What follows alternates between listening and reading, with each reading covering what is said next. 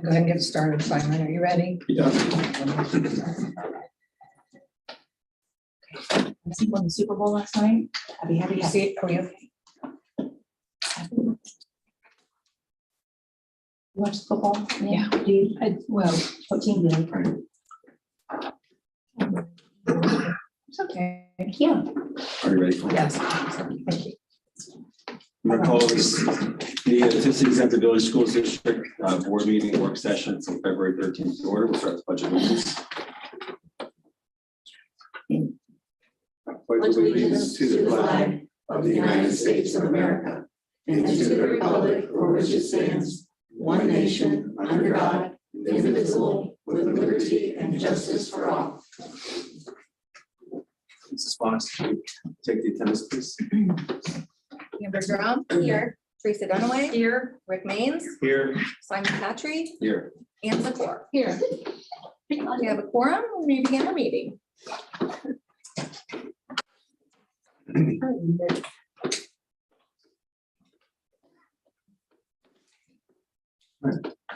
First item is 1C, approval of the agenda. Your motion. Make the motion. Motion by Mr. Maines. Is there a second? Second. Second by Mrs. Drum. Mr. Maines, any discussion? None. Mrs. Drum?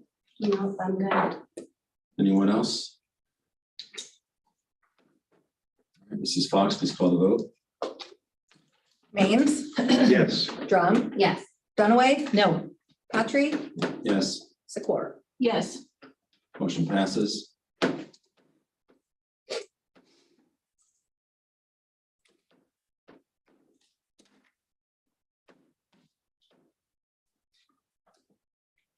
Next item is 2A, new business, prior meeting minutes, January 23rd, 2023. Is there a motion?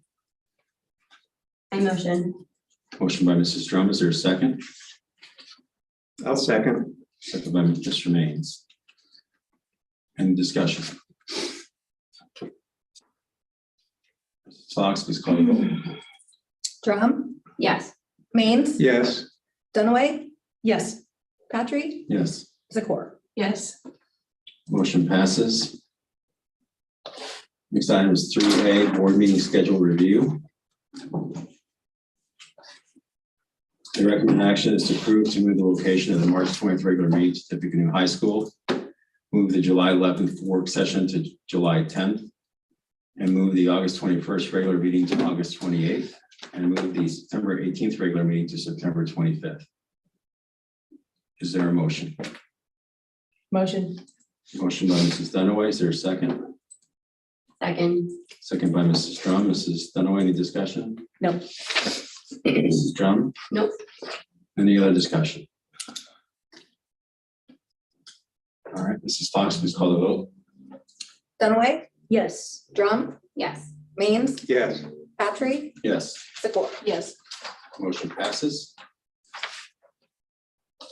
Next item is 3B, substitute rates.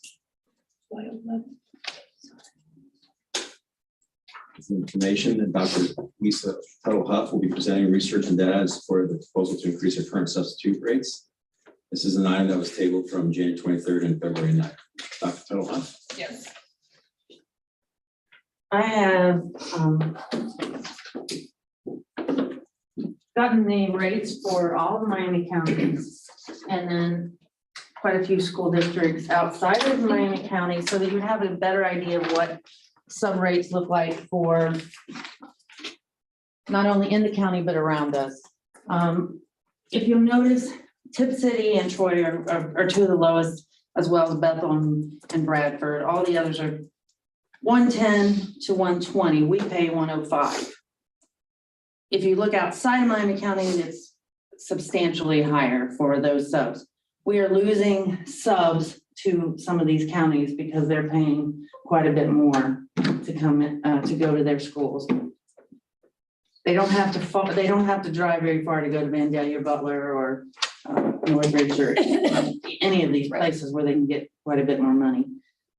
We have a really good sub rate, but as across the country, you'll see everyone's having an issue with it.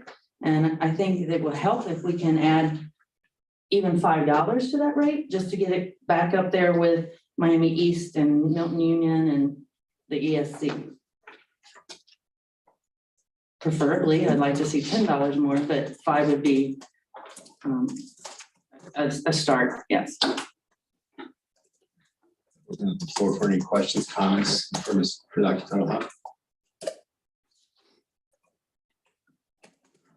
Thank you, Dr. Tuttle. Or, I'm sorry. I do. have- This is. Okay, yes, ma'am.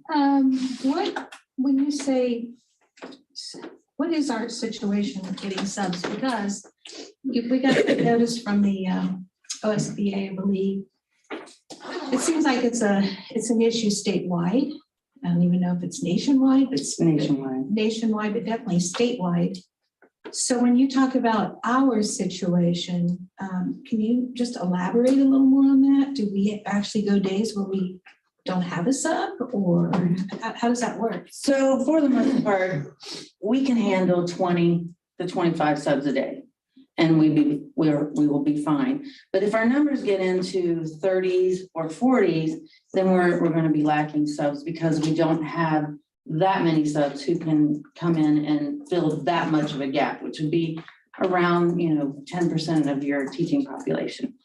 So what we have as an issue is that we do not, which I don't necessarily think it's a bad thing, but we do not take anyone without a bachelor's degree. Some districts do.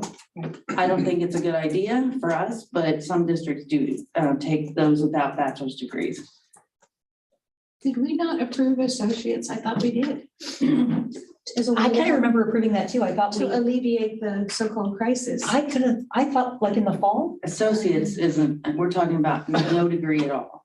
Oh, I thought you just said bachelors. We have bachelor's only or associates, I apologize, and associates. Okay, so But bachelor's and We associates. do not have anyone without some college I degree. understand. Okay, now. It did come out weird when you said It that. did, That's why I was sorry. confused. Yeah. Okay. Yes. So then, when you say 20 to 25, that just seems like a lot to me. What is a typical, I'm 20, I would give us around 20, 21 a day. really, Mhm. see, I had no idea. Well, you have 5 buildings. Uh-huh. So, there's oftentimes, usually those amounts are, usually your Mondays and your Fridays will be a lot more. But if you average them all together, it's 20, about 20 a day.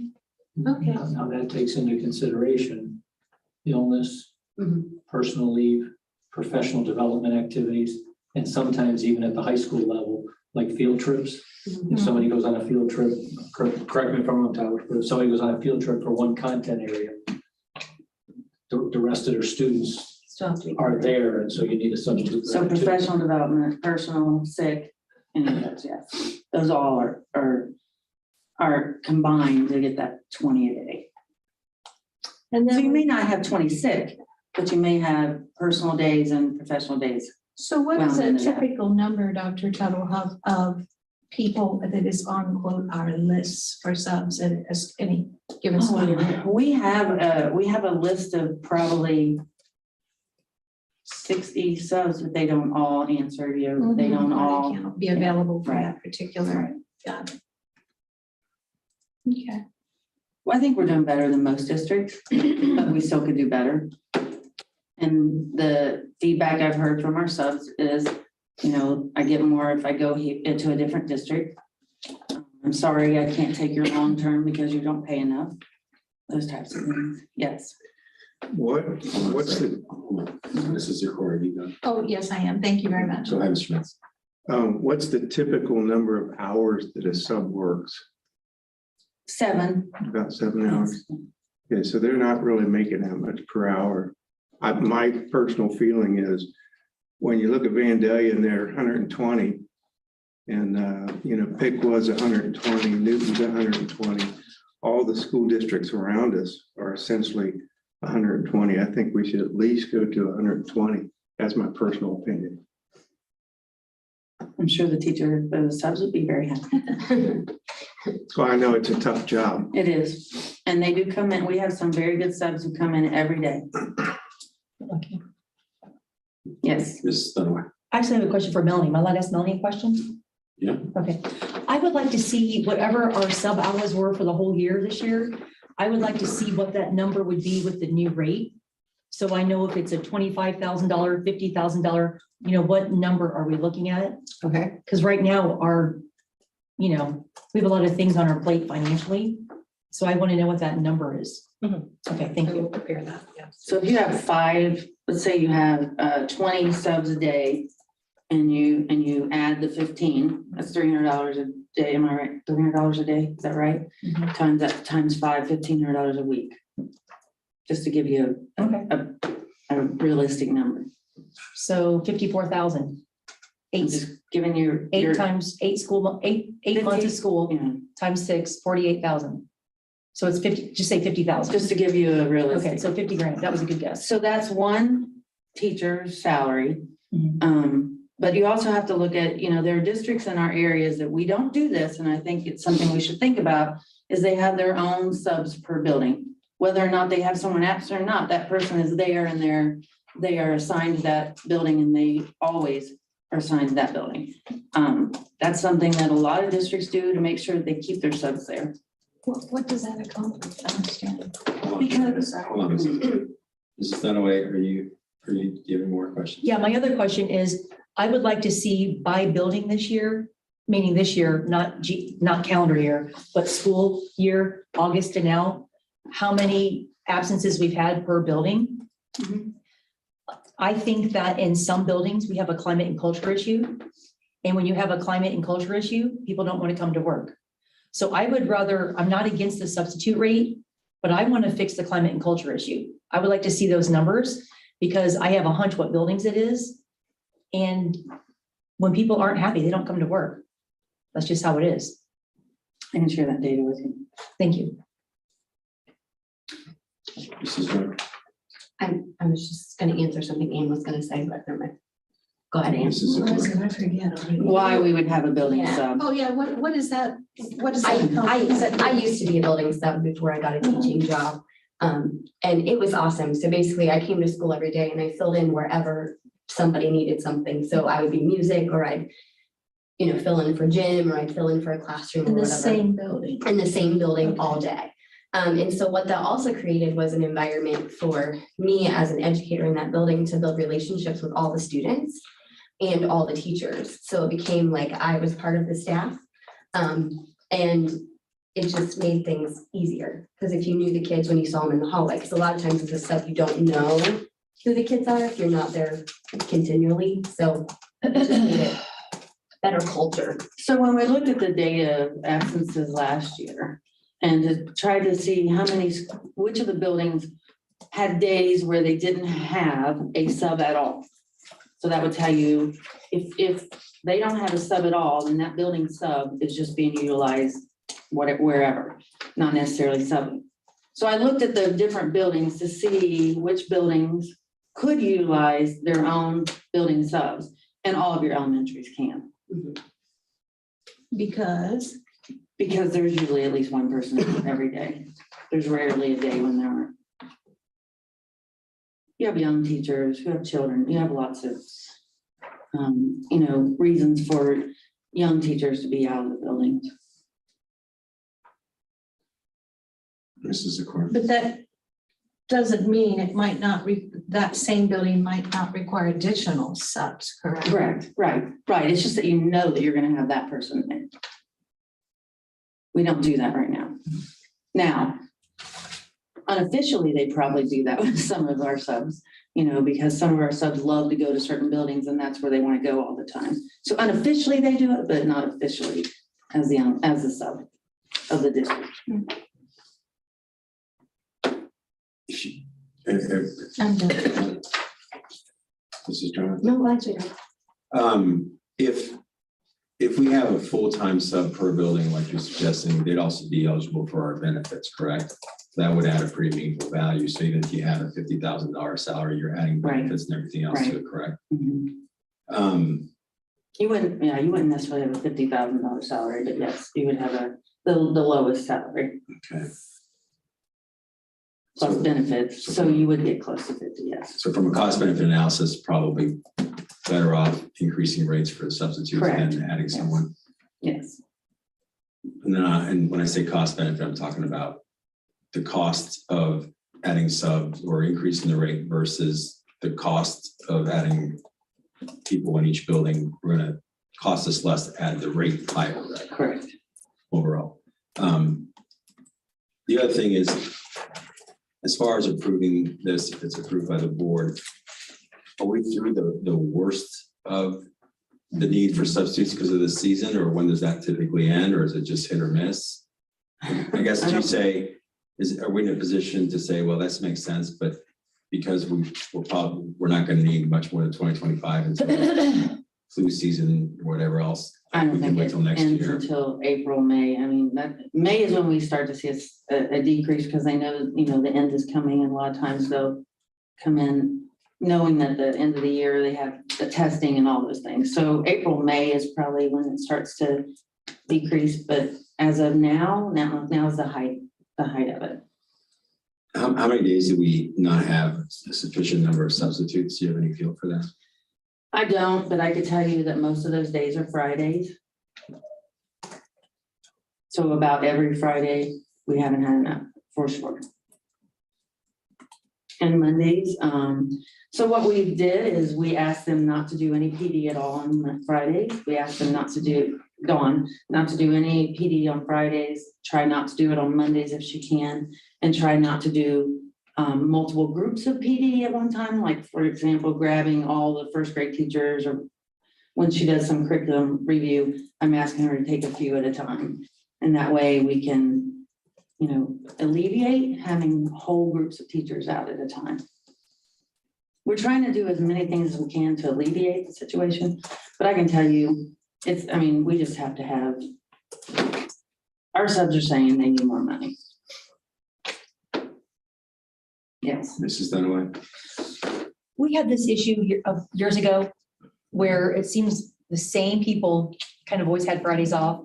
Oh, Teresa, how do you get sick every Friday? It's I'm beginning to think that maybe you're not sick every Friday. In incidences like that, I'm We sure. pay attention to. I was just gonna say, yeah, that's all. I pay attention to the data. Because there's a pattern. Yes, Okay, thank you. yes.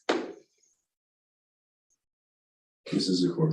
Then what can you do about that pattern? We'll talk to the principals and if they need to talk to them. Most of the time, I think it's, we don't have a lot that do that. No. And they'll talk to them.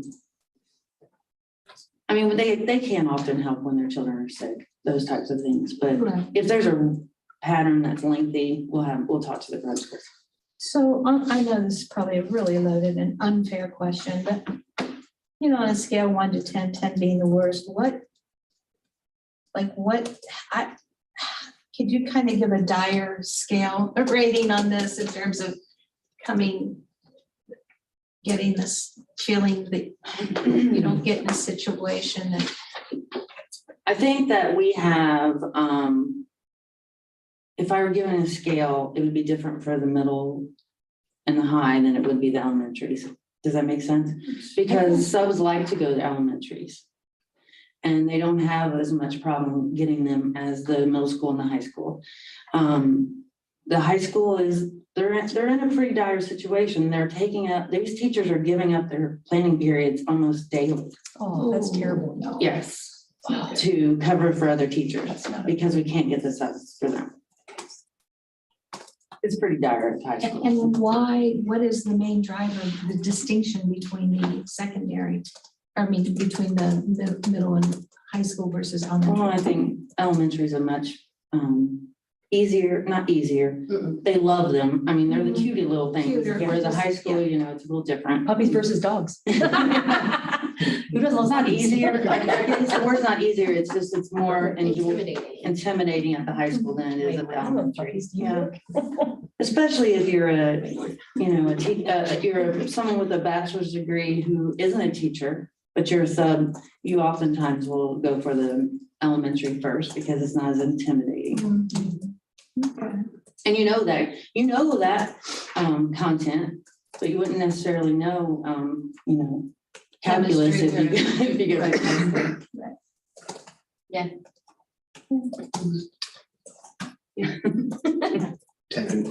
Anyone else? Mr. Safani. It's kind of a tangent to this conversation, but in one of our recent superintendent meetings, one of the other superintendents said in their district, they started to look at when teachers get the bump in daily rate. And for most districts, I think that's what ours is, it says you have to be a long-term sub in the same room for X number of days, consecutive. So if I was doing a long-term sub for Mr. Hoffman, I was in his room and I was there for 60 days, I would get the bump up to the higher daily rate. But Lisa said that, Dr. Tuttle said that we've got some subs that almost religiously are somewhere in the district almost every day. And so some of those districts are saying that they're just counting to 60 days. And that person could be in 10 different classrooms, 15 different classrooms over that 60-day span, but they're reliable, they're here every day. And so they bump to the higher, But they get the benefits the higher rate, the higher daily rate. and the benefits, don't forget. Yeah, that's it, yeah. So it's not just long-term subs, it would be some of these other subs. And those are some of the things that substitute teachers notice.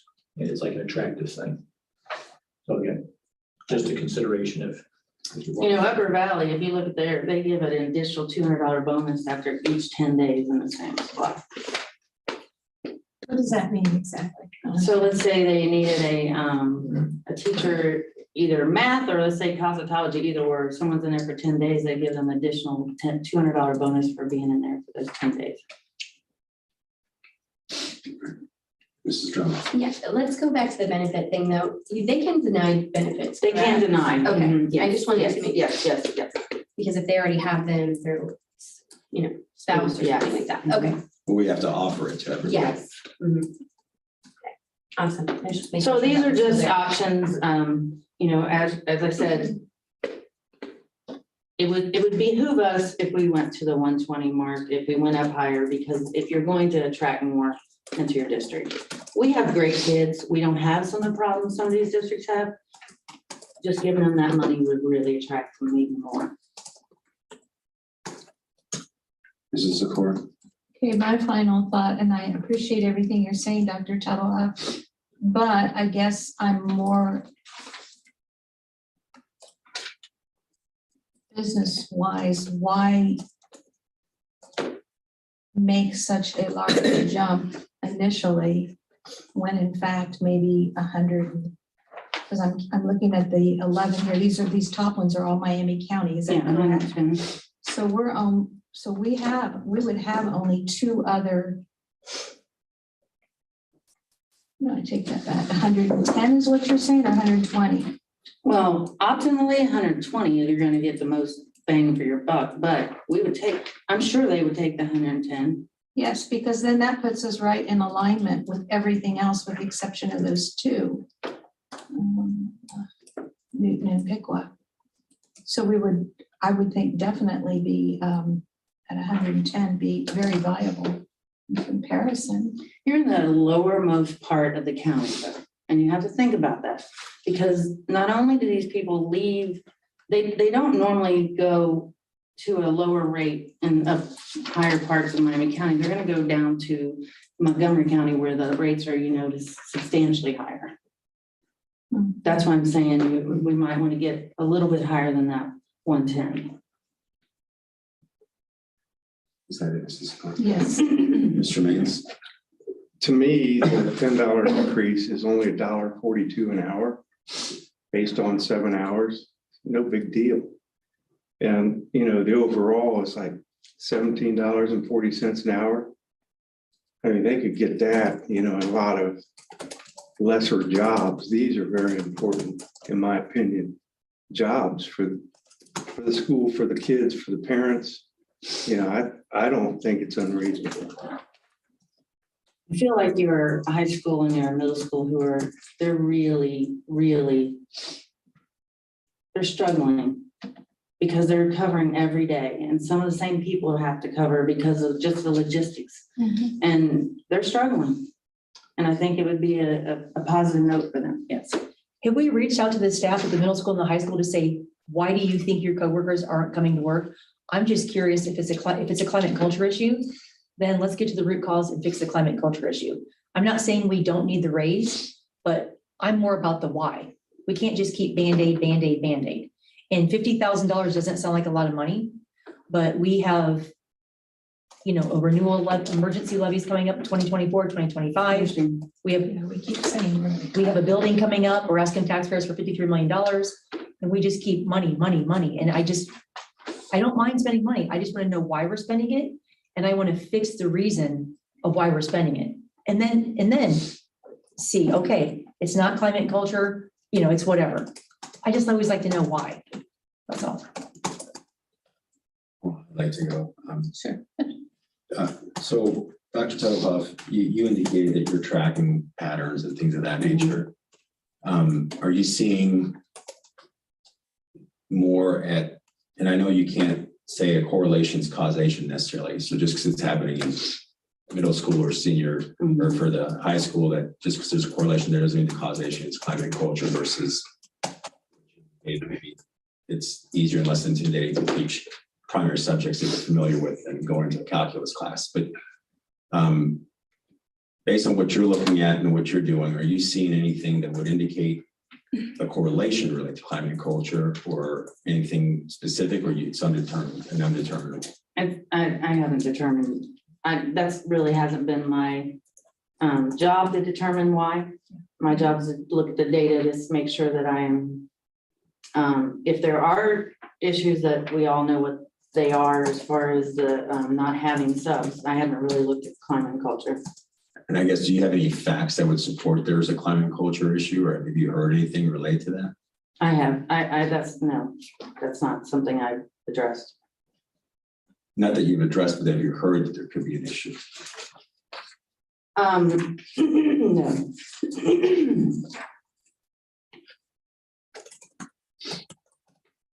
Go ahead, Mrs. Yeah, so if the deficit seems to be more noticeable at the middle school and the high school, is there anything prohibiting a district from offering more substitute pay when you're those assignments at the middle school? So when you incentivize, hey, yes, absolutely, I'll come in for that one.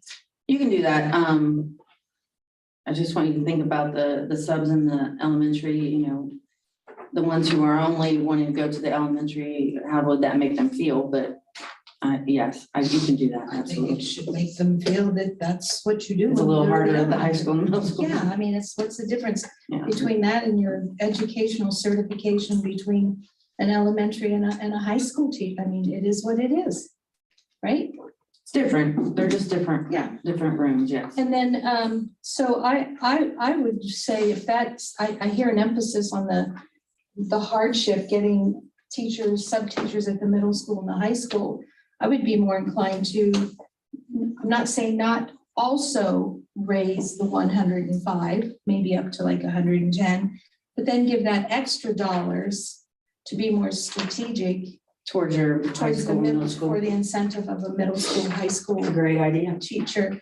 And then finally, and I'm not trying, because I'm just going back through the old days of my kids, when they did have subs, particularly at the high school, because a lot of them, they're not a chemistry major or an anatomy fit, they don't have that, they're not expected to have that expertise. My kids used to tell. School after getting that bump, or they continue to stay at the elementaries? And my last question then for you, this initially came to us in January, it was tabled until now. My guess is ideally you'd like something to happen today, if it's the board's desire. Yes. I think it was, let me give you an example. The third candidate I offered a long-term sub to today told me that we didn't pay enough for him to pay his rent. So, I mean, that's just we gotta do something in order to help these teachers. We must do something. I mean, what, middle school, high school? High school. High school. And I understand, I mean, the kid just got out of college and, has bills, I get it. Anything else from anyone? So desire to make a motion on it. I move to increase the substitute daily pay at the elementaries from 105 to 110. And for the substitute pay at the middle school and the high school from 105 to 100.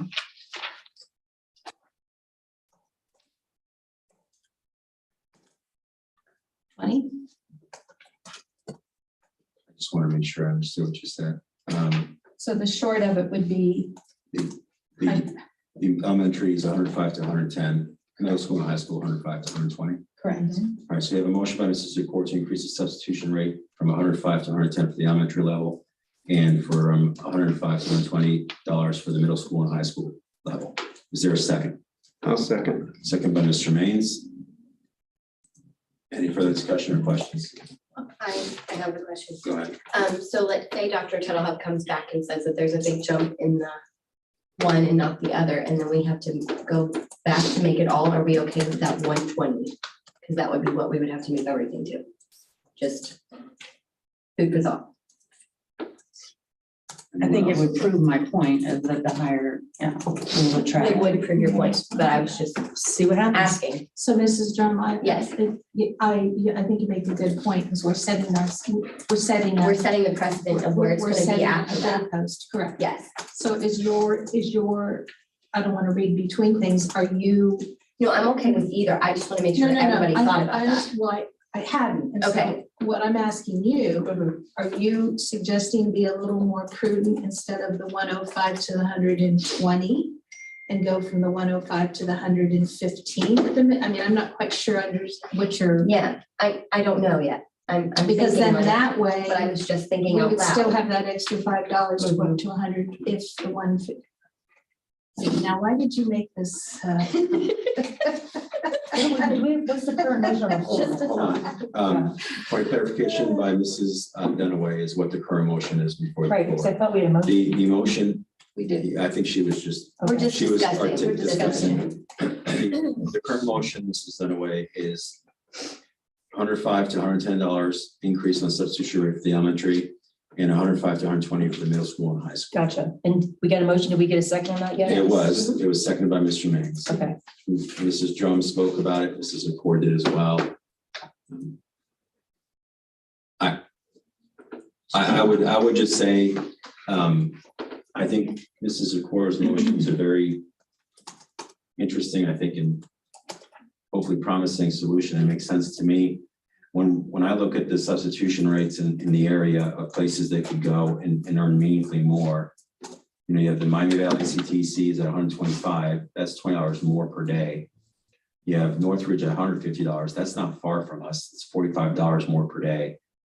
You have Newton and Pickwood 120, and then you have Huber Heights at 125. And so it appears that we're able to draw the subsidies we have because of our students in the school district itself, but that as good as that is, it's not exactly everything we need.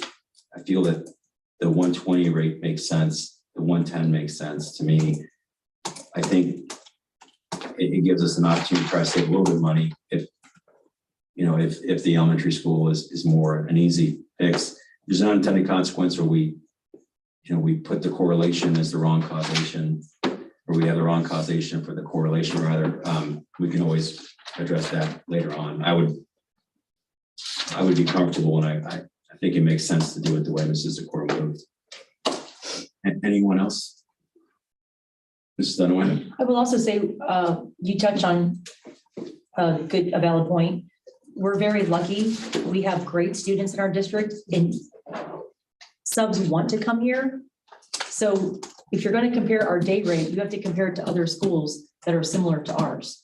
Some districts are harder to work in and we're very blessed. Subs do want to come here. So you have to compare apples to apples. Any other discussion? Mrs. Fox, please call the vote. Zakor, Yes. Maines, Yes. Dunaway, No, Patry, Yes. Drum, I'm sorry. Back to Zakor. I'm sorry. Yes. Yes, okay, thank you. I don't know. Motion passes. I was waiting for her to say her name. I said Zakor. Next item is 3C, Recommend action is approval of the MOU between the Tipp City Schools Board of Education and Tipp City Education Association. Is there a motion?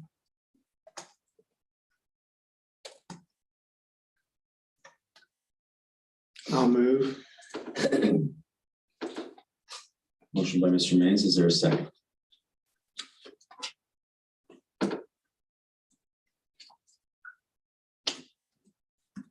I will second.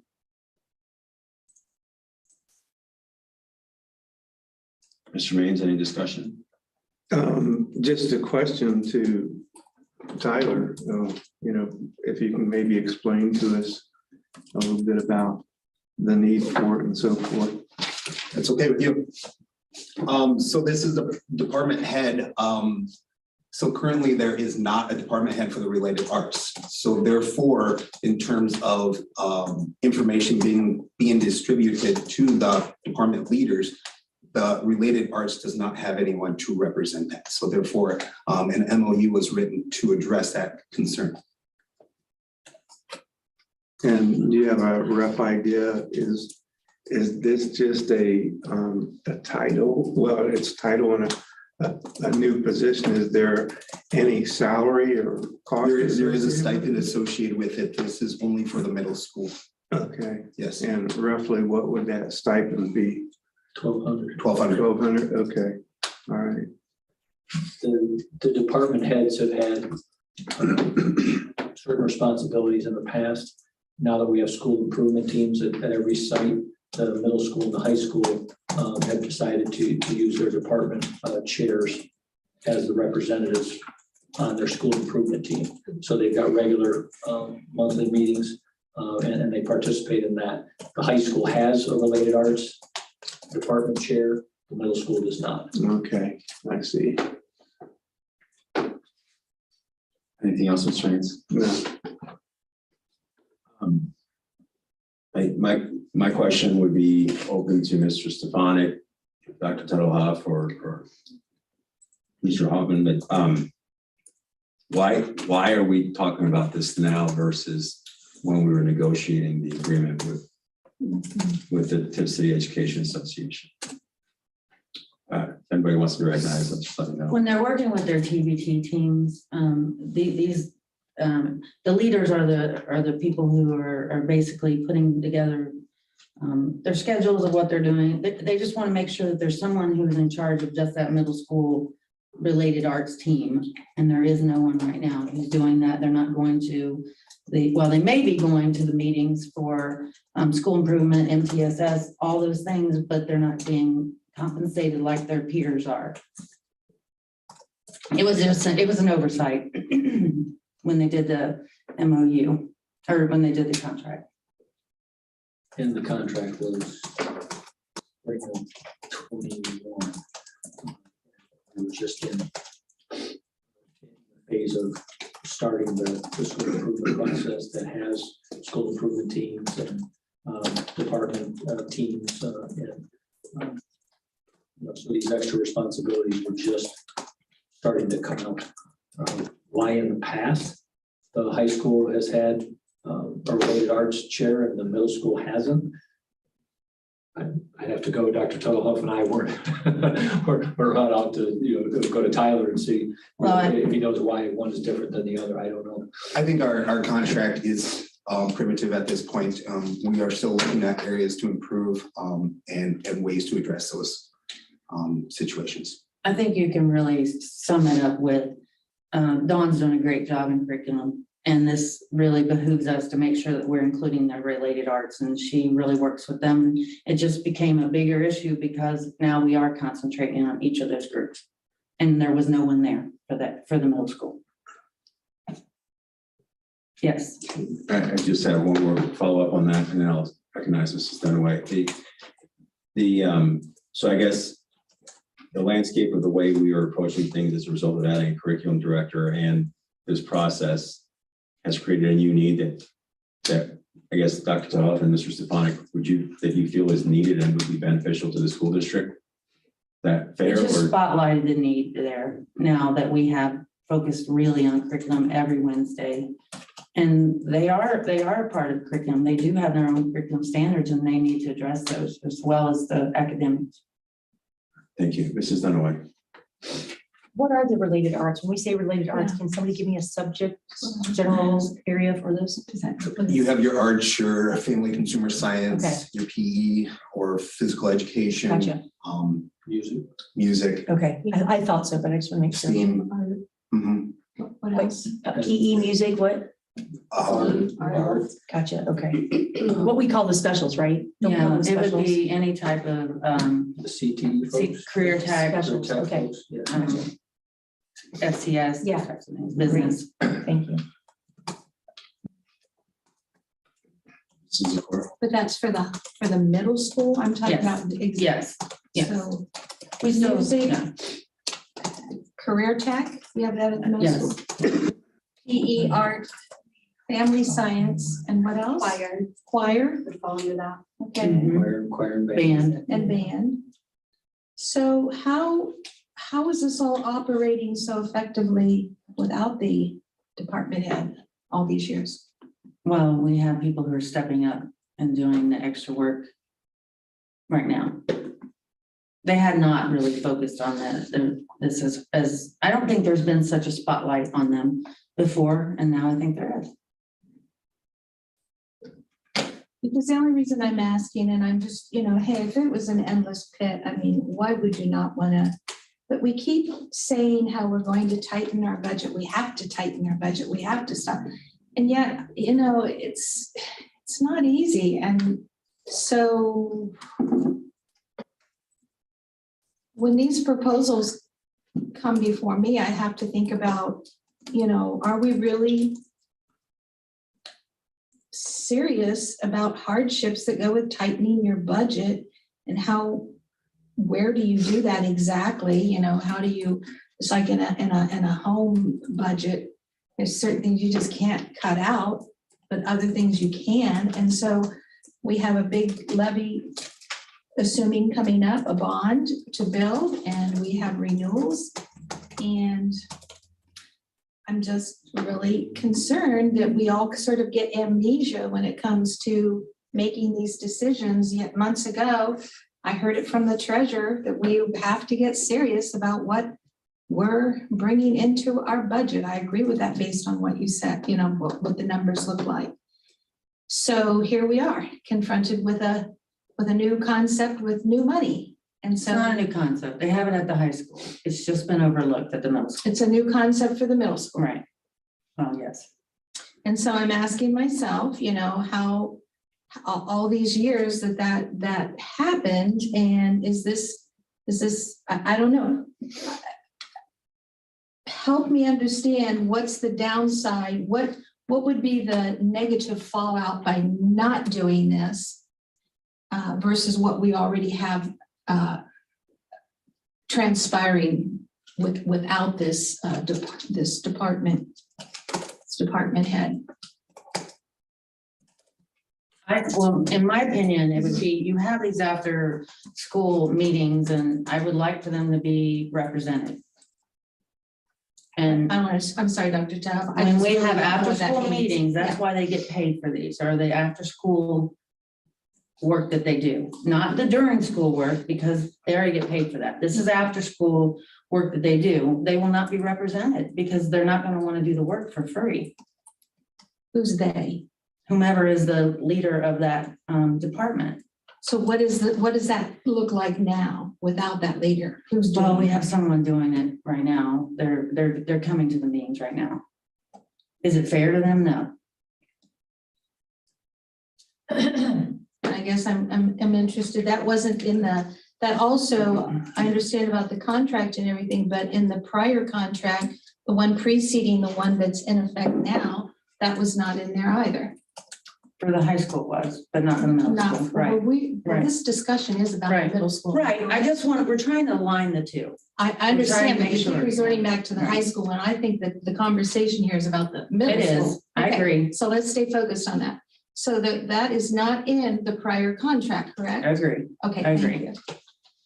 So we have, Yes. several years here that, yes. okay. Mrs. Strong? So can you tell me what are the other department heads that are being represented in this meeting for the middle school? Like the others, yeah, Just your academic. so like there's a math person, there's an English person, there's a science person, there's a history person, so there's somebody to Social studies, represent every other group of students except for the related arts. Right, Just wanted to make sure I understood. yes. Thank you.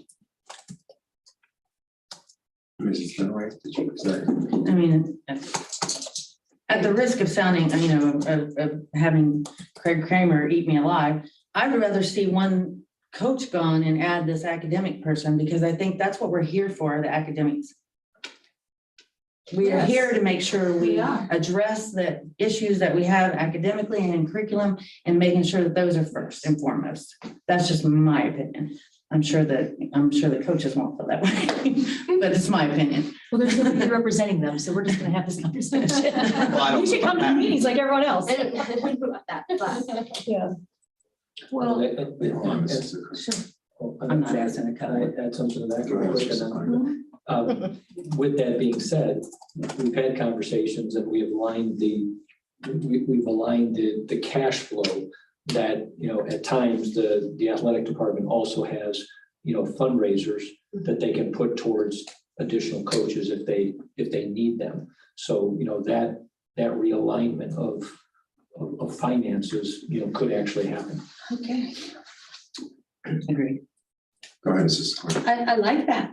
I mean, I think that's a great concept, and it's like killing two birds with one stone. I mean, it's helping the so-called need here for the department head without adding extra stress on an already stressed budget that we are all keeping close watch on. And so, and then to think that maybe you can, if you still want that coach, you can think outside the box too. I think that's the way I'd like to see things work. Now I'm gonna be the target of every coach in the district. No, No, I don't think. I'm just saying that's a viable financial way to do it, but yes. Yeah, we have to understand that we have a really big priority, and that's our facilities. And everybody, there's nobody saying they don't want new facilities. you know, Right. Just how you go about doing it and this and that. So I think that it's like any big family, you know, you have to sacrifice from time to time. You know, when dad loses a job, mom loses a job, whatever, you know about those sacrifices a little bit. You rearrange your budgeting, that's all. Anyone else? Mr. Safan? Just as an FYI on that concept, it's what we look at every spring. So we do reallocate, you know, if we have, you know, the one that comes to mind from last year, we did not get the kindergarten bump that we thought we were going to get coming back in from COVID. So we had a 9th kindergarten program. And so we took that position and we were able to put it somewhere else. So we were able to have a new something last summer as we prepare for the school year, but it wasn't an addition to the budget because we reallocated that kindergarten position. So we do that in a lot of areas, not just this one.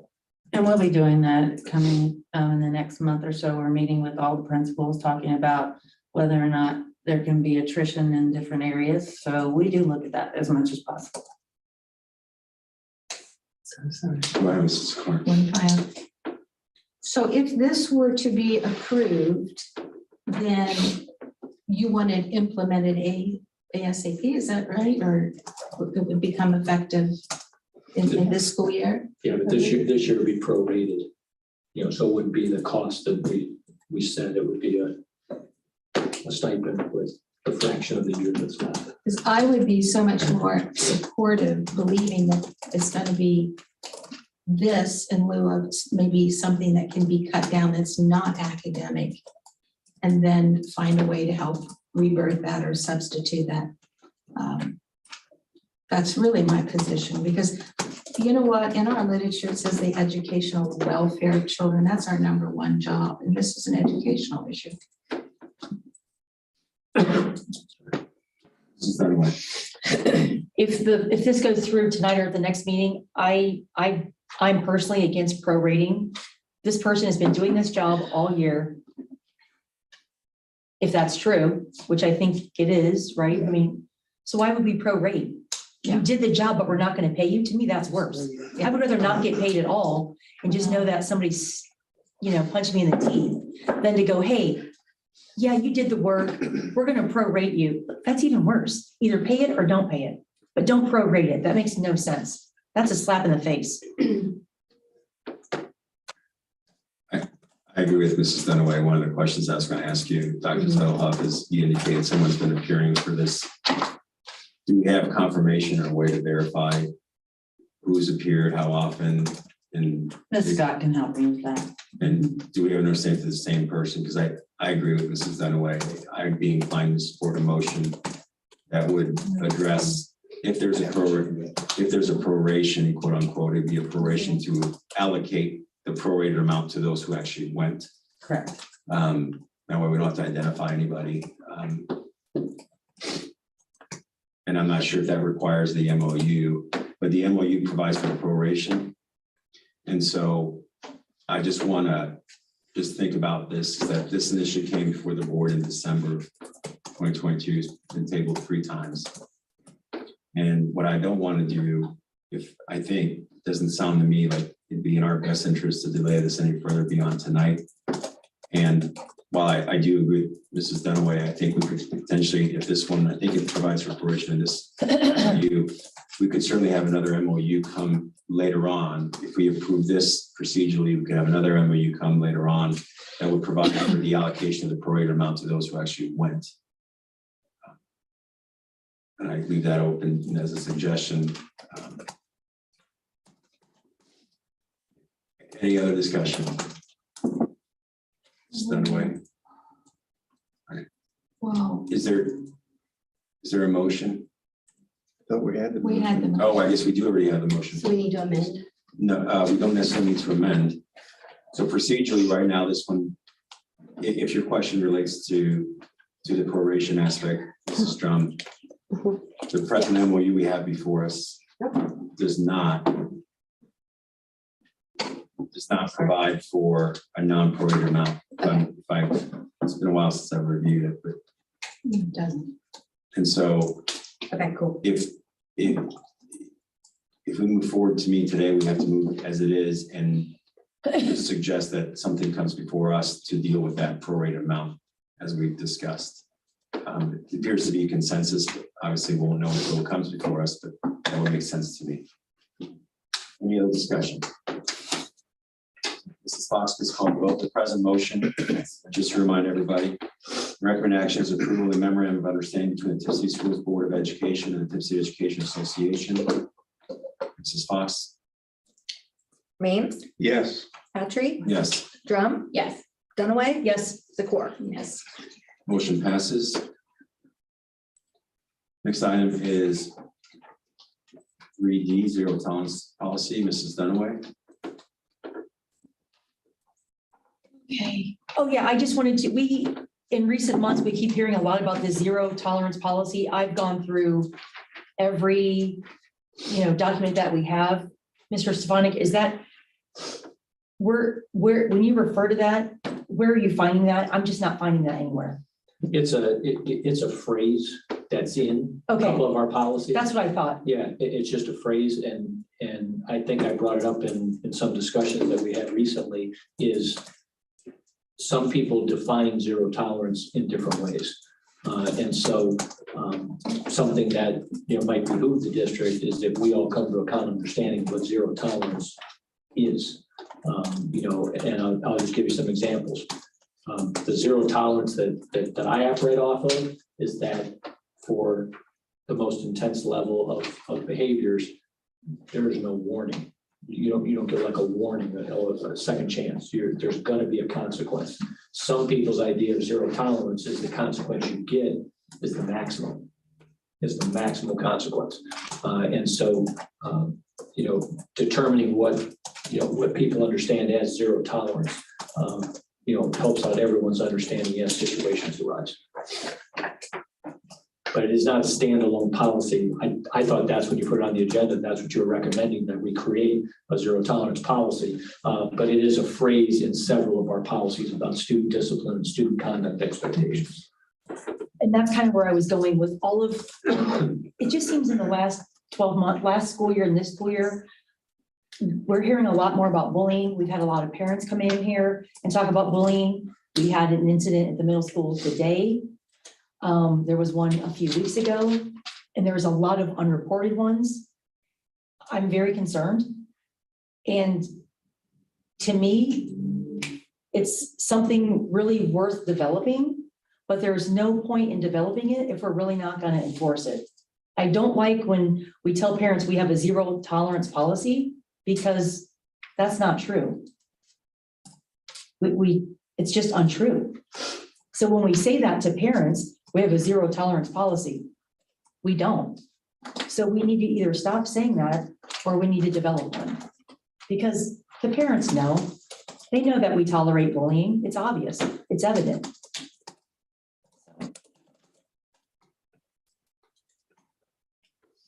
Is that all, Mrs. Dunaway? Yeah, if the board wants to create one, fine. If not, whatever. Is there anybody else? Mrs. Zakor? I think this is way too general, because zero tolerance for one thing may be a very horrible idea of zero tolerance for another thing. And so I think subject matter is very, is a big determinant.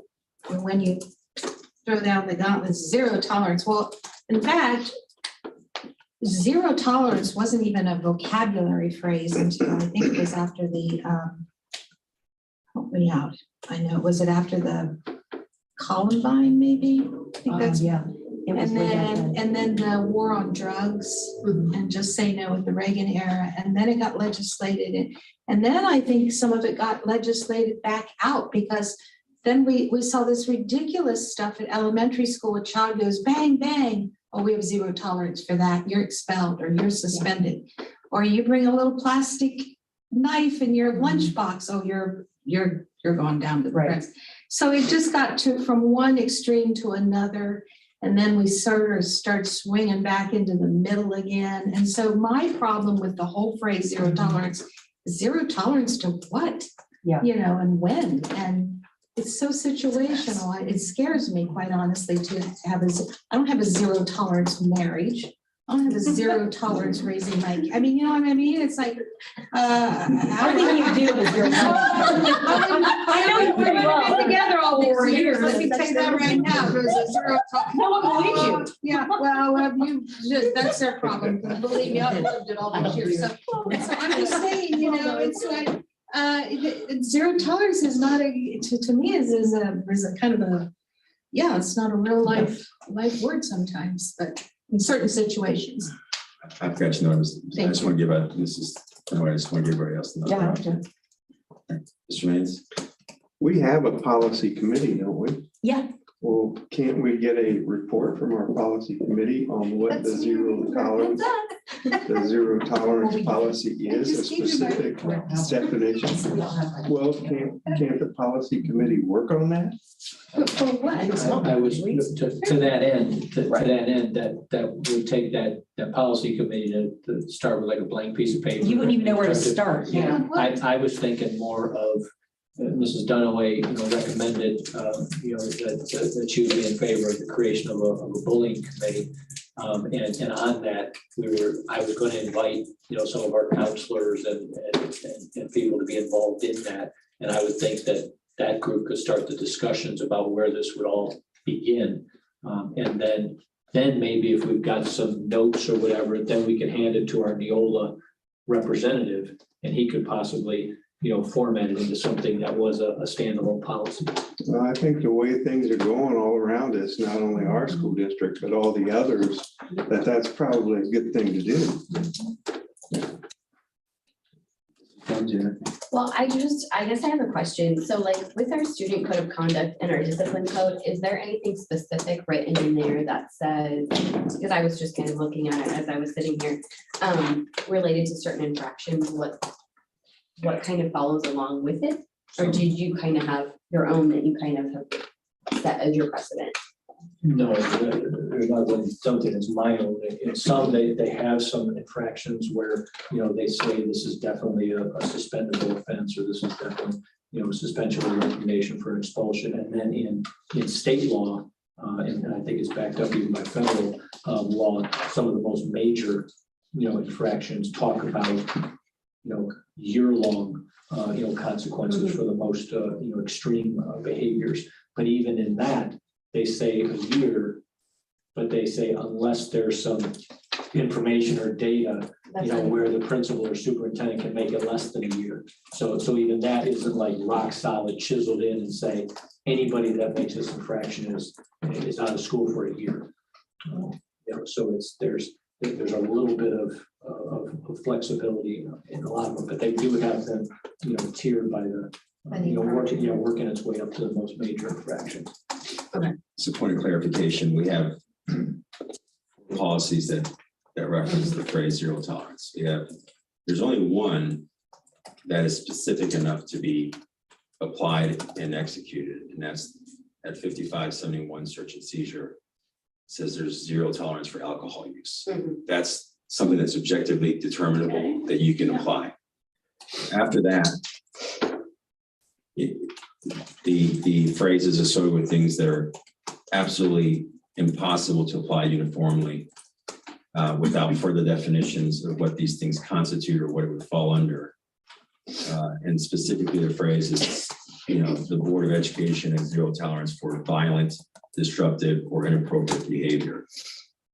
It's more of a kind of like, this is our stance on this type of behavior. We will not tolerate it, but it doesn't define what falls under violent, disruptive, or inappropriate behavior.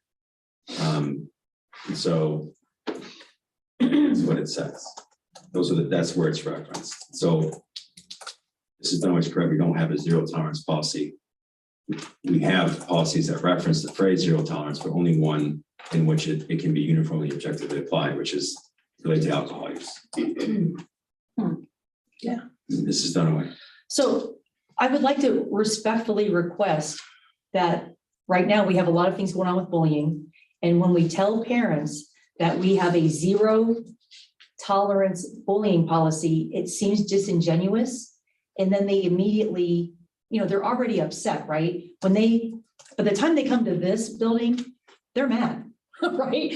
They've already gone through the chain of command. By the time they come walking in this door, thank goodness the police department's across the street.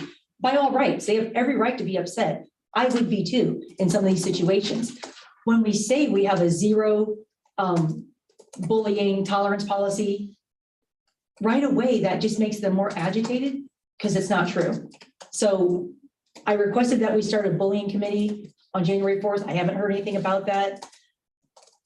So maybe that's something we can kind of delve into more, because what we don't want to do is pour gasoline onto a fire. When parents come in here, we want to, let them talk, show them policies, legitimate policies. And then when parents email the board and say, where's your policy? Well, we don't have one. So-and-so told me we had a policy. Well, we don't have one. Then that puts the board members in kind of a precarious situation because, you don't want to, so to speak, call somebody out and say, well, someone lied to you. So I just think this is a great topic for the bullying committee. If we ever start a bullying committee, this would be something to start, a topic of conversation to start on. And I feel like that topic is going to uncover so many other areas that it's going to be time well spent. I think there are very, very few things that I think merit a draconian or just like, this is what happens every single time related to an infraction. Unless you're tying it to like things that make sense to do that, and you have the consequence directly proportional to the offense that makes sense every single time. So if you're targeting more than 5 times, this is the consequence.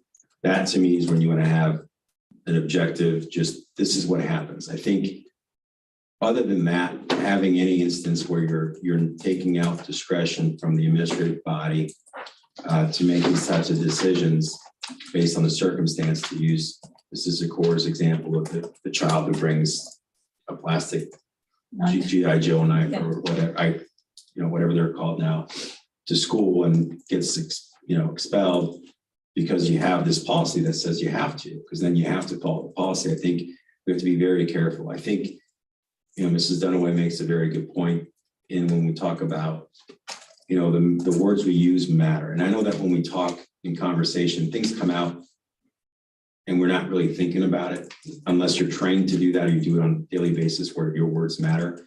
We just say things without really meaning it the way we're saying it. And not only that, but different people have different meanings for different things.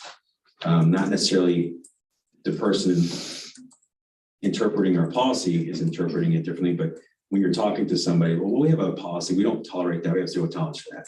Doesn't mean there's a policy that there's zero tolerance for any incidents, like where you're expelled, but it means that we are dedicated to addressing the problem. And I think to me, the solution is really using that bullying committee well to identify what issues we have, where we have some underreporting, where things fall through our current application of our policy related to addressing this issue.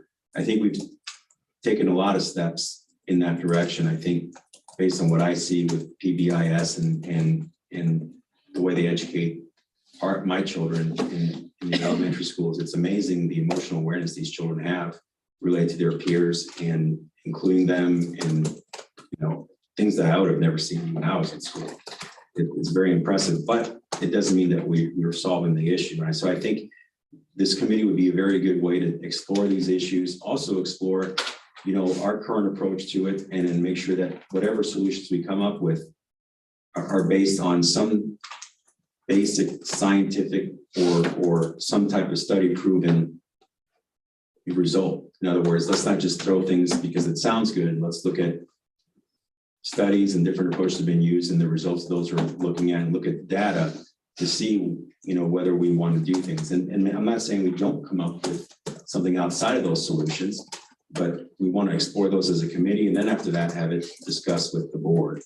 But I get very nervous about zero tolerance or just this is what happens every time, because I think there are circumstances that may not seem so severe that end up being very severe that need a more severe consequence. And if you've pigeoned yourself whole into a non-severe consequence, then that person almost gets away with it. And then there is a situation where you have repeat offenders with a bunch of small things and they do something that's not huge, but you're like, look, there's a history of conduct here that needs to be considered. And so our policy should have that type of language in there that provides for that, the consideration of history of conduct, provides for the history of the potential impact and significance of those things, so that then there's a recommendation provided that's based on all these different factors. And so if I'm in favor of any type of policy, is it's identifying the factors that are considered in coming to a decision, such as prior offenses, significance of offenses, likelihood that they will do it again, the impact on other people, not that there's ever, is there a student or a teacher or potential public concern related to that? Because there's a wide range of how that could go. And so, but I think from the bullying perspective, that's certainly where we need to look at it. I think it's through that committee. And I would also just end with a question to Mr. Stefanik. The board did kind of authorize we did authorize and direct a few committees to be formed. Where are we on those steps to get those started? Those have got the framework of the committees, developed and kind of statements of the committees would address, and now put it out to staff members, administrators, and board members on who would like to serve on those committees, and then we can get the initial meeting scheduled. Anyone else? Thank you.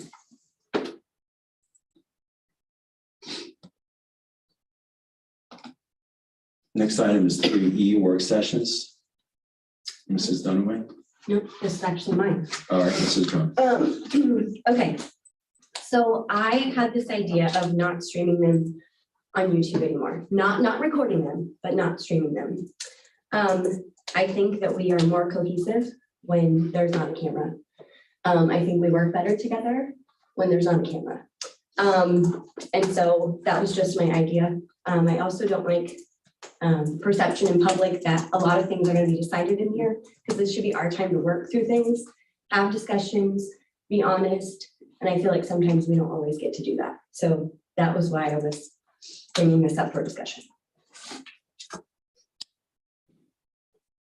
Concerns? I would just say I agree entirely.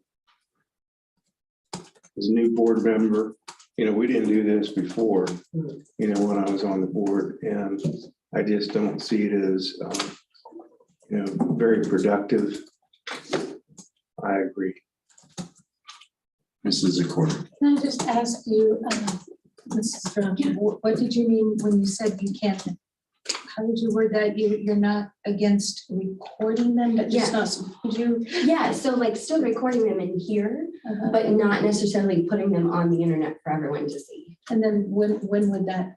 People could actually come here if they wanted a copy of it to watch Oh, it. okay, so Or they could still come in and sit in the gallery. so it would not be on a Yeah. YouTube history of, Yes. I got you.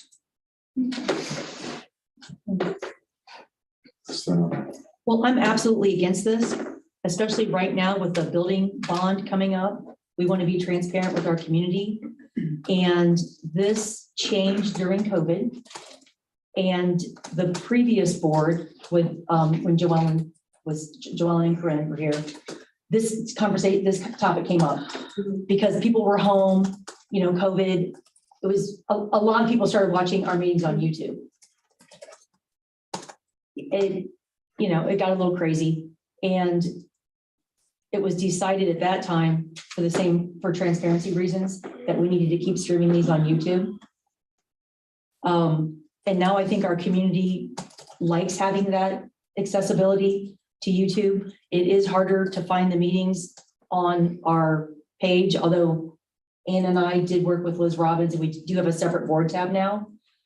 I just think the timing of this is really bad. It looks like we're trying to hide stuff from the community with the bond coming up in November. Yeah. I agree with Mrs. Dunaway. I think value to the community to be able to watch these on YouTube. I guess, if it's not streamed live, if there's a benefit to that, I'm open to that. But I think that our work sessions start at 5, and most families, both parents work. They've got activities after school. The benefit of that being recorded and then streamed on YouTube provides them the ability to kind of catch up things to reality of what our lives are today. We are so booked solid on everything. And then some people work during this time too. And I think that the ability to see how we deliberate on these discussions and how we come to the conclusions we might, or the underlying reason why we may make a decision in the actual board meeting that hasn't been deliberated in detail because of the work sessions discussions that are open meetings, I think provides the public a really good understanding of how maybe we come to a certain rationale or we get to something. And I know that there's been, in the past when this has been discussed, some people told me that, well, this allows board members to be more candid with their questions and their feelings and their discussions, and provides for a better result. And from my perspective, I understand that. It's embarrassing when you don't know something, and it's embarrassing when you ask things. And sometimes you're gonna take a position that is unpopular, or you'll make an argument, it's gonna affect something. But I think that's kind of part of what we're supposed to do here. It's, everyone here is a glutton for punishment for sure. And from my perspective, the value of the transparency of the community is too great a benefit to lose for a small comfort to the board members. Okay. Is it correct? Yeah, there was an evolution happening here with COVID, and that we went live with these, and our original 2020 board, the 5 of us, I was one who voted to continue with the streaming because it is transparency, it's real time.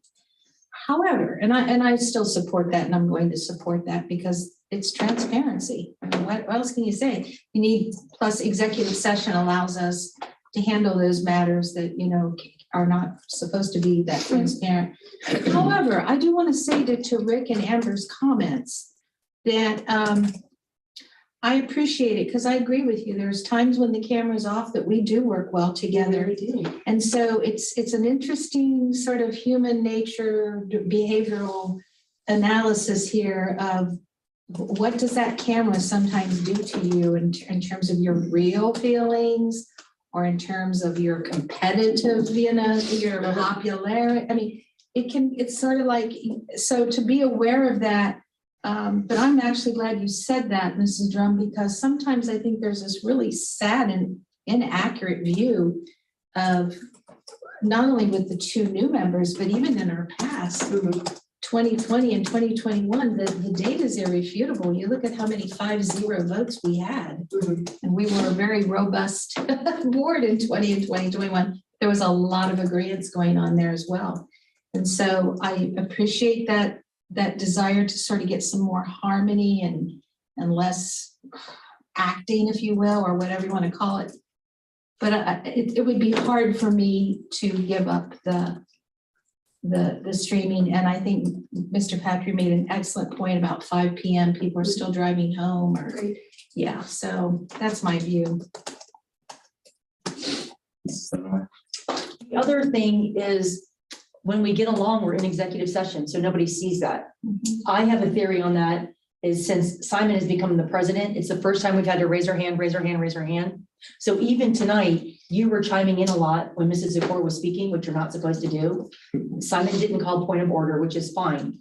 But in the past, we were able, I think just sometimes when you're able, a lot of times if you're talking, it's, instead of just asking you something directly, I have to write it down on the paper. If I don't write it down, I forget.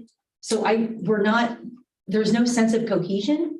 When people watch our meetings, it just makes it seem, even though we, might, but it for sure makes it seem like we hate one another because you don't get to talk. Like if you're saying something, I'll say, oh, Rick, that's, you can just chime in real quick. Yeah. So we lose that sense. That's a great comment. Yeah. It's like you and Amber were doing earlier. We just lose that. Raise your hand. Point of order, point of order, point of order. It just seems then if somebody's watching this meeting, they think, wow, they really hate one another. It's just the way the new format, the way Simon wants it, which is his right. It's very hard to have conversations. And in executive session, we don't do that. So I feel like we get more accomplished and there's, it just flows better. That's all.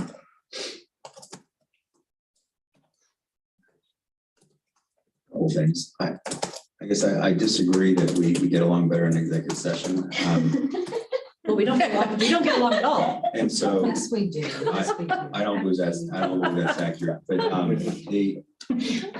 and I don't think it's really germane to this. Robert's Rules of Order are adopted by our board policies. If our board doesn't like it, we can take action related to that. But as the chair of our meetings, I'm going to enforce the rules reasonably. I try not to be, too hard on it, but I try to maintain order so that everybody gets an opportunity to be heard and to complete their thought. Before the enforcement of Robert's Rules of Order, it's my perception, I can't speak for everyone else, that things got unnecessarily heated, people were interrupted, and it created a lot of escalated, tones and voice volumes that I feel have been mitigated slightly with the use of Robert's Rules, which is what our policy is. But I didn't think about the possibility that people could be using the camera as a stage. And then I think that's certainly possible and likely, but as off-putting as that may be, I think that the transparency and the value to the community to get that information is more valuable than that negative issue. And the other thing too is our board meetings do go very, very long sometimes, and to take these off of the streaming, there could be a lot of stuff that we talk about that aren't really germane or important to one individual community member. This allows them the ability to move to where they're interested.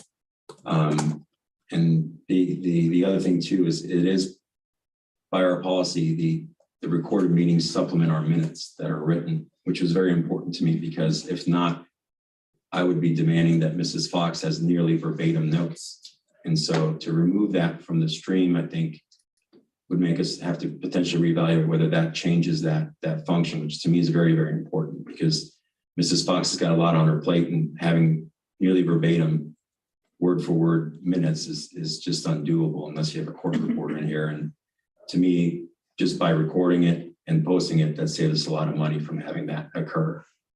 And so I really strongly suggest we consider keeping it the way it is. Mr. Maines. I would just say that basically, I'm just a shy guy. I don't like being on TV. So, you know, that's part of what's behind it for me. So, but whatever you guys want, I'll do it. Is there a motion related to this issue? Next item is 3F. Board running checklist on district topics. I can't recall who had added that on. That was me. I just, at the end of the year, I just thought it would have been nice to kind of take all of the items from the last 12 months, look at them, prioritize them, put them into a work session so that we're making progress, not just sticking stuff on a list and then never dealing with it. It's like you put it in a drawer in your house and you never find it again. It's kind of what we're doing. That's all.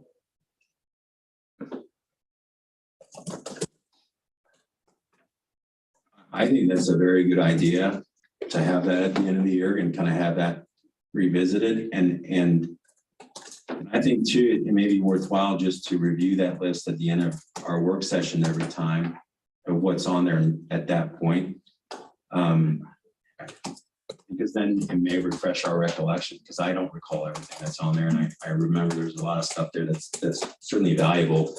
I suspect that a reason that it hasn't been added is we just have so many things that we've been dealing with and so many pressing matters before the district that it has, you know, taken a back seat at times. But I also think though there's a lot of value and merit to keeping it present, outlined specifically and stated to refresh the members' recollection of what that list. And the other thing too is the board members, you know, can certainly request to have those issues that they feel is timely added on the agenda at future meetings. And if the board thinks it's appropriate, they certainly would vote to add it to the agenda. But again, you know, out of sight, out of mind certainly comes in mind to here. And I think that would make sense. Mrs. Dunaway. Oh, I already forgot what I was going to say. I didn't write it down. No, I really did. I'm getting old. I'm sorry. I thought It's terrible. I should have written it down. I'm sorry. When you were talking it and it made me think of something and. Mr. Gosh, Mr. Stefanik. Welcome. Yeah, I'll give Ms. Dunaway a chance maybe to. Honestly, I can't say remember. something. Maybe I'll share yourself. I'm getting old. Yeah. That's true. The actual original list were items that they weren't necessarily items that were tabled. Matter of fact, they weren't items that were tabled. They were items that people thought would be interesting to talk about. And even at the beginning of the list, it says, if there's room, you know, on the meeting agenda. Some of our meeting agendas are quite lengthy. And so when we get to double digits, I'm reluctant to pull something off that list and stick it on there and just make the numbers even that much bigger on the agenda. But we can look at the items that are on there, prioritize them and say, hey, let's see if we can't get, you know, a couple of these on the next, you know, several work sessions, and then we can take a big chunk off of that list. That would be fine. But I even had somebody from the community said, what's this list you're talking about? And the person thought it was the tabled items from the fall, and that's not what was on that list. This is a different list of items of interest if there's room on the work session or regular meeting agenda to put them in.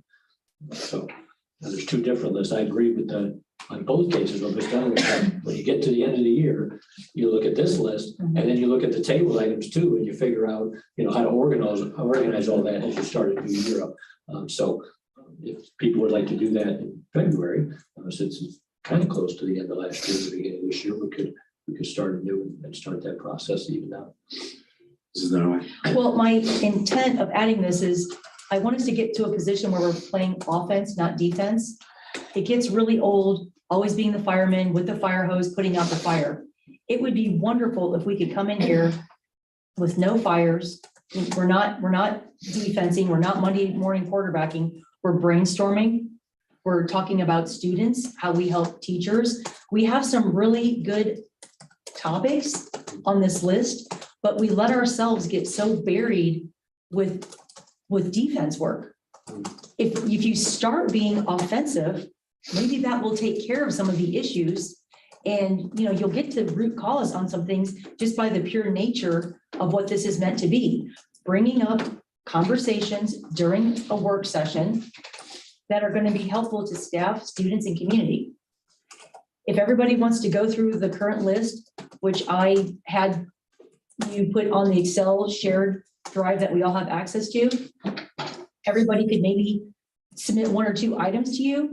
And then if you see any common threads, like 3 people said these 2 things, those are obviously important. And then it would be nice if at every work session, we actually had that list attached to board docs, because if you have it right there on the work session document, I know it sounds crazy, but constantly having to check the Excel spreadsheet, just have it right there for us. Boom, we can all click it. And we can even as a group decide at those work sessions what we're going to do for next time. And no matter how busy we get, that always has to be our priority, because we're working forward, not backward. What I can do is I can make that an attachment on this That'd be great. future board agenda suggestions. Perfect. 4A, we can just make that an attachment and say, here's what we have so far. Right. What have we addressed? Do you want to add anything to that list? And we can just do that. Because if we're seeing it every 2 weeks, it's going to make us think about stuff. Mrs. Dunaway. I think that did you have something, Mrs. Dunaway? Oh, I was just gonna say, looking over the list, we've done a pretty good job. That helps, there's not much left on there. I think having it on there makes a lot of sense every time, because again, out of sight, out of mind. And the other thing too is that something that may not be, time sensitive or urgent at a time, or just merely something of interest could become something more at a different time. And it can help us recall that, to have that before us. And then I think that having, a hard line that we have to take one thing off of that list versus the board determining it needs to be taken off of that list, I would suggest that we highly consider giving ourselves the discretion to just keep kicking the can down the block, so to speak, in the event we don't think it's more pressing than the issues that we have. I think historically, our agendas before any addition are packed with pressing and time-sensitive issues, and it's going to get a lot worse with facilities and levies. You bet. And so having that discretion is going to be, I think, important to us.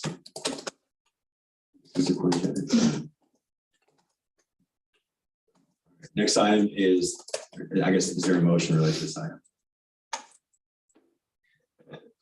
Next item is 3G, board member comments during meetings. Right. So the reason why I brought this up is we used to have a spot in the old agendas under old business, and a board member could just, kind of just comment on anything, something, whatever. And I think it's very important. Sometimes we have, citizens come in, make citizen comments, and maybe they, ask a question, but we're not allowed to comment. It's a one-way conversation, not a two-way conversation. However, if there's a board member who wants to comment, you might be able to answer a question really quickly, or, give clarification. I've gone to other board meetings, local school districts within the 30-minute, Oakwood, Heber Heights, Springfield. I attended their meetings just to see, sometimes you think, wow, you kind of get in a rut. And then when you go to someone else's board meeting, you think that's a great idea. We should start doing that. They have two-way engagement. Their superintendent speaks back, board members speak back. Now, you don't want it to be, combative or argumentative. I get that. But I think that we're all smart enough. We have enough decorum to, filter our own self and our own actions. But I think that board members should have a section at the meeting where we can speak. I mean, we don't want people talking for an hour or, but do it like citizen comments, 5 minutes. Every board member, 5 minutes, that's 25 or what, 30, sorry, 25. 25 minutes. And that's time well spent, because if you can clear something up for one person that's sitting in these seats, then we don't have 7 people sending emails. We don't have a person for 30 days saying, wow, nobody cares. They don't hear me. I do hear you. I do care, Mrs. Smith. I'm just not allowed to comment. And then we had a parent come in at the last meeting. I got this sheet of paper. There was no email. And I really didn't mean to send her a note in the mail. I used to make a habit of sending every person a handwritten note, but then I got too busy. I would have gladly emailed her, but we can't do that. So I would like to see a section in the actual, not the work session, in the actual meeting where board members can comment on anything. We got elected by this community to do this job. And if maybe you have people come to you, Rick, you have to bring this up, then do it. That's why they voted for you. We're all going to have different things that we find important, and we all should. We all have different circles that we run in, and that's a good thing. That's more information coming back here that's going to help us be better. So that's my 2 cents. I think I understand the nature is that we want to help our community members. We want to provide answers and things of that nature, and that this certainly makes sense when you think of it from that perspective. The issue is that allowing board members to just comment openly on any subject matter they deem appropriate is now really opening it up to outside of our policy, a significant risk that we're end up violating policies, and that we're going to be bringing things that can appear as a board related issue that is not. Our policies provide a very clear chain of command related to public complaints or inquiries. A board member's duty under our policies is not to answer or direct any information related to complaints that are made from a public member related to the specific issue. We are required by law and under our policy, because of our policies and the ethical rules providing that, to forward that on to the superintendent to get it to the right person. We cannot say, oh, well, I'm going to look into this or champion any issue or involve ourselves in that process without violating our policies. If a board member answers a community member's comments, there's a high likelihood that that's going to be a violation of that policy. And if not, there's a high likelihood that there could be additional information that needs to be provided. It's best to have the superintendent take notes, and I'm guessing Mr. Stefani takes notes of these individuals and contact them to provide them any feedback if it's appropriate. The other thing is that I think it creates a significant risk to see what's happened in some of our board meetings when that's occurred, a really combative dynamic. But I do agree that I think it'd be worthwhile. I have not done this, and it's my responsibility to do it, and I haven't done it to save time, and I think that was a mistake, is to remind everybody that our policies prohibit us from answering or engaging in a dialogue, and that the purpose of the comments is to bring thoughts, suggestions, or concerns before the board for our consideration. If there is an issue that a board member feels important to discuss, I think not a comment, but a motion to have that issue added to the agenda so the board can then decide whether that is something that we should be discussing.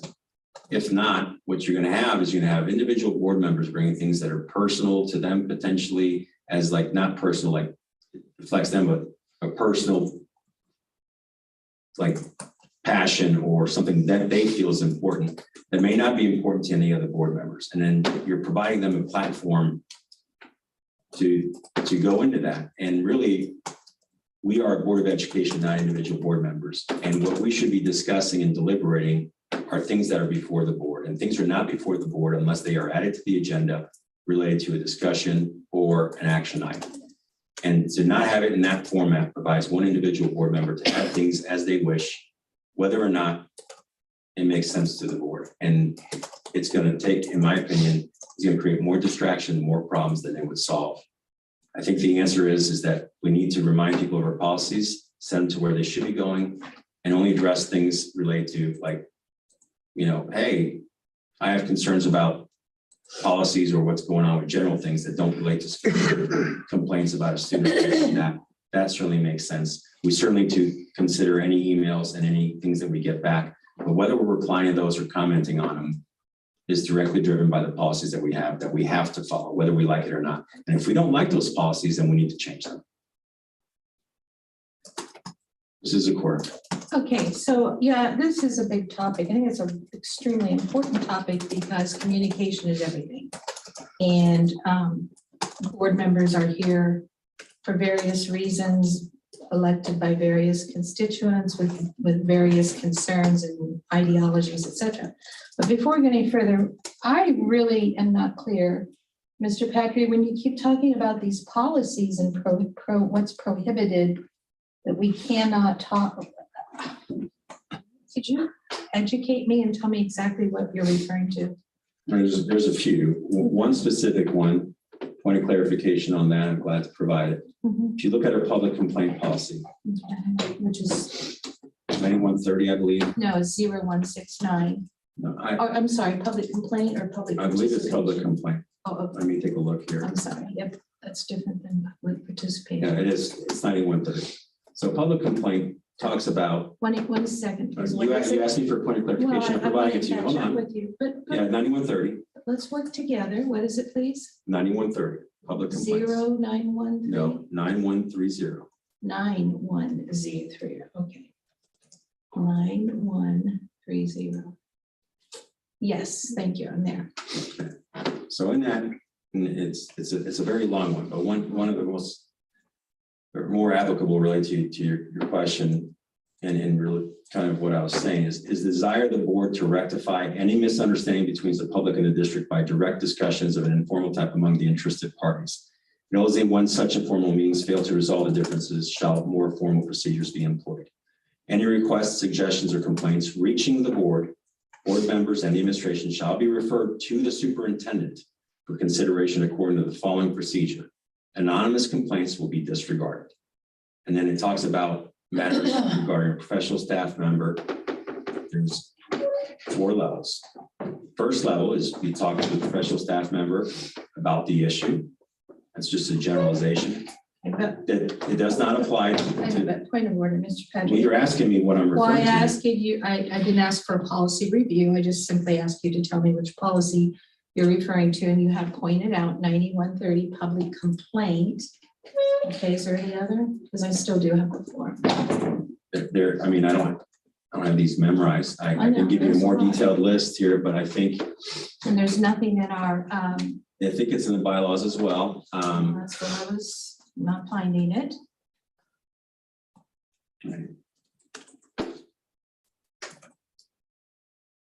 So what you're looking at, okay. I think it's 123. Okay.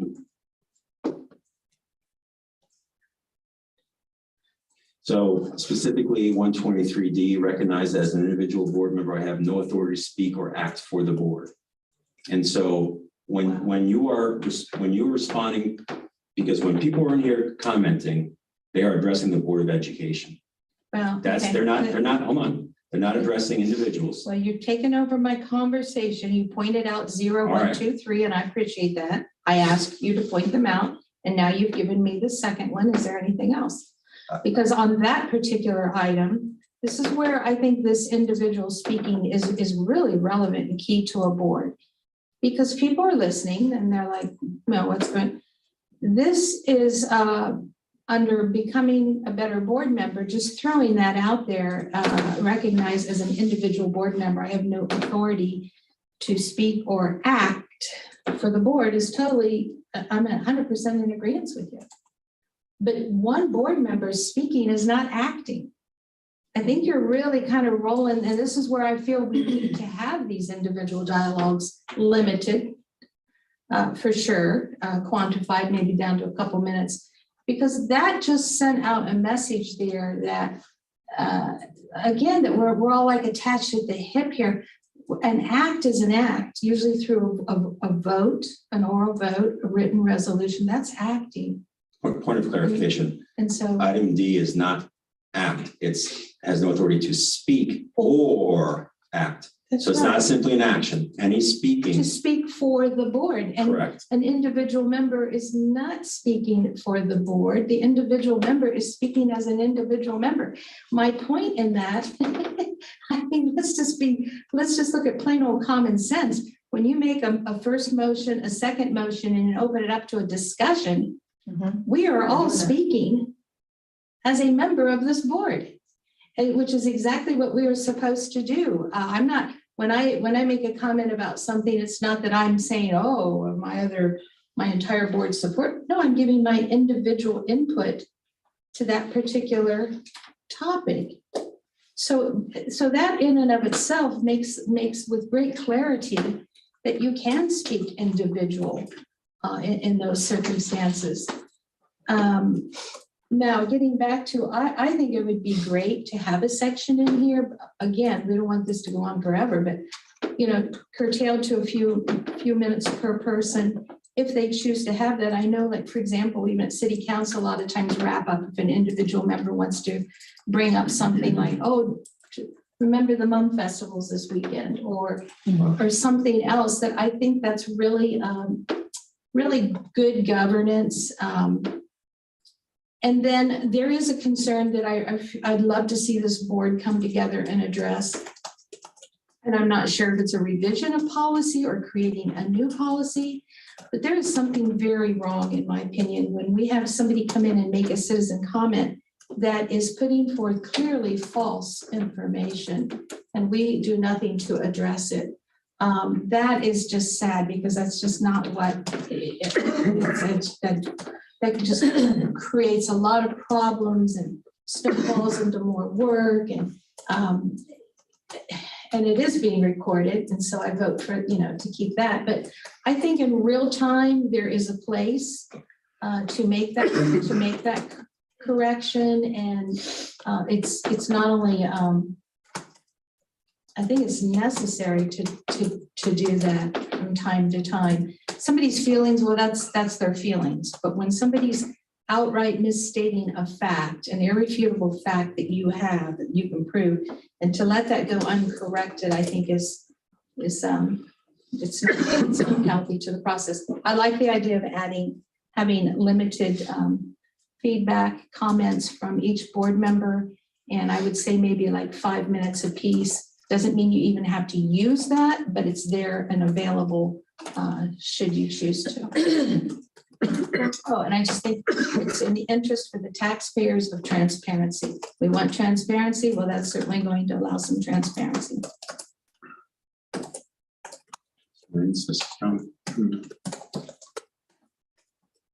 No, go. Already talked once. I did as well. You're up.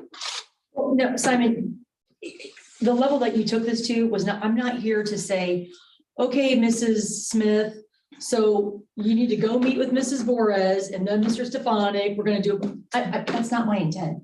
I mean, it's just simple, basic customer service. I'm just looking for some customer service. It's just that simple. Other boards do it. I'm not sure why we're not doing it. It doesn't make any sense to me. And the final thought is, here's an idea. If somebody starts acting crazy And Rick goes on some diatribe every meeting for every, 10 minutes, and he's just on and on and on. Well, guess what you can do? You can get a petition and you can remove him from office. And then in 2 years, you'll have a big lawsuit and you can be removed from office. I really don't think anyone's gonna do that. If somebody does do it, then that person will be dealt with. If they're willing to do that, that's on them. I mean, remove them from office, boom, you're done, problem solved. I think we're all adults, and a little customer service goes a long way. I'm done. So just want to say a couple of things. The policies we have in place and why we shouldn't be able to make those comments. It is very nuanced and has a lot of different policies and provisions and principles that are important to the governance of this body that are interrelated. You can't look at one thing and say it doesn't apply or it can be distinguished because they all work together.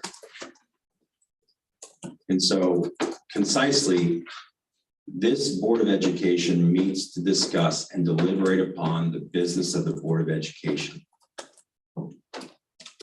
And that business is what this board determines it to be based on the agenda. The agenda is provided for by policy, which is written by the superintendent with the cooperation of the president. That is then provided for adoption or approval, rather, to the Board of Education at the beginning of the meeting. At that point in time, board members can add or remove agenda items based on a motion that's seconded by the board and then voted on after discussion. To have board members individually begin commenting or discussing items is no longer part of the purpose of our meetings, which is to deliberate on board business. And it's not board business until it's board business. If you are speaking on any issue at a board meeting, especially in a response to a public comment, at that point, you are exercising authority that has not been vested in you by the board because the board has not determined its response. You have no authority to speak or act for the board. Even if you put qualifiers on that, it is not the purpose of this meeting. If you feel it is important to let your personal opinion be known about something, there's a policy that addresses that on public statements made by board members. And that is not, the place for that is not a board meeting. The purpose of the board meeting is to address the business of the board, not to make public statements personal and important to an individual board member. That is made through a public statement in accordance with that policy.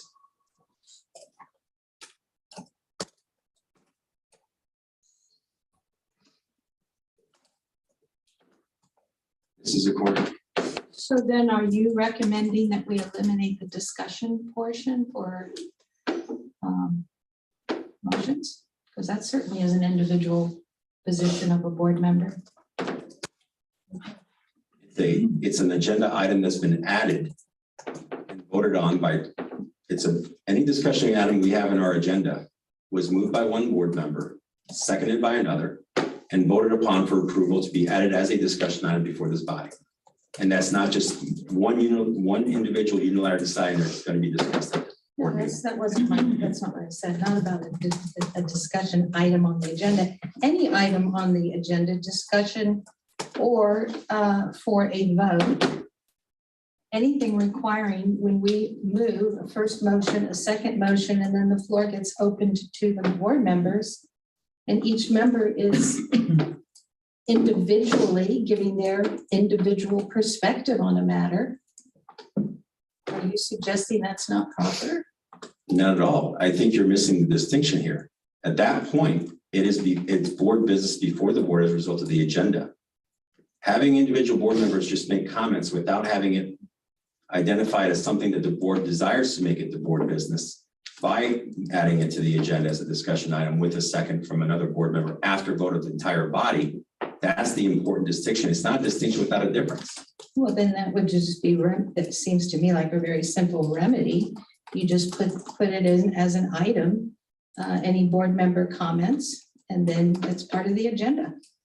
I mean, I don't think that's that complicated, with the understanding, just like when we have citizen comments, those are limited to 5 minutes per person, 30-minute total, with the understanding that there's a limitation to that, and then so be it.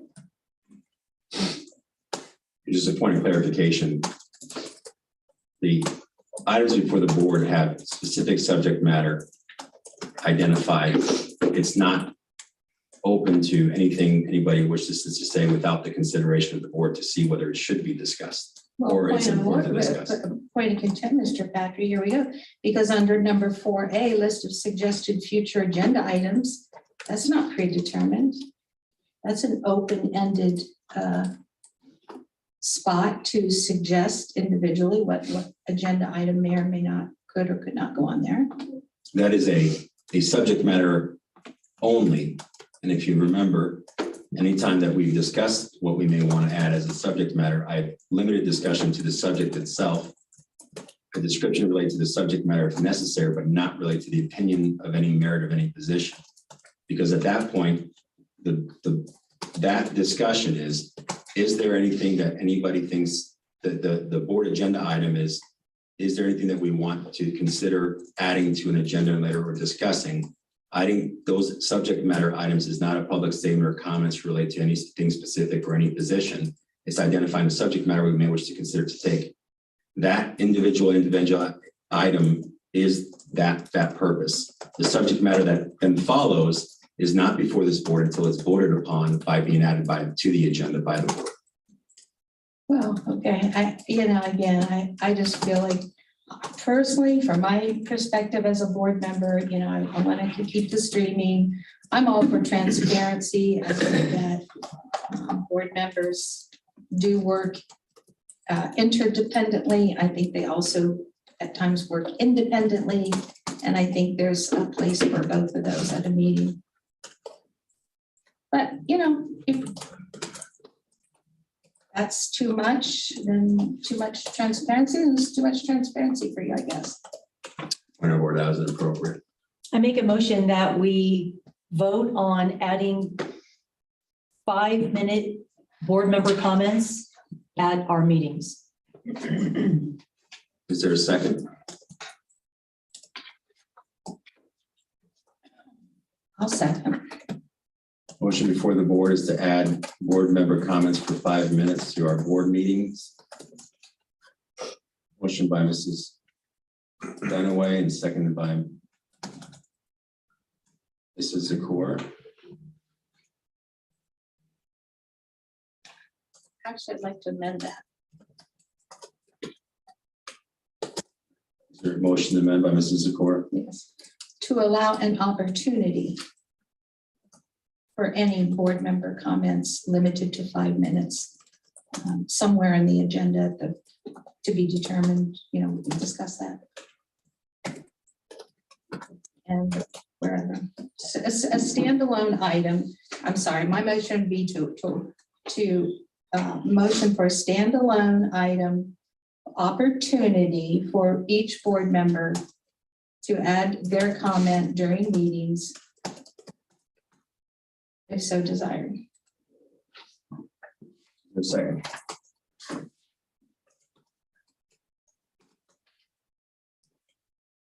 Motion to amend fails for lack of a second. Is there any discussion?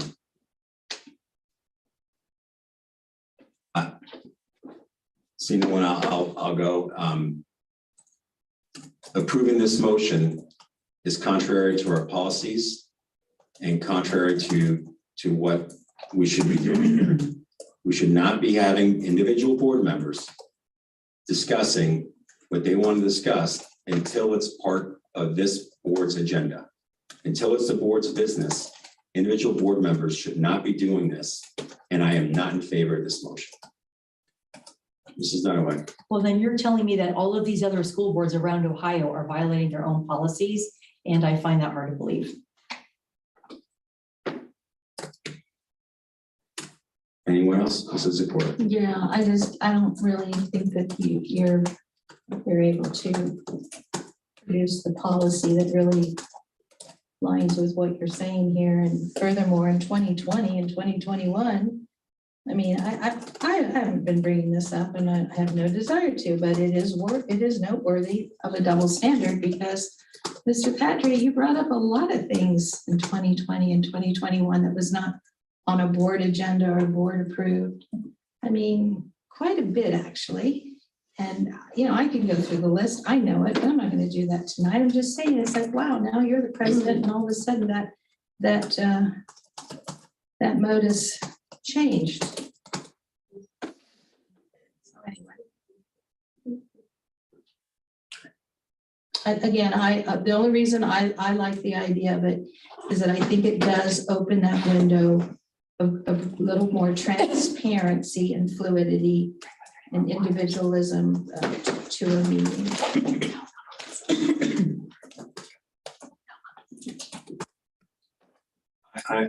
I take exception to the allegation that I was individually bringing things up that were outside of a motion or an item. I articulated positions, I had the floor. I articulated positions related to certain items. I didn't just begin commenting or responding to people on an item that was not before the board agenda. If it was outside the scope or the subject matter, it wasn't identified by a point of order by the chair. And if it was, then I would have been gavelled down. Anyone else? Yeah. Mrs. Zakor. That's incorrect. You brought up a 5-page central document that was never on our agenda. It was a motion that was seconded by Mrs. Hathaway. Clarification. No, it wasn't. Anyone else? No, it wasn't. Anyone else? Oh, my.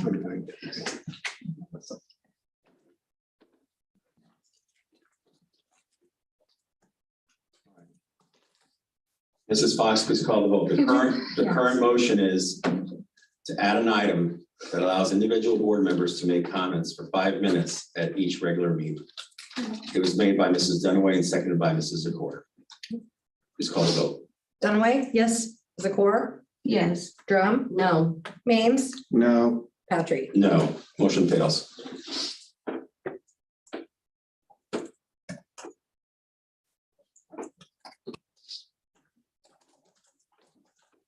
Next item is superintendent search. This was added by amendment of the January 23rd, 2023 board agenda. It was tabled on January 23rd and February 9th. I'm not sure who added it. I have no idea. I think it was. Is it? I think it was you. Oh, Okay. well, that was before, yeah. I mean, things have changed since December when we first had this on there. But first of all, we have a real problem with board members discussing executive session information outside of this. Point of order. What? Okay, I just want to make a, I guess, point of Sure. clarification. okay. Does this relate to the superintendent's? Oh, search? absolutely. It 100% does.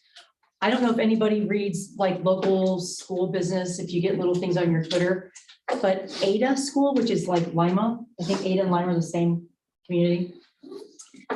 They're doing a superintendent search right now, and their board president just stopped the superintendent search because one of the board members actually leaked the superintendent questions to a candidate. So the board president said, this is not okay. We have to have integrity in the process.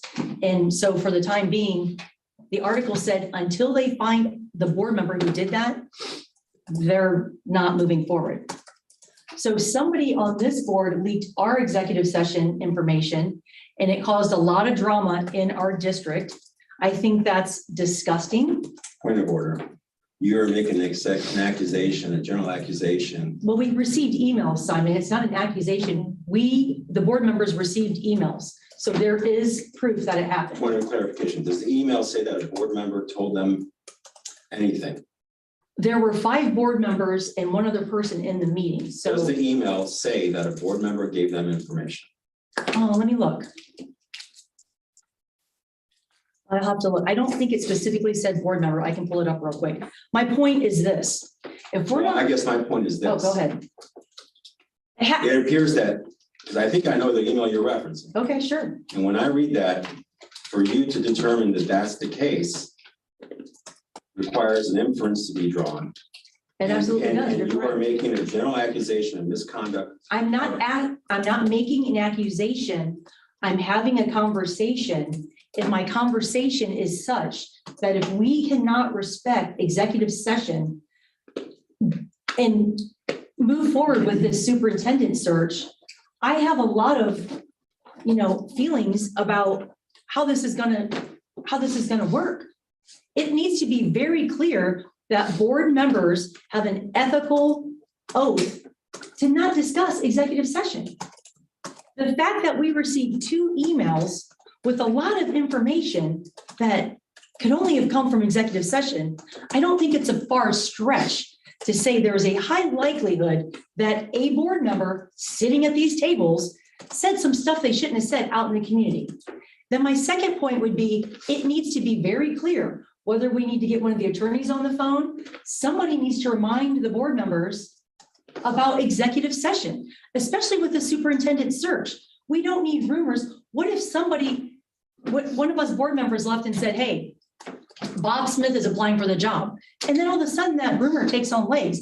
And Bob, he's not leaving his current district, but now it's kind of out there in the universe. And then we are affecting that person's professional integrity that they work hard for. That is completely inappropriate to me. And I just think that the board members need to be reminded when we go into this superintendent search, maybe some people don't know what executive session means. Executive session means that information stays in the room. When I was the board president, I took a lot of flack because I would make the board members sign a piece of paper saying that everything we discussed tonight stays in this room. And I made people sign the paper. I'm sorry, that sounds pretty basic, but when you have board members, and the other bad part of that is they're not necessarily telling the truth. If Rick goes and, sorry, I keep picking on you tonight, because I know it's not, you wouldn't do that. Yeah, if a board member leaves and says, hey, I'm gonna tell you what happened in executive session, but you can't repeat it, I could lose my job. That person doesn't even know if you're telling the truth, because they're not gonna call another board member and say, hey, Teresa just told me this, is it true? Well, first of all, why did Teresa tell? And secondly, Teresa just lied. The whole point is some things need to be kept private because people who are applying for these jobs deserve their privacy. And they need to be, there needs to be integrity in our process. And if we can't do that, then we shouldn't even have the superintendent search. Because I feel like we should be better than this. So that's my comment. Mrs. Zakor. Thank you. Yeah, this just piggybacks right onto this prior conversation about individual board comments. I mean, we talk about following policy and no one acts on behalf of the board, or speaks for the board. Well, it doesn't get much worse than that environment when you have somebody leaking information. And that is a huge handicap because you have no idea what that person actually said. Exactly. And you have absolutely no way to counter and rebuttal what was said because those that are following the ethics and not talking and gabbing about executive session, it's a setup. It has created issues for this board. We all know that in 2020 and 2021. And we're all better than this. I think the 5 of us here really do want to work together and get along. I really do believe that, but there's got to be a level of maturity and respect for professionalism and respect for what you're obligated to do and respect for your position and respect for the magnitude of that position so that you are not in this childlike mode where you go out and it's like we are not in high school. High school's over.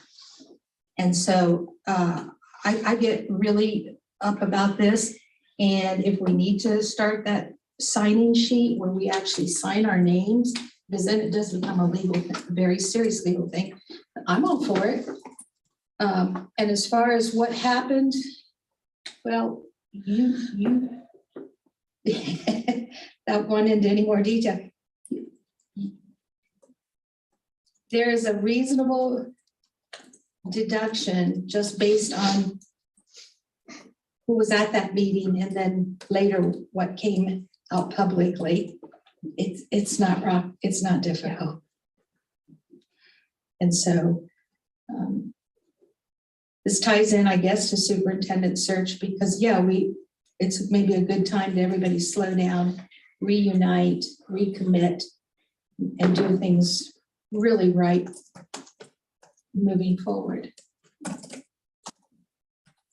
Mrs. Court. I just, Mrs. Strong, Mr. Raines. You go ahead and I'll just add if I want to say anything.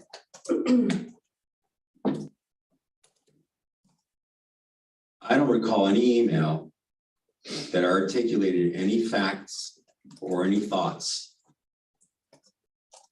that would lead me to believe that a leak was certain or more probable than not to have occurred. There are many emails that we receive that have facts that sometimes relate to things we speak about in executive session or other things that aren't necessarily with us, that have some elements that overlap and touch upon.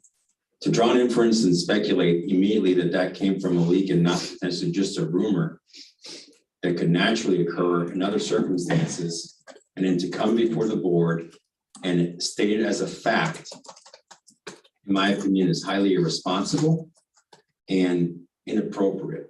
The appearance of impropriety creates without substantiation is not at all appropriate.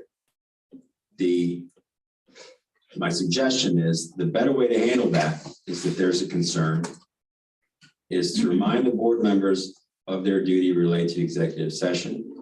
I think every board member here understands the executive session is confidential. And the confidentiality of that session cannot be lifted without the board approval or other legal reasons that are provided for by the law. If a board member leaked the executive session material or confidential information, they are subject to prosecution and the consequences as provided under statute.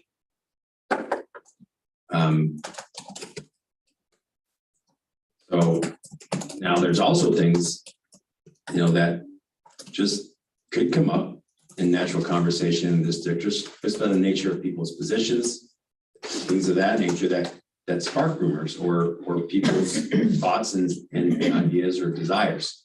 It does not mean anything improper happened. And so I want to emphasize here is that we have no understanding either way whether a member of this board leaked executive session information. You're speaking on behalf of yourself, sir. If you have, You are not speaking on behalf of this board. You just clarified that in Fine. the conversation prior. fine. Before this body, in this meeting, we have no information that that a board member leaked information. If we do, there's an obligation to address that. There's a way to address it. And the way to address it is not making a blanket accusation during a board meeting. If any member of this board has specific information about a member by an executive session, it should be addressed. If we don't have that, then my suggestion, the way to approach the potential concern is to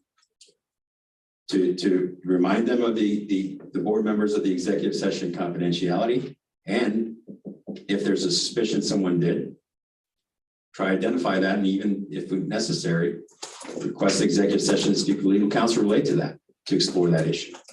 Because it would need to be an executive session to explore that with legal counsel because it pertains to executive session material. That being said, I want to stress to everybody in this room, what happens in executive session is confidential and remains in executive session. Superintendent search is very important. Yes, it is. I think that the things that can happen as Mrs. Dunaway's example with Ada, where questions are leaked to a potential candidate, can place them in a far superior position where they have a lot more information than others and place others at a disadvantage, which would result in potentially the school district hiring the wrong superintendent because they've had additional time to prepare for things they may not have been able to prepare for, making them look more competent than they otherwise would be. That's only one example of how that could go wrong. Yes. A lot of times we're speaking executive session, there's relates to legal related reasons and potential legal consequences affecting the district. It's important that those things are not discussed. Anyone else? Mr. Maines?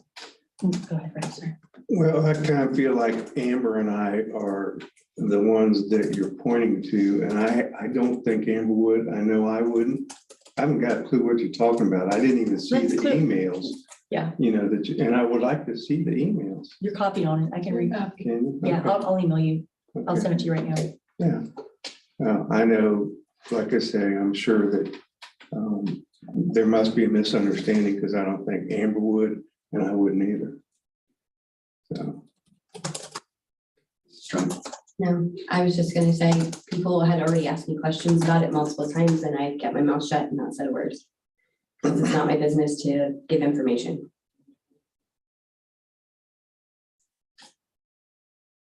I think Mrs. Dunaway was next. Go ahead, Ann. No, go ahead. Yeah, and also the superintendent search, yeah, is important, but my feelings are strong on this on any issue.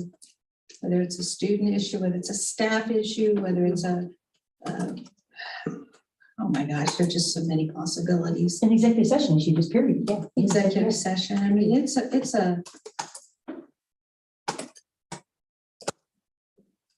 just a big deal, you know? It's a big deal.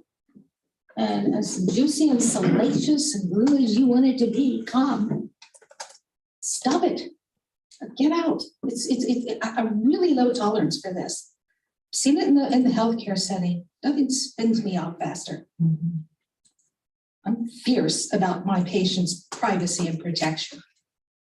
And believe me, I've seen some VIP charts that you just love to go spread it around. How that, person came in and got AIDS or something was not your business. It's that patient's business. It's that family business. This is the same thing here. Whether I like somebody that's being discussed or not is irrelevant. What's relevant is protecting that process and that area.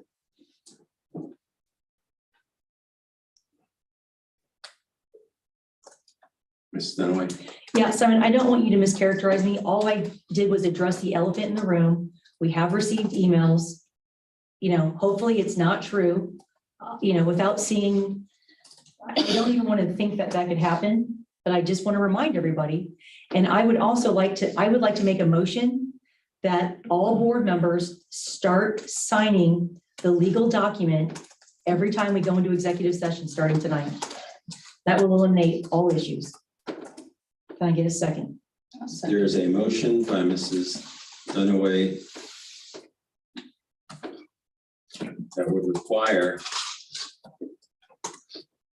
board members to acknowledge in writing their legal obligation to keep things confidential in executive session.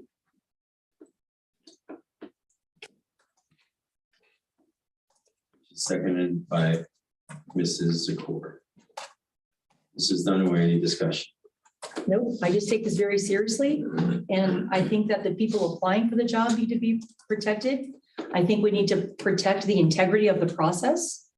And it is a privilege and duty of our elected board membership to do this. And I think our community deserves nothing but the best professionalism that we can all bring to the table. Mrs. Zakor. No, I don't have anything else. Mr. Maines, Mrs. Strong? Or Mr. Maines? no.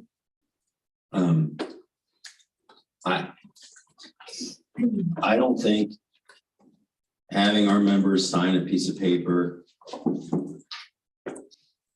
outlining their legal obligation to keep things confidential that they already know exists is going to be any more effective than not having it. If someone's going to share executive session material intentionally, sign that piece of paper isn't going to change anything. It's just, to me, it feels more kind of almost in a way to create an intimidating atmosphere to a process that has to be open and free to deliberate and discuss the items involved in it. I think creating that type of atmosphere is more likely to cause harm than good, in that it could silence people from participating. This is Dunaway. If signing a piece of paper is going to keep somebody from participating, that's only because that person has every intention of going out and running their mouth. Signing the paper might make you think twice about breaking the law.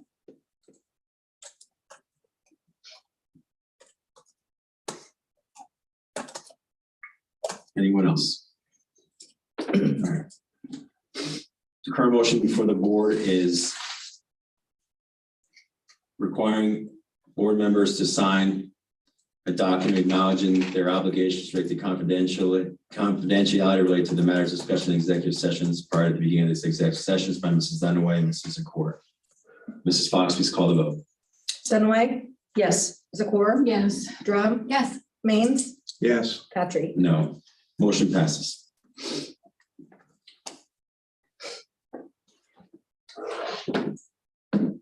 Next item is 3I.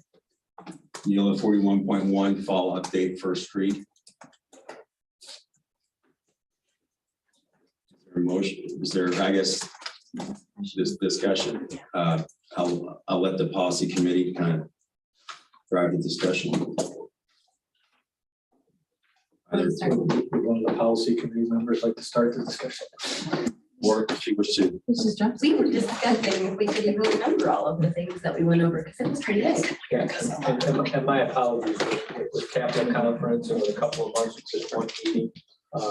Getting this out in a timely manner before the meetings got past me a couple of months, and so that's why we're doing the fall update in the winter. But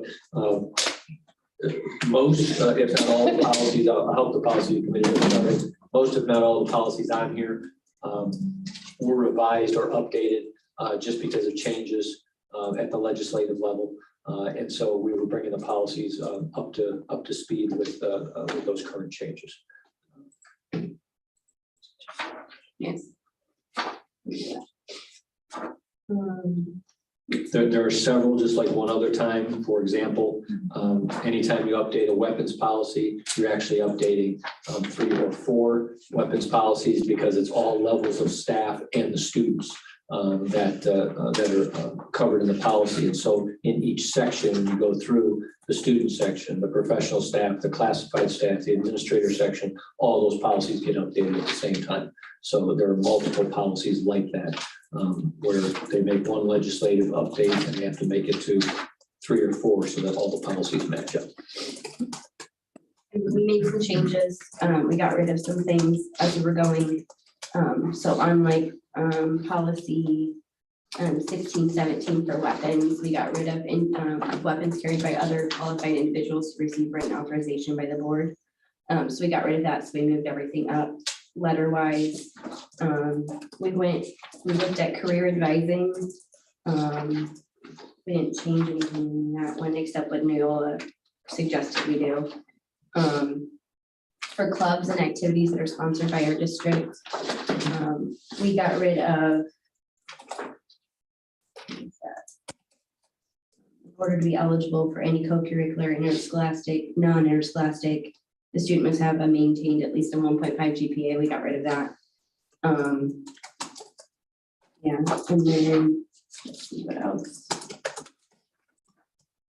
And then we changed all the policies after that as well to match that one. What that was, and so people can understand, Yeah. is Yeah, there was a difference between interscholastic athletics requirements and clubs, and co-curricular or curriculum-based type clubs, the requirements for that. And so we lined them all up so that students could participate in any after-school activity with a similar criteria. The GPA. Yes. Yes, So the we got rid of the Because I GPA. know we did have quite a bit of We did, we discussion on had a that. lot of discussion And, on you that one. know, in the old days, I was you didn't keep a 2 point Mhm. above, you were off the squad or whatever. Right. But I think, I think we had a really fair and earnest discussion on the practicality of some of this now. Especially the mental health aspect of being like involved in a group or a club, because you know, your grades might not be great, but you need that environment. Right, so, Yeah, it was a good discussion. It really was. We talked about that one for quite a while. yeah. Let's see, employment and personnel. I don't really think we didn't do anything with that one except change what they required. The weapons one.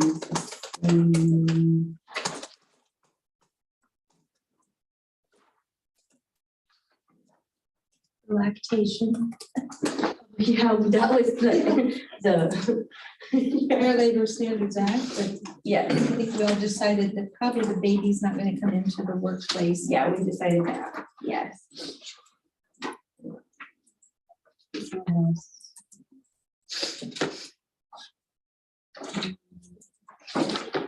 Resident, not resident student. We clarified some information on that one, as far as like address, credential, credibility, things like that.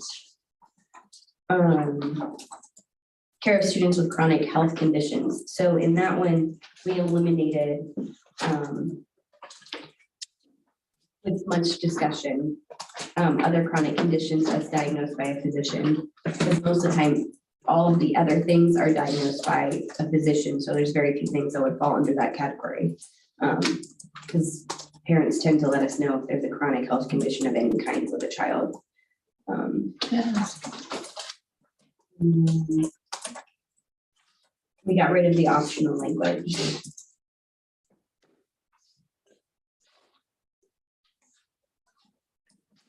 I don't remember why. What did we do? Why did we decide that? Do you remember? Which one are you on? I'm on policy 5335. Where is that? Because they're not. It is under care of students with chronic health conditions. Yeah, I gotta find it. It's right after residency, eligibility of residents, non-residents. Okay. 5336 or 5335? 5335.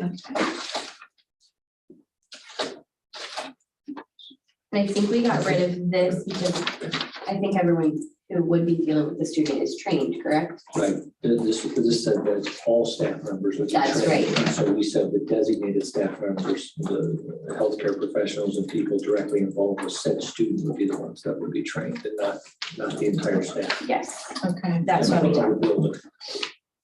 Yes. And then we just did suggested language for care students with disabilities.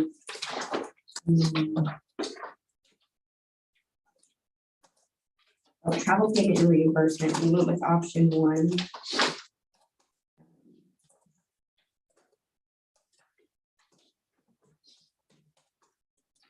Not sure.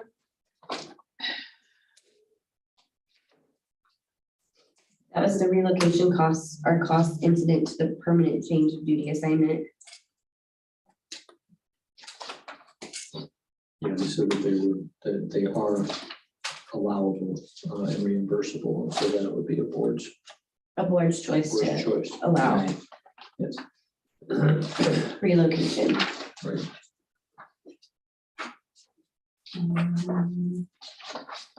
The labor standards.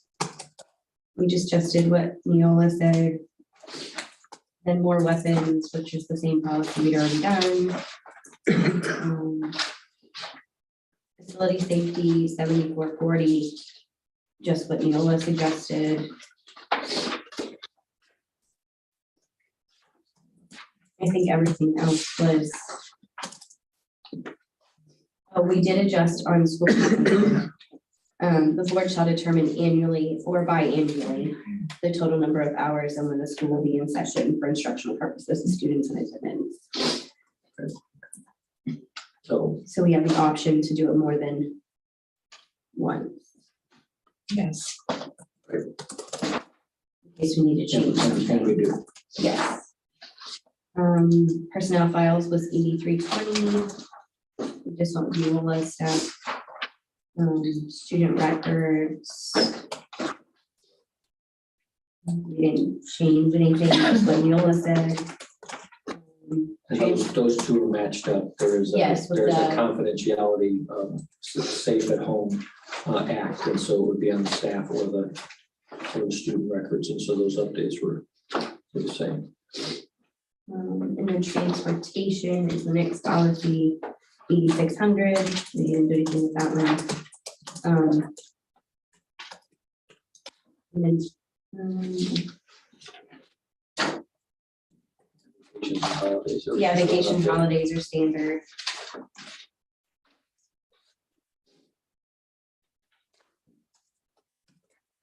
And then open enrollment, we'd already decided on, so that wasn't an issue.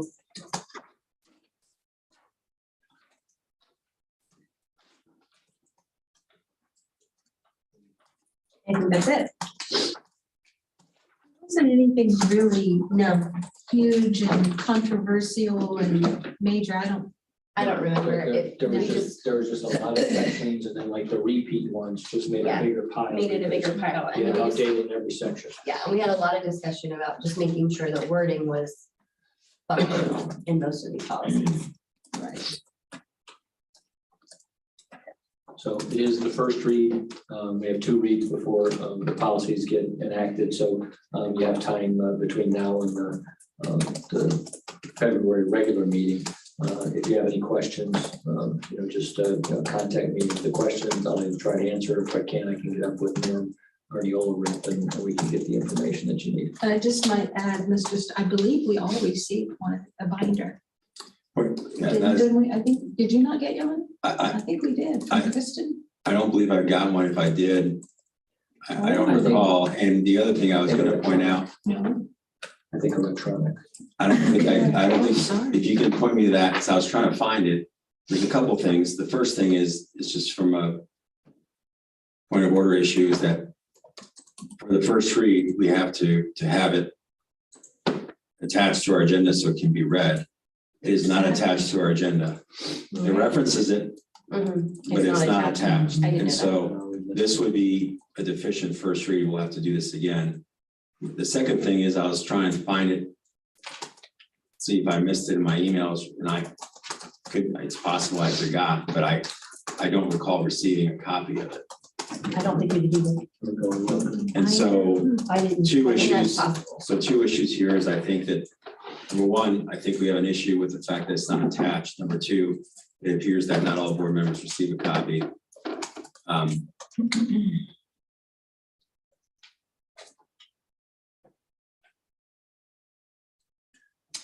This was a shout out to Kristen Williams, because I believe she prepared this, which was really very nice, at least for the committee members.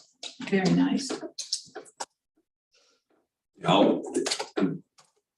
the past, what we've done is we've emailed it to all board members so we could review the red line Yeah, I. in advance of the meeting, which I not thought these- the end of the world. Like, it It's said possible. something weird on it, like it wasn't. Well. It's possible I missed it, but I know, it's a lot. I don't think I did.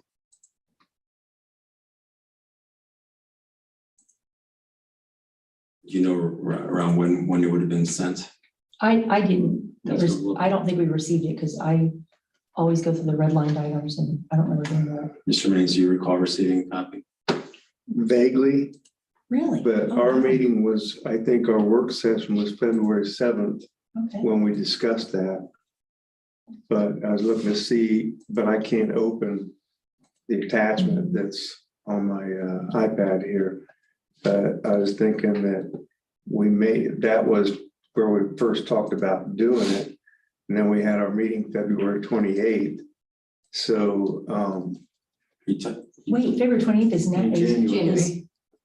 Mrs. Fox? this is February 20th, 2022. I just noticed that it is in board docs. I don't know the procedure in the past. Oh, what meeting, Melanie? It's in, well, it's not in the meeting. Oh, okay. Okay, I got my. So when you calendar. go to policies. Okay. And so you would have to know that it was out there. And I don't know in the past when we knew, Yeah. but if you go to policies under So what should happen is. local update. Yeah, we used to get an It's out actual there. email. What should happen is we should be emailed the document. Yep. Not only that, but it needs to be attached to the agenda, to our board meeting itself, not just in the policies. That's why we don't Which I know. think it was in the past, right? I don't. In the past, There's we an get the email. attachment Kristen made here, the but I just motion. can't open No, it. there's no attachment. It says there's an attachment, but there is no attachment. Uh, Yeah. I've But in the closed out prior board docs times and that we opened it 3 voted. times to see. Okay. Updates. I didn't know. So I think this is a deficient first read. I would suggest that we do this Do it again at the again. next meeting.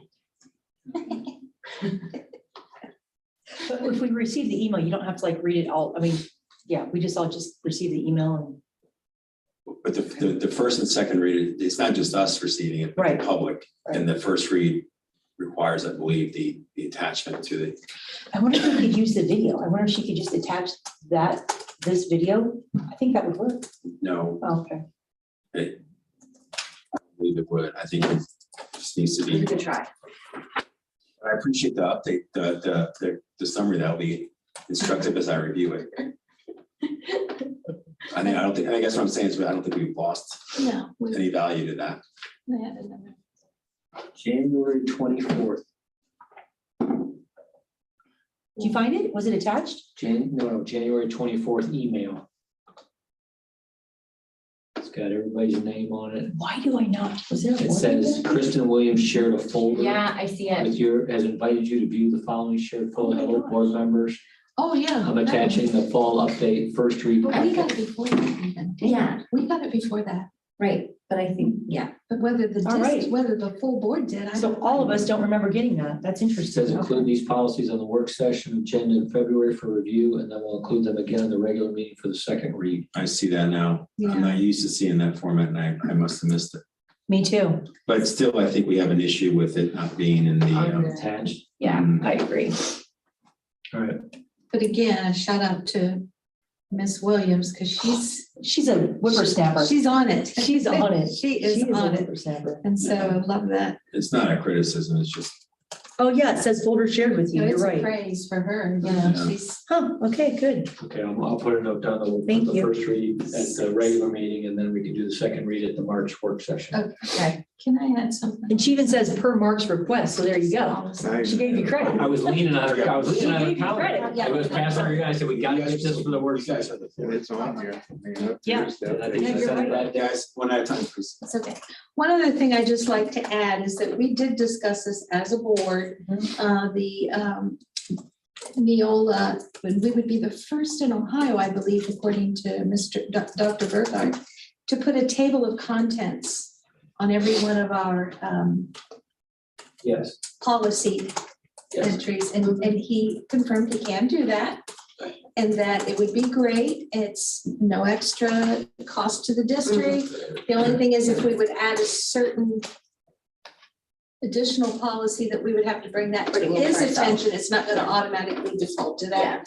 And it's like, hey, that's nothing compared to the benefit we're gonna get out of that. So we did talk about this as a board. I think we took the vote, or we No, did not take the we were vote. gonna put the verbiage in the motion on these, and so when you do the second read of the policy, you say we're gonna do the table of contents too. Okay, I just wanna make sure we don't lose sight of that table of contents, because You brought this up in it's really great. I know everybody's gonna love it that looks at policies. It's cool. So how do we keep that alive? I want to ask the president, what do we need to do here to keep that motion moving forward?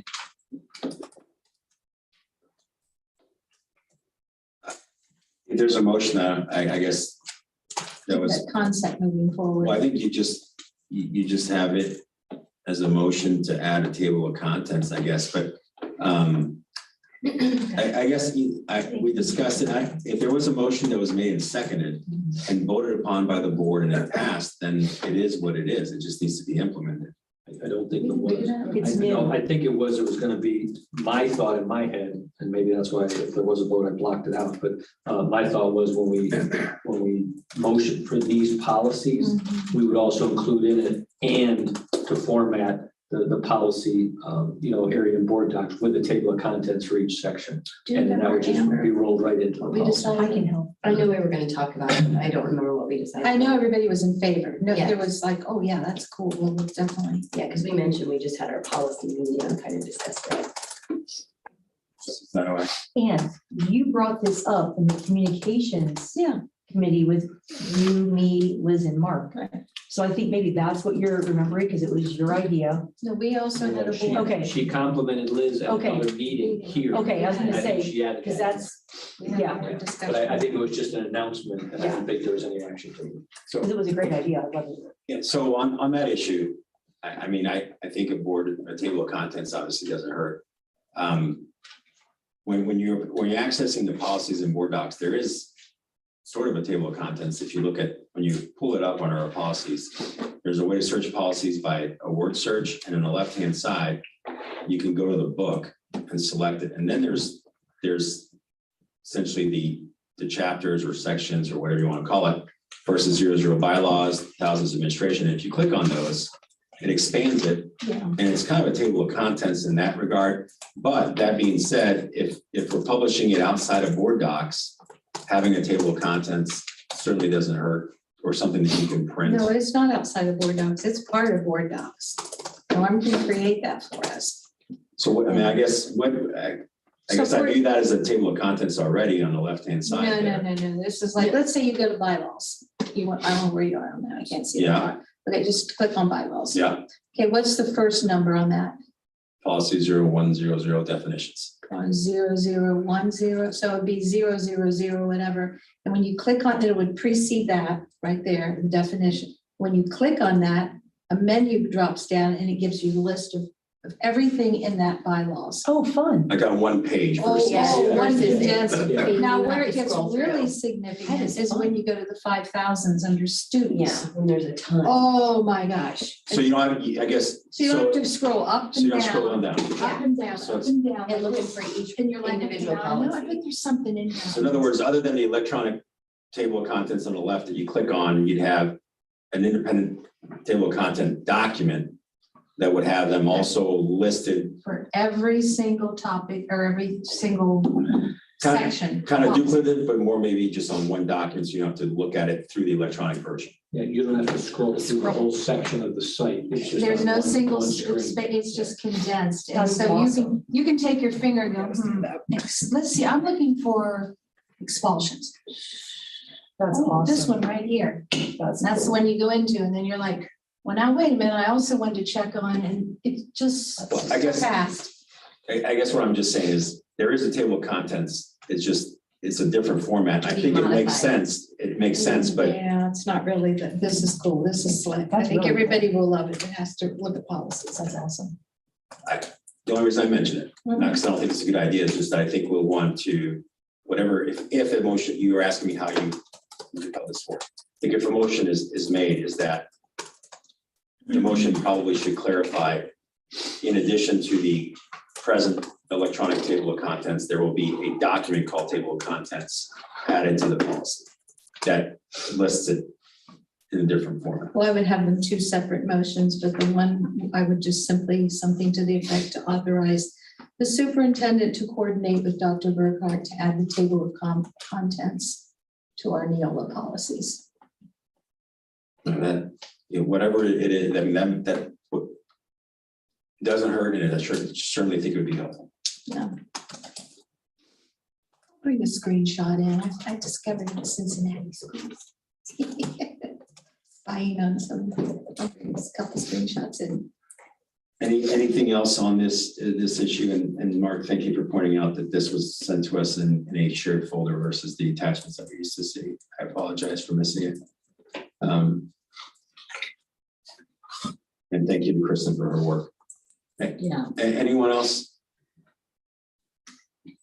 All right, next item is 3J law firms and legal fees. So this is an item, we had the board instructed Mark to get our present representation, our present legal representatives to provide us their fee schedule and a representation letter related to how they would charge, how they charge, and things of that nature for our discussion.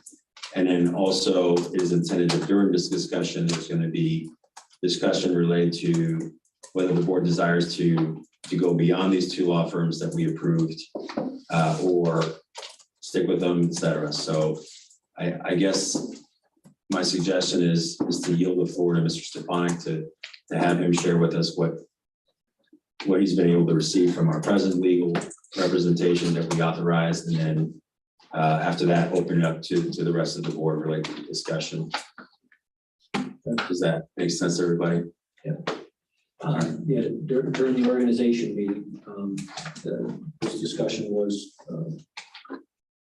started, and as a result of that, the board decided to designate two law firms, the two law firms that we were using last year, as still going to be law firms utilized by the Tipp City schools. And so we got the scope of services documents from both law firms, and over the weekend sent those out. Sorry, the intent was to send them out either Friday or along right after the WBU, but I did not hit send on those, and so I think I sent them out Monday or Sunday morning. And so we had Retzel, they sent a packet of information, and Bricker and Eckler sent a packet of information about the services that they provide, and each one of them also had an actual staffing segment as well to the packets. When I look through them, only one included in their booklet of information, a fee schedule. I didn't see it, but I looked up pretty closely on the Bricker and Eckler, and I didn't see a fee schedule on theirs. So we would have to contact them to see how their fees compare with Retzel's. And that's the information that we have to date. There were some questions about whether or not the district should look at other firms out there. If the board would like us to do that, then direct us to do that, and then we would have to check whether or not we would have to go through something like a bid process or a vetting process, how extensive that would need to be to make a determination if you want other firms added to these two.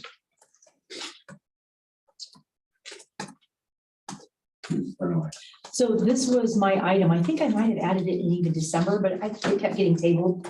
So now the timing is even more perfect, because with a new superintendent coming on, whoever that person is, they might say, hey, I've been working with this law firm 10 years. I really like them. They just have a relationship. So I think it would be good to give whoever that person is a voice. And since we're reviewing them now, I would be willing to table this just for the next few weeks, because whoever gets hired, I would like to ask them, hey, by the way, not to overload you so quickly, but we're looking at law firms right now. And is there one that you really like? We can add it to our list. So that would be my suggestion. Anyone else? This may again be my user error, but am I missing the Is it separate emails? Attachment? the update from yesterday. no, I got that, but I don't see Bricker and Eckler in the attachment. They're down there. Yeah, I did the same thing to Mr. Stefanik. I said, Mr. Yeah, Keep going. it's the K-12 one. It's so weird. I did the same thing. Mark said, I sent it. I said I put two documents. Yeah, I said it was really weird. I just was reading it, and it wasn't specific. Yeah, they didn't have the big And there name was on no the front full- cover. And there was no fee schedule. I was super confused. I was like, what? In other words, again, user error. Yes and no. I mean, it kind of wasn't, it wasn't. Well, no, I mean, it's my fault. I just didn't have enough time to scrutinize all of them from Sunday to today. Yeah, it was a lot, 42 pages. Okay. That's a lot of pages, Rick. Yeah. I mean, I think, so is there anybody else after this is done, I would also add, I would, I think it would make sense to wait until the new person comes in. And then also, just from attending so many Capitol conferences, you sit in a lot of sessions. I tend to like the legal sessions. So I have suggestions of firms that we should, if we're gonna go out to bid, just everybody submit to people that maybe you took a class from a Capitol conference, or, maybe you have a friend, a board member in another district who has some rock star law firm. Now's the time to get it all out there. We can have 10 firms. We don't have to have just 2 firms. You could have 10. One for this, one for that, one for, they could be specific to what their specialty is, right? And that makes sense, because if you're hiring them based on their specialty, you're spending less money, because it might take another firm, they might have to research, oh, we've never had this come up before. Or if you hire a different firm, that's all they do all day. So you're saving money. Yeah. I'm all about saving money. Anyone else? Mrs. Zakor? Well, I'll add on something. It's kind of a sort of a new twist, but I know some schools are doing it, and typically the larger schools. But you can also retain an attorney on, I'm not quite sure the right terminology, a contract basis, where you, not necessarily a firm, but an education law attorney who will write up a contract, so many hours per month. That person is like your employee, but not really your employee. I mean, a lot of these big schools do employ full-time. They have a desk, the central office, that's their, correct, Mr. Cincinnati Public Schools. Cincinnati's one They of have them. I mean, several. they hire attorneys and they work exclusively for that school district, but we're not that big, and I'm not suggesting that by any means, but you can have an attorney on contract. So let's say you're gonna contract, 20, 30 hours a month for X amount of money. And so that can be very cost effective, the right attorney. Just an idea. Yeah. That would be like, maybe you also put very strict parameters on it. It may not involve certain issues or going to litigation, but it could just be things like employment contracts, terminating, renewing, non-renewing, any little things that come up that you're not quite certain how to handle day to day.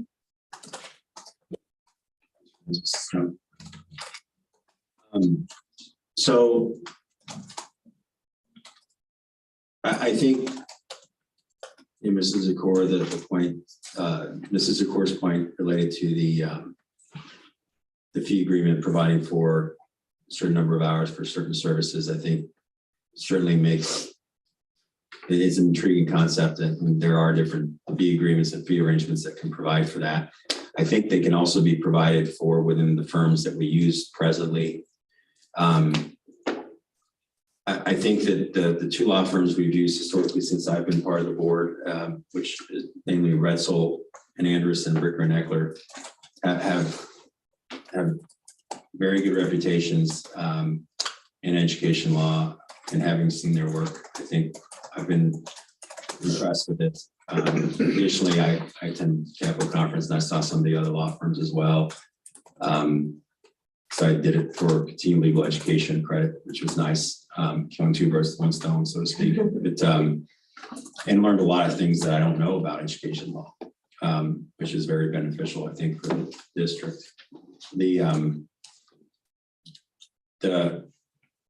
I think that using too many law firms lends itself to an issue in that you got chefs in the kitchen, so to speak, and having not enough chefs, you don't get dinner out on time. It's not as good. You have too many, then they're working against each other, type of thing. I think there's some value to highly considering maintaining the 2 we've used historically, in that they have a long-term relationship and they have the institutional knowledge related to issues related to the district and things that concern us. That being said, if there's something that's not working, or we need to further define those relationships, I think there's certain merit. From my perspective, one thing I've always had an issue with is that I don't have a firm concept of our fee agreement with these firms. I think that is probably, appears to be market or the norm for public schools and law firms. But I would like to have an agreement that further defines, what scope of services they're providing, when that falls under the discretion of the superintendent. And the board obviously can do what it wants through actions of the board. But I think whatever we do, we also should consider adding a policy related to retention of attorneys by the administration and board members. We already have policies that by de facto or default would prevent a board member from individually hiring attorneys, but I think that there's merit for the possibility that an attorney may need to call the attorneys, or a board member may need to call the attorneys for an opinion that would be appropriate. For example, if you're reviewing an agenda item and you potentially have a conflict of interest, but you're not sure what the legal ramifications are, whether it's truly a conflict of interest, you'd want to have the ability to be able to call the law firm's attorneys prior to do that, prior to getting to the board, because before that, you don't even get a chance to do it. The agenda's before you and you're not sure how to act. And so then you could be conflicted out or not. And so the prudent step would be just conflict yourself out as a matter of course, but then that denies you the ability to really have input. And the other thing too is I think that related to having a fixed like retainer, like so many, we will pay you this amount per year for so many hours per year related to a certain subject matter, could be outlined in that fee agreement. And I'm not aware of any real true fee agreement other than, I think it was a Brinker and Eckler that had a letter of representation that I saw, but it was very old. Russell gave a fee schedule. Yeah, and then the fee schedule though, I think provides how they charge, but not necessarily the fee agreement, which would have a lot more information to it. And so I'm open to discussions, you know, obviously with the board. I think Mrs. Dunaway's idea of tabling it to get input from whoever our leadership will be down the line is important because they're the ones that are going to be relying on those. I think significantly the board should also have input on that too, though. But I think it's always good to get more information. And so I would be in favor of tabling this issue, but I would urge that the board consider the other items that I presented this evening. Anyone else? All right, I would abstain a motion to table this issue. And I would suggest that any motion to table it be tied to a time period Yeah, I was planning based on for March. or you could tie the motion not to a specific date, but a specific event that triggers it that way, because we may not have any control as to when, based on the discussion here, it appears that one of the driving reasons to table this issue is that we want some input from the superintendent. That's the superintendent at the time that we're revisiting this issue. And so you could tie that motion to that engagement of the superintendent in a meeting, like the first meeting or first work session after they come on board or whatever. Is there a motion? I would move to table item 3J until the school district has engaged the superintendent for the new contract term at the first work session after they come on board. I'll second. Motion by Mr. Patry, seconded by Mrs. Dunaway. Any more discussion? There's a motion before the board is to table item 3J until superintendent has been hired for the new contract term. And that the meeting it's added to is the first work session after they have come on board. Mrs. Fox, please take the vote. We have Dunaway, Dunaway. Patry, Dunaway, Yes. Drum, Yes. Maines, Yes, Zakor. Yes. Next item is 3K, superintendent and treasurer goals. Discussion regarding superintendent treasurer goals with possibly selecting them and recommend them for approval. Thanks, Lord. This item was tabled based on previous discussions related to the superintendent treasurer goals. Thank you very much.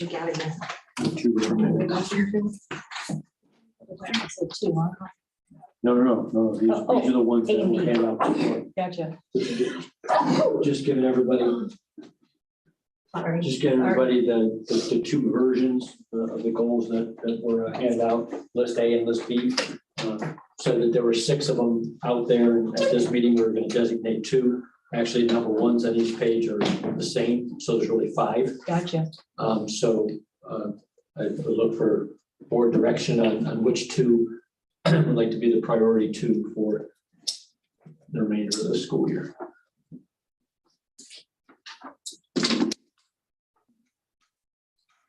And based on the fact that we're deciding today some of the timelines by the. So this is for, as it relates to superintendent, Mr. Stefanik had discussed with this board, and we gave him feedback on a few meetings. We had multiple items, and the thought made sense, I think, to the board to narrow these further down because of the timeline that are important to the board. I would suggest that we yield the floor to Mr. Stefanik to provide us his thoughts on what would make sense and why, as to what should be narrowed. Oh, thank you. Mr. Stefanik? Is there any objection to that? And again, just for the board's information, all of these things will be occurring, and are occurring as the school year progresses. But we will need to look at which items seem to be of the highest priority as we transition, to a new superintendent in the near future. So again, the one item that I have listed twice is one that really has been being worked on a lot with either update meetings or filings with OFCC. And now we're getting ready. We've had staff meetings. Now we're getting ready to have our first community meeting, this week. And so, facilities, and it's very possible if it's not a priority, it's very possible that energy behind that process will continue because there's a lot of people, affiliated with that. So that's another angle to take. Technology, we're still enhancing our technology program. But again, if we hand that, to Mr. Hobbs, and then, I'm just a support person for that one, may or may not, need to stay on there. So, we could do the facilities and that could be one of them, but we could narrow it down to 2 out of the remaining 3. So we have the continuation of refining the Ohio improvement process, which is now in its 2.5 year. Once we came out of COVID, we got that process up and rolling.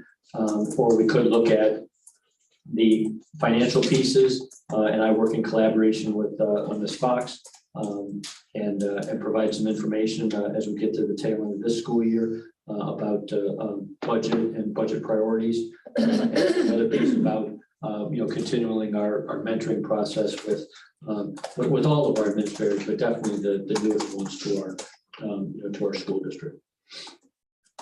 So again, those other 3, you could take it down to 2, or you could consider the facilities one to be a major push, and then pick one of the other 3 that are remaining. To facilitate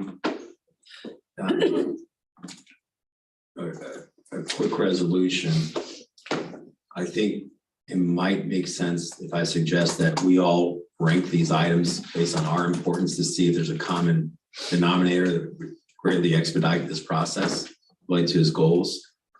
We don't have to do it that way. We can certainly take turns talking about it, but my thought would be if we did that, we might be able to get this. So I would suspect that we're probably in agreement on most of these issues, and we'll probably be talking about whether we do 2 or 3 and what that 3rd one would be. If that makes sense to everybody. Any objection to that? All right, then I would suggest we all do that right now, and then you can kind of see where we've ranked everything.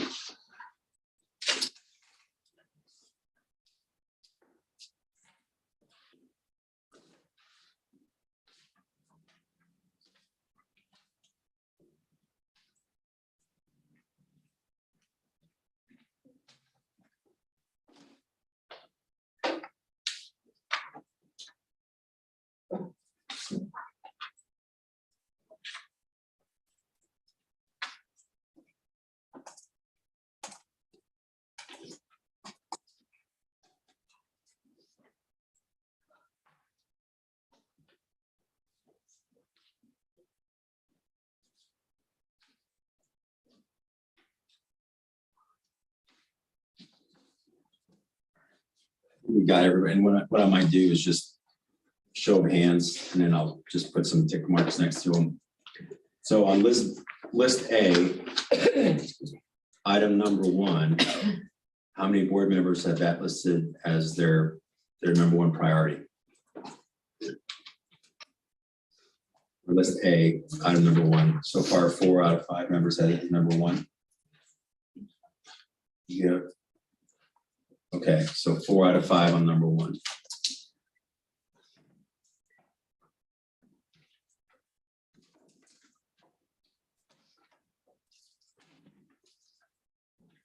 On list A, or facilitate the audit of technology systems, resources in the district so that all upgrades can be completed. How many of the board have it as item number 2 on their list? All right, so 1 for number 2.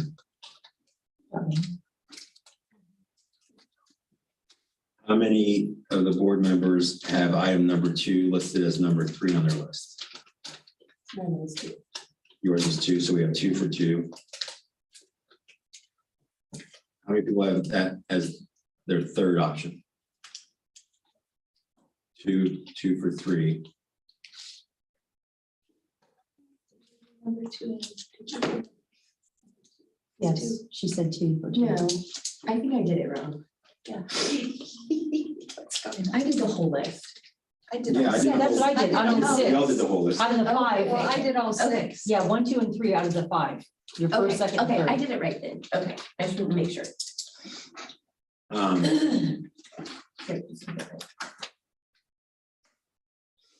So I'm not going to go to the 4th number, to 4th place, because 2 and 3 would be where we kind of hash it out. So it looks like 2. So item number 1, I think, was clear consensus 4 to 5. So I'll just move on that. Easy peasy. Number 2, we've got kind of a split. We have 2 board members as it being number 2, and 2 board members as it being number 3. And another board member beyond that, which I'll ignore. That's okay with everybody. Any objection to that? Nope. Next item is, You're ignoring yourself, Simon? Is that what you're No, saying? I have it. Oh, you're ignoring. What? I would, Sorry. it's where the cookie crumbles. Item number 3, list A, continue the implementation and enhancement of OIP, including improvement VLT operations. How many of us have that as number 2?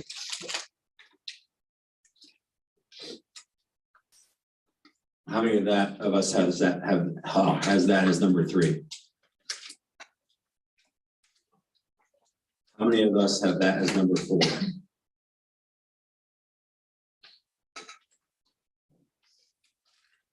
How many of us has that as number 5? How many of us have that as number 6? There's only 5, because 1 and 1 are the same. All right, well, then I'm missing 2 board members on number, you're right. So how many of us have that as number 5? This is a core. I don't know, got lost. I just got my top 3. Oh, okay. I just did my top. Yeah, I just did top my 3 top too. 3. That's what I did. I just, Well, there could be, we might need to go beyond our top 3. Well, let's just see how it shakes out. yeah, there's only 5, so. All right, so the next one, facilities already been discussed. Yep. Continue to mentor new administrators to enhance alignment. On list B, number 2, how many of that have that as number 1? How many of us have that as number 2 rather? Which one, Simon? I told you. Number 2 on list B, B2. How are you ranking B2? B2. So how many of you have it as your number 2 rank? So we Except have your battleship, 1. B3? No. How many of us have that item as number 3? So 1 is number 3. How many of us have that as number 4? How many of us have that as number 5? All right, next item is 3. I will coordinate with the treasurer by reviewing current budget expenditures by building, creating suggested budget reductions and creating district budget reduction recommendation for the Board of Education. How many of us have that as number 2? Well, to read the objective too, that's important for me. To address budget shortfalls in the 5-year forecast. Yeah. How many of us does that have item number 3 in list B as number 2? It'll jump down to 2 because I had it in 1. Okay. Because one. That makes sense. Yeah, because I almost put it down as one, see that. On that one. So so we I'll have go both ways. 3 number 2s.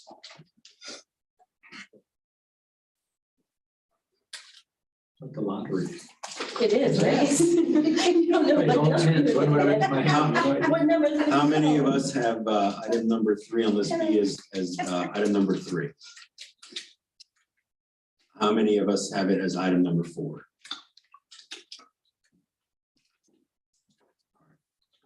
And it gives us a pretty good thing. So I think just first things first, it looks like 1 is 1. list A, number 1 is number 1 for 4 out of 5 board members. That That's obvious. does that Yeah, make that's sense? good, that's good. That's All obvious. right, all right. And then, so then really we're talking about what's number 2. So then item number 3 on list B has 3 board members at number 2.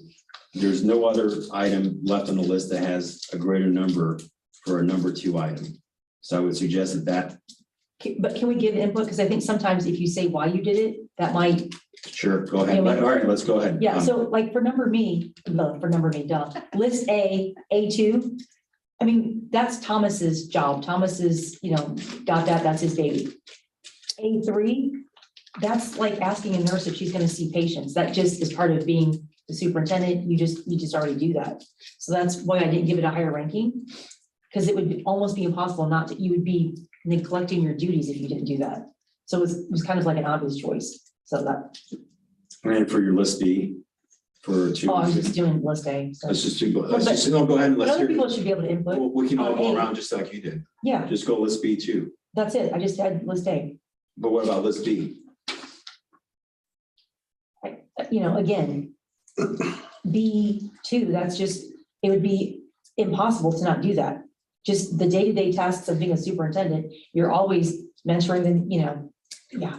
And then B3, that's Melanie's job. Mark has his job, Melanie has her job. So that's kind of why it's important, don't get me wrong, but that's the treasurer's function and duties, not the superintendent.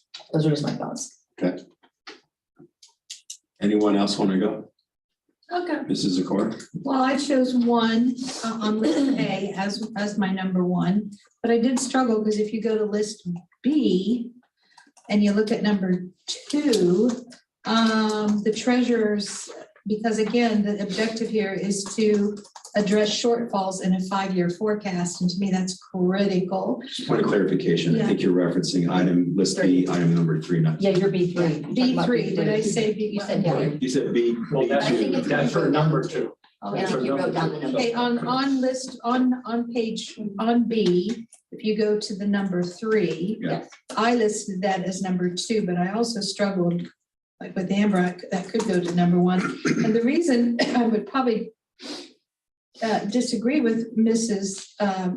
Dunaway on that is because you have to coordinate, the treasurer can supply the numbers, but then it would be, I believe, the superintendent who would look at how to rearrange the internal structure of things to align with those numbers. So therefore, I do see it as a superintendent goal. And then number 3, my third choice on list A would actually be number 2, facilitate the audit of technology systems. The reason I see that as important is because several months back, we got a pretty kind of stern overview of how much help we need in updating our technology, which also includes our safety provisions and security visions. That's part of technology. We just received that $550,000 grant. Thanks a lot to Dr. Tuttlehuff. And so I just put that in there. Those are my top 3, the facilities, the short to address a 5-year shortfall, and then number 3, the technology. Mrs. Strong? So I like Mrs. Dunaway. I mean, I'm Ms. Zakor, sorry, Ms. Zakor. I was really looking at that 5-year forecast with that number 3. That's why I put it first on list B. And then I struggled with continuing the implementation and enhancement of the OIP and the facilities between 2 and 3 on there. Because I feel like they're both equally important in creating like a positive environment of everybody working together, as well as creating a facility environment also. So that's kind of why I put those 2 together. And then the other 2, I think Thomas has technology under control. So that's kind of why I did that. I had number 2. Of course, I lost out on all the votes here, but but that's all right. Number 2 is mentoring new administrators to enhance alignment of the district systems and procedures, because I think the administrators are so important to what's going on. And with all the changes, you know, not only potential building and technology issues, you know, I think they're very strategic towards their input is very necessary. I had number 3,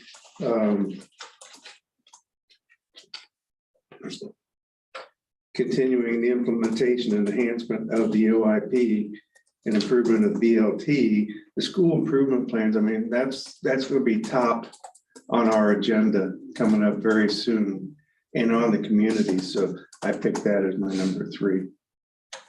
Awesome. So I placed I'll just go over my top 3. My number 1 was facilities. I think it's our primary concern. I went for number 2, I went with the collaborating with the treasurer, because I think part of the facilities issues we have and everything else in the current 5-year forecast, it's a significant concern of mine. And I think that absolutely that requires the superintendent's collaboration with the treasurer to provide, you know, where do you cut, how do you cut, you know, and what makes sense, or, you know, what are the solutions? Can we look for improvements, things of that nature, without sacrificing the level of education we're providing, and without creating potential safety concerns or a lack in services that are necessary to educate the children. My number 3 was to facilitate the audit of technology systems. I mirrored Mrs. Dunaway. The reality is that technology is as important as financial reporting, as administration, as anything else at this point. I think that the future is going to be your CEO, your CFO, and your CIO. And I think the school district really needs to probably have something close to it so that we are able to manage this technology. Because I think number 1 is having inefficient technologies is going to create a drain on resources, which in the long run costs more money. Number 2, we have security threats and potential liability concerns in relation to protecting student information under FERPA that needs to be protected. I think that every school district is going to be under attack, similar to what happened in Los Angeles, and the need to protect that information requires that we really address this issue, and it's a real concern. Not only that, if we don't have the proper security in place, somebody could cripple us in a way that could compromise actual student safety. And so I think that certainly would be my number 3. So now that we've all kind of shared some thoughts, there's a possibility we might have changed our minds. Right. And so I'll give you guys a few seconds to see if you're going to change your top 3, and then we'll do this exercise one more time. And just go ahead and just list your top 3. And then just start with anybody four. change. Just Nobody do change. We don't have to do it. just do a list your top 4 if you're changing, and then we'll see how that shakes out. No changes for me. So I'll go for All right, so no changes. okay, I didn't mark everybody. I'll just take a raise of hands. So how many of us have creating facilities process that result in bond proposal, the objective, which is list A, number 1, and list B, number 1, as your number 1? All right, 4 or 5. All right. Just going by the numbers, it looks like the next highest previously was item number 3 on list B. How many of us have our number 2 as collaborate with the treasurer to review budget expenditures and departments create, so just budgets. You have 3 is number 2. All right, how many of us have that as our number 3? Well, it doesn't matter, it wins, I mean, it's majority, so we're good, All right, we've got our top 2, yeah, that's fair. we're done, and then, And then how many of us have, or based on the previous vote, the one that had the most number 2s was the technology.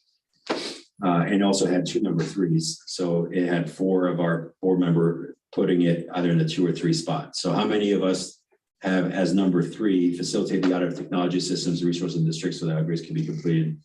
Or have it as their number 2?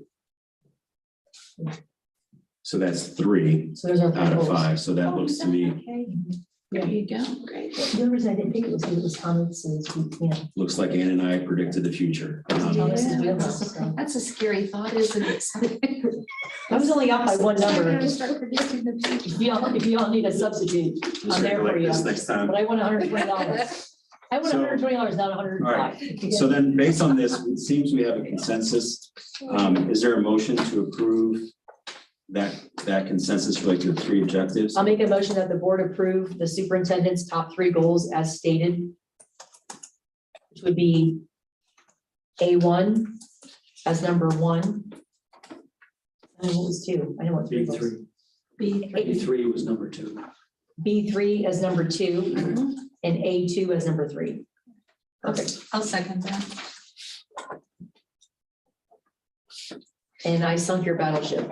Mr. Stefani, Well, would you like to guess where my battleship is? If you want to go like a Seinfeld now, instead of a board game. Seinfeld's the best. You each pick one number 1 on these 2 charts, one number 2, and one number 3. Isn't that funny? We did.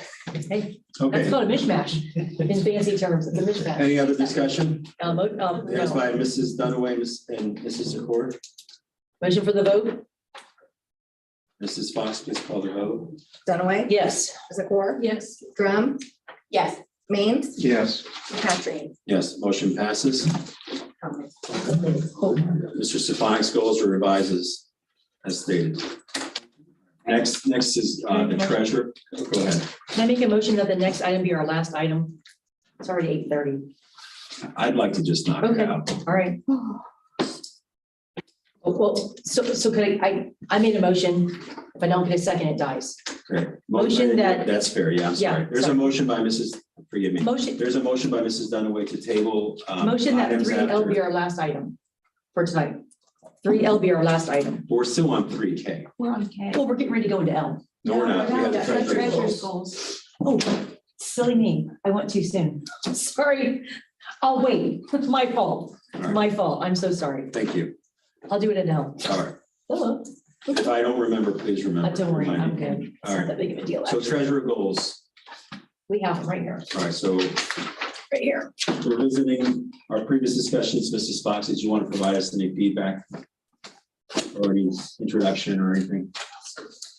So I think the last time I said this actual format was through an email because we had tabled the item and I did make some adjustments according to the Ohio Treasurer Evaluation System, just the format of the sheet. So then the items on the left, I think were pretty much the same regarding bonds and levies, the forecast, and then the other 2, wellness and vision, which are more in the benefit side. But I did keep those the same. I did put a targeted completion date. Of course, we're working on all things at this moment too. I wanted to have a levy timeline more in place, but we don't. It's partially in process, but we don't have one. So that's all in process. The one item I can update the board on is staff wellness.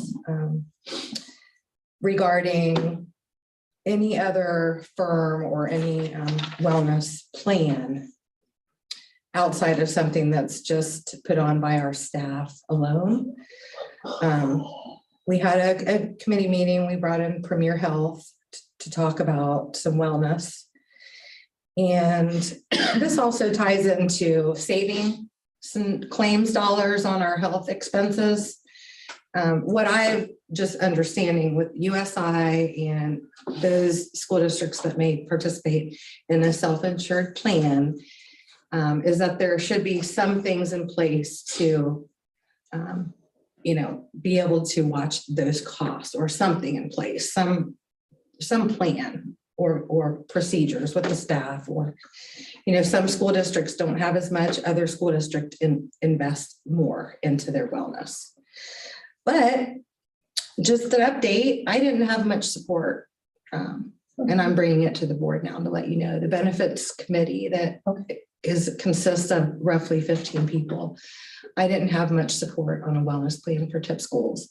I And don't know what you mean. as Do you the mean they don't treasurer- Want one? no, they didn't. Okay, I didn't know. It if you didn't meant you seem were- like it there's a couple Okay. things. There's a cost to it, Sure. to bring Premier Health in, to have an app, that the staff can, log in. I went and had my physical, this year. I had my mammogram. I had this and that. If you provide these things, then, you can incentivize healthcare premiums. There is a big, It's a lot. Okay. and I can certainly share that with the board, but the costs involved and then, maybe the long-term savings, which I didn't really have dollar for dollar data on what a wellness plan actually does save the district. But it was just encouraged to present and didn't get a whole lot of, hey, this is great, let's do it, let's spend the money and bring it to the board. It just kind of died. Okay, well, then there you go. So that's kind of where it There's is. nothing to talk about then. You're done. That's the third item. Well, hold on a second. Oh, Mrs. okay. Fox. So I'm a little confused. Okay. Are you saying that we should remove this as one of your goals because it's no longer applicable? My concern is that I think that according to the health broker, and I'm just hearing some different things from some different people and what other school districts have, is that there should be something to keep our employees mindful, maybe of ways to be healthier. And we just don't really have a whole lot in place. And so So Mrs. Fox. I'm encouraged that we should I'm sorry, have I don't mean to something cut you in off, place. but my question is, are we keeping this on or do you suggest we keep it on or do you want to remove it? I would like to hear more of the board, what their thought is, and then once that happens, we could probably remove it, because I don't really know where else it would go. I mean, I could, Yeah, you can't force people. I mean, no, so, I yeah, can't, right. So we don't what want to spend a certain amount of money to have this program if nobody's interested.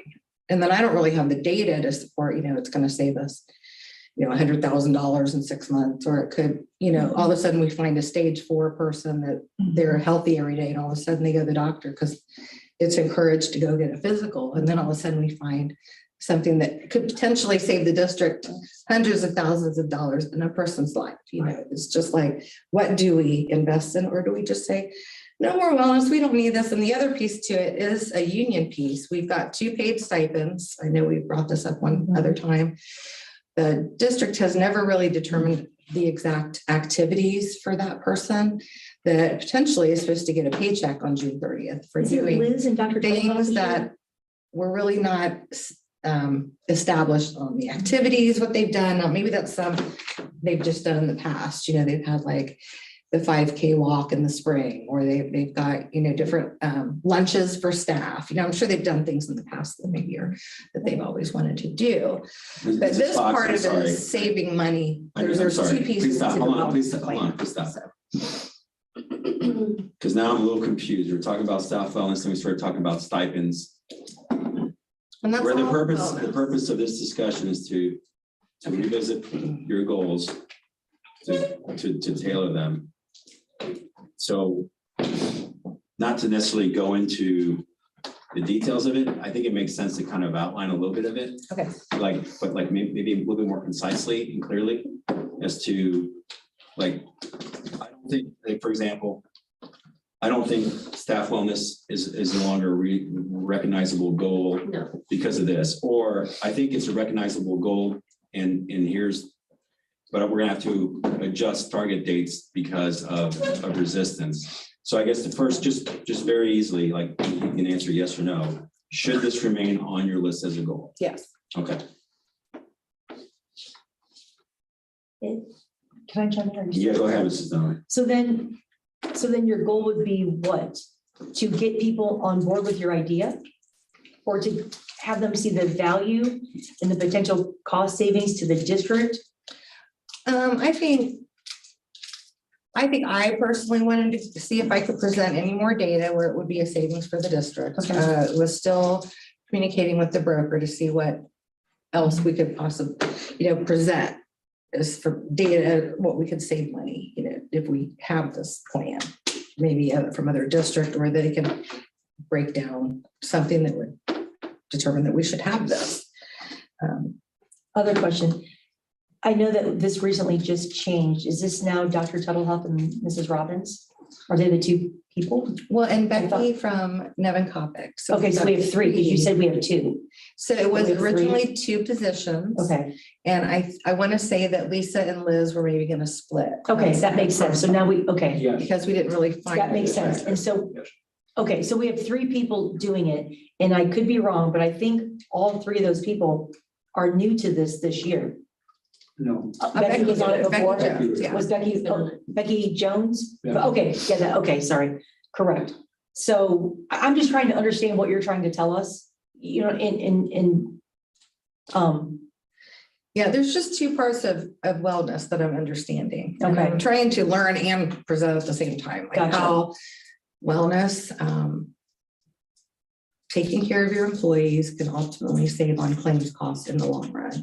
Keep hearing this, from these professionals, but we should be having something in place for that cost effectiveness. well, what you said earlier, it's no different. Think of your body like a car, right? You have to change the oil. You have to get new tires every so often. So your point is, you're trying to get these employees to say, hey, we have to do mammograms every year.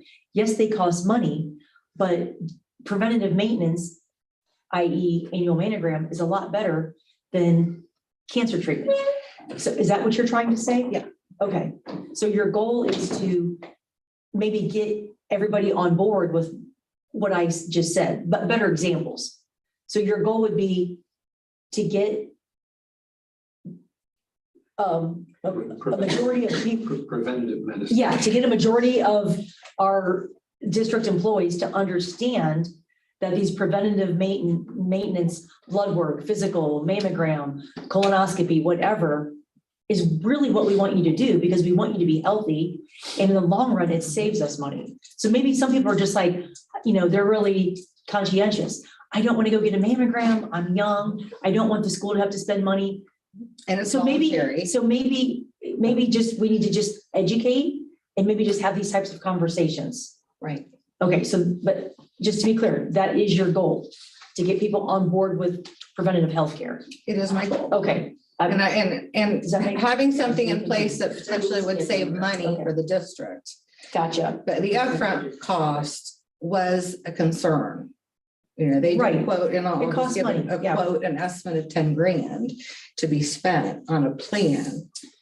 That could be your cell phone, this whole process, Right. follow up, different options for the district. But it's just something that I didn't know that I should remove. So no, I didn't want to remove it. So how would we move? I mean, Sorry. what- So how would we move forward? You've mentioned a couple of different things. So you mentioned talking to our providers, you mentioned talking to some other districts. So I'm assuming at some point you're going to bring us back more information that would justify this $10,000 app. Is that what you're thinking? Yeah, Okay, I was told by our health broker that she was going to be working on getting some more data. Now, I don't have that. And I think why I don't have it right now is because the feel in the mood in the room that day was that they came, they brought it, and there was. it fell flat. It Yeah, fell flat. and for me, just to say, well, okay, that's it, we're done. I wasn't comfortable if that was good enough for the board to say, okay, we don't need it then. So We weren't I there, just so wanted we to make can't- sure we. Yeah, we weren't there, so we can't read the room. So you were there, you could read the room. If it was like an absolute, oh my gosh, no way, then my suggestion would be to remove this from your goal. But if you feel like maybe it was lack of education, meaning education as to showing them the cost involved, Mhm. then keep it, but that, we can't make that decision because we weren't in that room. We didn't read the room. So in my opinion. I mean, there were a few people that asked for some more data. If I could But provide more data. 5 people out of Show the 200. savings. No, we have 15 people on the committee. Right, gotcha, Mr. Hoffman is Right. one of them. gotcha. And Okay. there were a few that would like to see some data. We'll have to leave it up to you, Melanie, because we weren't in that meeting and we don't know, you know what I mean? If you come to us and say this is gone, then it's gone. You're the treasurer. These are your goals. So be confident in what you want to do and what you're bringing to us. Right? Right. Okay. Are you doing Yeah, something? sure. I think the board decides whether you remove it or not, but I just need to understand the underlying reason you want it kept or added. I wasn't clear when you were speaking on what you were really telling me. It just kind of sounded what happened at a meeting. Now, I'm going to make some presumption inferences based on previous comments you've made in some conversations, and tell me if I'm off base here. But I think that our school district moved to a self-insured program not too long ago, but a few years ago. Do you know how many years? 2020, I think. Okay, so now we've been under the system for about 3 years, and you're probably evaluating it and seeing, is there any additional savings or something like that? And one of those things was the staff wellness portion of it, and then this potential app. You were exploring this with the staff wellness committee. You didn't get a good feedback, but this was one of your initial goals when we first started the year. And so now you're kind of reporting on that issue. And so I guess based on what I'm hearing, my suggestion is this, is that I think that number one, I'd be interested now, 3 years in on self-insured, a 3-year comparison to our last 3 years on an insurance program to see, have we saved any money? Mhm. So I think your head's in the right place. I think, you're seeing a need, I think, but I think number one is like, how have we done? How have we fared under this from an expense to the school district? If it's close, is like, okay, or, are there ways we can maximize it, like the staff wellness, and then identify those issues and potentials, the cost of those, and what the return on investment would be. And so if I were you, my suggestion, or for the board, my suggestion would be, I wouldn't take this off, but I wouldn't have the staff wellness be the driving force of the overriding goals. I think, to me, is assess the cost benefit analysis of the self-insured move in comparison, with a year average of the length we were on there and previous premiums we paid. And then come back with that, like, so to me, then evidence of progress would be come back with the board with data on that issue by a certain date. And you could come back like a month from now and say, or 2 months from now, I looked at the numbers. This is how much we spent on premiums. This is how much the school district paid under self-insurance. We saved this amount of money, or we lost this amount of money. And then at that point, then it's, the next step would be then provide a recommendation to the board, and once approved, implement that recommendation. And then targeted completion date would be, to be determined or something like that. And at that point, then, depending on where we're thinking, we might say, well, we're losing our shirt. And I have no clue, but maybe we're saving money, but we're losing our shirt. Staff wellness or not, let's get rid of this. Or if we're pretty close or we're saving money, it's like, okay, then you say, how do I maximize the cost savings to the school district, including staff wellness? And then after that, then bring that to us. And as far as part of buy-in and things like that, if there's a cost and a good return on investment on implementing this wellness, I think, the committee's thoughts and suggestions are certainly something that we want to consider, but I don't think we abandon it uniformly just because the committee is not necessarily buying into it, because it could be how it's presented, potential prejudices, things in that nature, that if it's presented in the right way or articulated in a way that makes sense to people. And then at that point, though, I think the board's input would be vital. So my suggestion would be keep this topic on, but I would change it from encourage staff wellness to evaluate the transition to self-insured in relation to cost savings to the school district for a comparative year. Targeted completion date 2 months from now is what I would recommend the board suggest for that goal.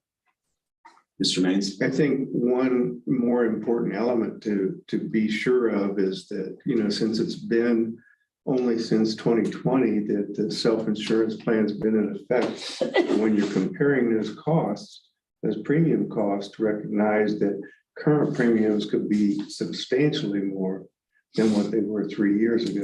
So they were quoting a 26% rate Increase. increase That's with why the we EPC. switched. Yeah. So if I even took those costs and added 26%, which those were only premiums we were spending at that point in time. Mhm. Now we have, stop loss, premiums and claims, three different things. You have to look at all of it. Which we can Yeah. see that, but I can group it all up and then still say this 26%, that's what they were quoting. Now what the premiums with EPC would be to get a quote for now, to compare that, I don't know. And actually, we've discussed, I wonder what it would be, Mhm.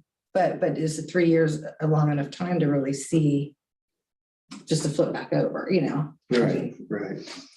Well, you need to call the insurance companies and get quotes. And I do know that the schools that have self-insured plans, they have wellness plans. Mhm. And I know I always probably reference Pickla schools, and the only reason I do that is because I think highly of their treasurer. He's been doing this for a long time. He's well known on the HASBO, up in Columbus.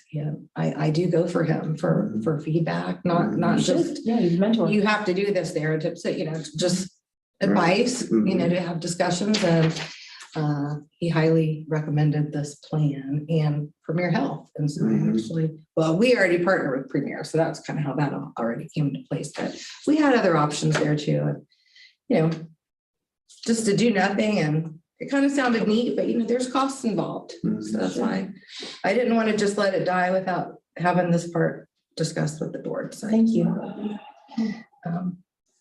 Mrs. Zakor. Yes, I'd like to ask Mrs. Fox, kind of in this, sounds more like a financial analysis between the self-insured and the other program that the district had. In addition to that, what about just an employee satisfaction analysis? I mean, I don't know what all that, what's in the plan in terms of coverage for the self-insured or for the self-insured policy versus the prior policy. I don't know how, what are the, it was designed to what are the mirror recipients feeling about mirror this? that. It's the same? UMR is who offers our healthcare. It's United Healthcare. So they just this UMR services United Healthcare. They're servicing for our district. I feel like they service our district well. But when it comes to servicing the district, that doesn't mean they just will automatically approve everyone's surgery as soon as they think they need surgery. So I have come across a few issues where the insurance company is not always approving surgery right away, or there's concerns. And I've had to help these employees jump these hoops. Now, I will say, when I worked at Northridge Schools, we have the EPC, and I was also calling in trying to help with some claims issues. Now, it's not like it's every day and every employee, every surgery, but I'll get a couple and it's denied, it's like, what, so then I try to work my way through it. And so I feel like UMR is looking out for the district, and they are servicing the staff, but some of the staff has experienced some headaches. Well, I have no That's doubt. pretty normal. But I guess I'm just looking at sort of a generalized overall analysis of not only financial analysis, but also satisfaction analysis as well. Right.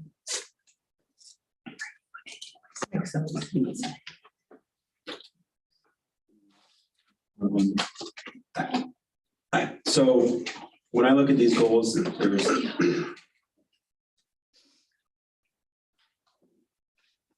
I think primary thing, in my opinion, your number one, number two, mirror essentially what our superintendent important list would be. I don't have a clear understanding of how you're going to accomplish those things in your evidence of progress description. And I don't have a clear understanding of of the target completion dates as a result. And the other thing that's concerning to me is that I feel like I need to see more detail on reporting of various things. One of the things I think that surprised me with our school district was our budget processes related to departments and athletics and things like that, and how they're presented to the school district and how they're reviewed and evaluated. To me, that would be a product or evidence of progress of completion. So if you're going to address the deficit on a 5-year forecast review related to the budget, first thing is what's our budget? What makes it up? What's it comprised of? Understanding where the money comes from, where the expenses are, then addressing everybody who's responsible for that budget and having them evidence of progress would be, to me, compilation of budgets for 2022 to 2023 or 23 to 24 at this point from each person and expenses, as well as review of what their budgets were for last year and whether they're under budget or over budget and the reasons for those things. And then identifying the expenses that are contained. So that would be number one. Yeah. And then present that to the board. Number two is review those things. To me, progress, evidence of progress would be then review budget performance and expenses with superintendent and department heads or whoever's providing those to you in relation to the necessity and need of those expenses and where cuts could be made or where suggested cuts could be made. And then rather than us saying, we want every department to drop 10% because we got to make the bottom line, maybe we start with everybody else and say, hey, where can you cut? You know what I'm trouble. So if I can Yeah, go ahead. comment on that. That is my plan, and that's what we've begun. The last operations meeting, I printed a budget for everyone in the room. That's principals, department, mark, curriculum, special ed. Printed off the budget. It had the last 2 years of expenditures, and I gave everyone a copy. Mark and I kind of talked together how we would, ask everyone to review that and think of areas within their budget where they can shave down cost. We didn't put a number to it yet. And I guess Looking at staffing in different areas. I appreciate that, Mrs. Fox. I can see you've got elements of that in your description of evidence of progress. All I'm saying, I was trying to give examples of what made sense to me, and maybe it's just me, but to me, I think if you expanded that spreadsheet format or whatever, that box, and you itemized in sentences, and right next to it, you had a target completion date, and a little bit more detail on what the evidence of the progress was. Because I can see you said produce reports on current and prior expenditures by building operations, January 3rd to present, current budgets, but it's just, it feels like a stream of consciousness on the page versus a concise explanation of what the evidence of the progress is going to be, and a concise, it's just kind of just like, there's no beginning and end. It just seems like it's all on there, but it's not concisely stated and identified with completion date. Go ahead, Mrs. Zakor. Yeah, on that completion date, I'd like to even look at just defining the timeline for bond renewal levies, with a possible new replacement levy, and your target completion date is December 2022. So, and I was hoping to have, I was hoping to have more information by this time regarding our. So here's where Some projects and bond because I know a timelines. lot of these numbers are unknown. They're, they have not been defined yet, like the project itself and what is that. However, I would think that there is some dates that are etched in stone. For example, if you called the Board of Elections, I'm sure they would have, I'm not sure, I would assume they have a timeline as to when you have to turn a drop dead. Definitely, and I have, I've made phone calls and talked to them. Yes, and when that paperwork has to be turned in order Resolution. to be eligible for a ballot issue at the November 2023 election. Okay, so with that understanding, I think the map can be fluid. you know, the numbers, you plug them in as you go, or as they may change. There's some things that will be constant, like those deadlines. Mhm. And so I think having this working document, we don't have it, do we? Not yet. So Not we yet. need And to I- have that. And I think everybody working for this project needs to have it, in my opinion. Mhm. Even though there'll be a lot of unknown blanks, you know, you can have boxes with your, those numbers have not been defined yet, but those dates, Right. drop dead dates, I think helps keep the process moving forward and the momentum Mhm. properly geared to meet those deadlines that are not going to change, that are not number dependent. Would you agree? I do agree. And I know one thing that based upon discussions, facilities, and, what we're trying to do, dates, I was concerned about the levy and the bond being on the same ballot at the same time. Just putting dates out there, because when I did talk to the auditor, and if we do look at November for an issue for the bond, that's potentially the first date that we could bring the renewal to the public. Same ballot. Now, we don't have to do it that way. So we've got a lot to discuss So you on can our have timeline, but we have 3 chances. You could have various map A, Yeah, map I B, could map put C, depending dates to be on, determined. and by having that, I think, Oh. by going ahead and laying that out, I think it's really key to help people make decisions and continue to move forward. So my point is, do not let the unknown numbers stall the timeline, because there are certain things that will be very constant in that timeline. And that's plug in as you go. Mrs. Strong. Exactly. Yeah, I have a question. Have you started a timeline with information in it? So I've contacted the county and started just making notes of, the dates, when 2 resolutions need to be approved, more or less for the building project. And talk to them about the renewal timeline. And as far You as, don't have like an Excel document started with like any input, like at all? No, okay. I haven't started a document. I'm just kind of drafting dates as our meetings move forward with Garvin Miller. I was really going off of the architect. I didn't want to put anything out there until I knew some more firm information from them. So I would suggest, Mrs. Fox,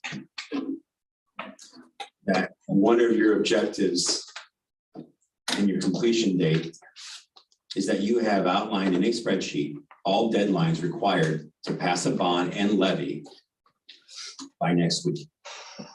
Because I think the board there's very few things we agree on, but I think there's been a consensus and clear direction provided each time we revisited this, that you were going to provide this to us and you were going to compile that. And that was going back a long time. Yeah. I think there could be deadlines as early as March. I don't know that, but I'm having a small anxiety attack at this point that this hasn't been done. So is this for the renewal? Hold on. Okay. I don't know if the renewal or the bond, which one we're referring Both. to. And we need to know everything. Scenarios. Yeah. We need to know everything. And your response to me, where you're talking about, well, we might not want to do that, and do we want to put these on the same? That's not your decision. No. What you're supposed to be doing is providing us, hey, board, we have we've got a bond that we're going to be considering because we hired architects. You should know that we need to have dates to know when this board needs to take action that, if not taken, could be fatal to our anticipated timeline. I do have the right one. And that should be in spreadsheets already. Number 2, we know we have levies coming up, without which our 5-year forecast will look dramatically worse. That's. That the understatement of a century, and that require clear deadlines. And so I'm going to be asking the board to support this, is that by next week, we need to have that. Yes. I can certainly create that. I just didn't think it was something that, I thought you guys have some flexibility in those dates. No. So I couldn't. I don't know There's what 3 dates times we to have. go to ballot. There's 3 No, times to go we're to relying ballot. on you to help If you miss a deadline, we can't chart even of course file. here. Right, and I understand, August 9th is the deadline for 2 resolutions for our project. So like June and July, we need to be voting on 2 items for the building project. Okay, but see, what, stop, please. We need I'm not specific gonna remember dates. this. Oh my gosh. I've got a lot of other things doing. This is where I would really value you taking the lead on this and spoon feeding us some of this information in hard copy, digital hard copy, so we can resort back to it as we need to do. And I think that that's a very reasonable expectation given our circumstances. So I totally support what Mr. Patrick's saying. We need to move forward.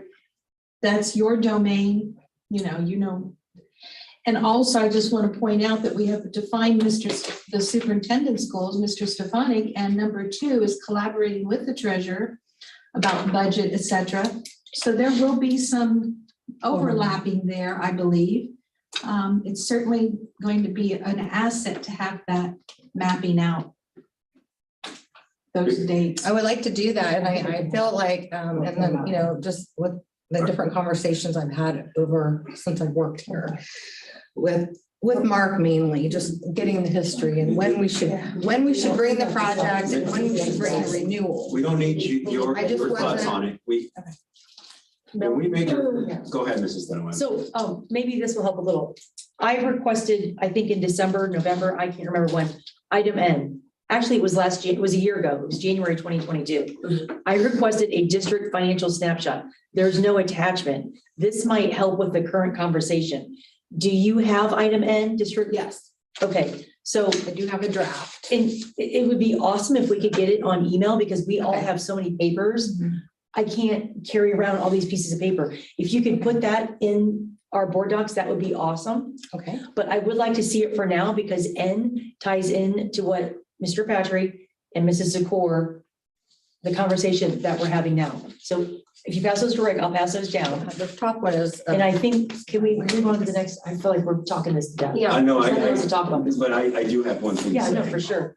I think that based on what I'm hearing Thank you, today, Mhm. all right, and the time-sensitive urgent needs of the district, including identifying dates and identifying our issues with financials, is that your goals should eliminate the the bottom 2 items that you have. I would suggest that we get rid of evaluating the healthcare aspect of it, get rid of this vision insurance plan evaluation, and focus on the bond and the renewal levies and the district 5-year forecast. I would, Priority. and based that, I will make a motion that number 1, your goals should include the top 2 items. Number 2, we will revisit this to at the next meeting as part of that. And then what you need to do is clarify and clear this up a little bit. Take it out of this stream of consciousness paragraphing and identify clear completion dates. Number 3, the part of the motion is that by the next meeting, you will have identified all statutory required deadlines during which the board needs to take action to effectuate the bond and the levies.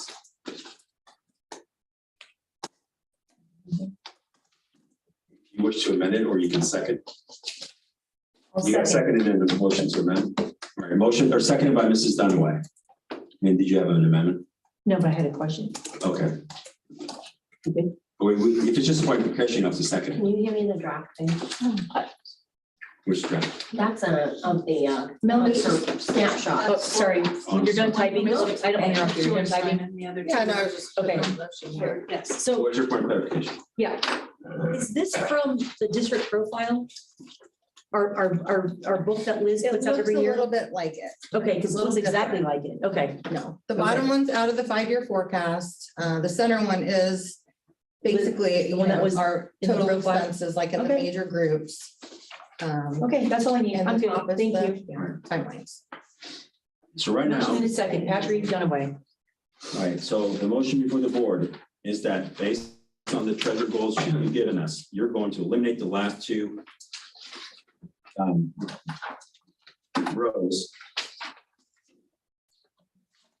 You're gonna focus on row 1 and 2, and you're gonna revise the format to be clearer and in relation to target items on progress and target completion date.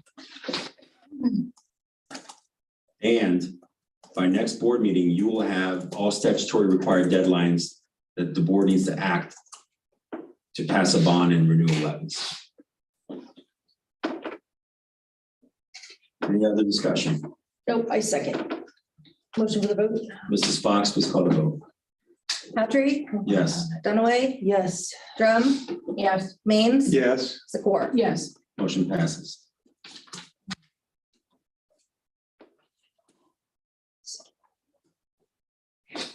Next item is pilot project memorandum of understanding. Mr. Stefan, do you want to present us? Yeah. Or do you have a guest that you want to have presented? Either way. The guest may add some things after I do some presenting, but there's only one guest option in the crowd right now. You're the next contestant on The Price is Right. The pilot project MOU was presented to the board earlier this year. Just to give a quickie snapshot. When I first came to Tipp City, there was an action taken by Dr. Kump to stop a longstanding tradition of teachers, students able to report to buildings to navigate the difference between secondary education schedules and elementary education schedules. Dr. Kump stopped that practice and in a phrase that I missed in my quick reading of the document, it said due to COVID on the letter that Dr. Kump put out. So there was a hope and a desire that the supervision of teachers' kids would come back once the COVID pandemic lessened or was under control or over. The project is, or the student supervision piece has come up several times. And so this past spring and summer, we tried to work on what I call the pilot project because I'm not sure anybody has the answer about exactly the best way to set this up to see if it even is a possibility in the Tipp City schools. Presented the first pilot project, there was concerns raised that it was too general and there weren't enough specifics in it. And there were some other questions and concerns raised.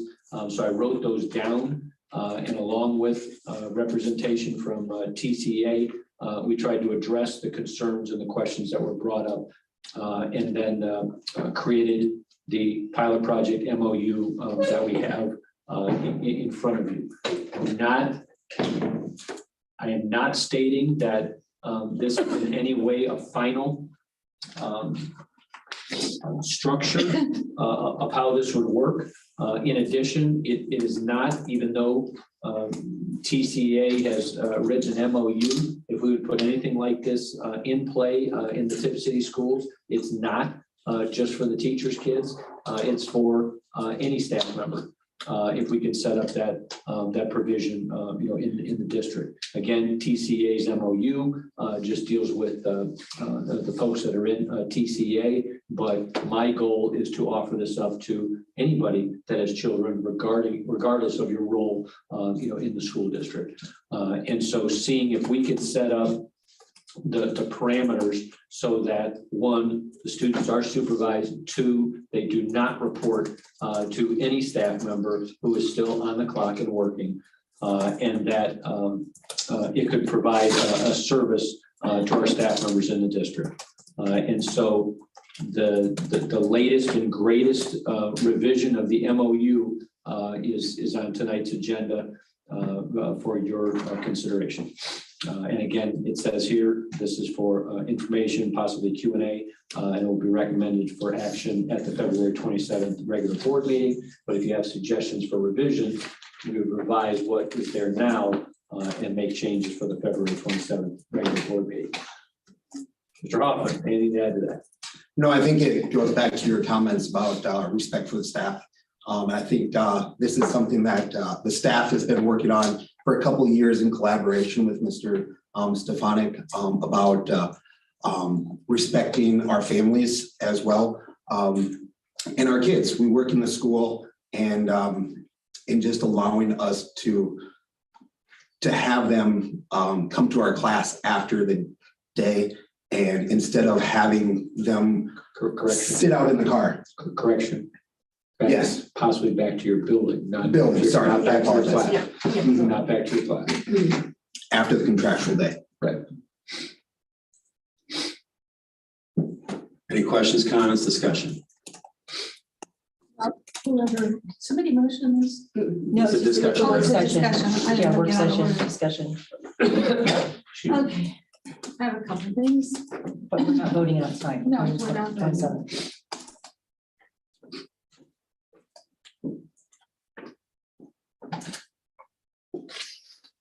How many children are we talking about roughly? Do we know?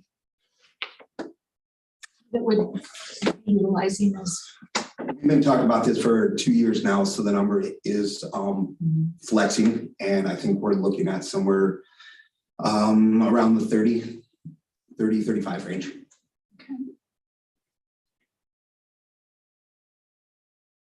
Depending on who accepts to participate or who chooses to participate.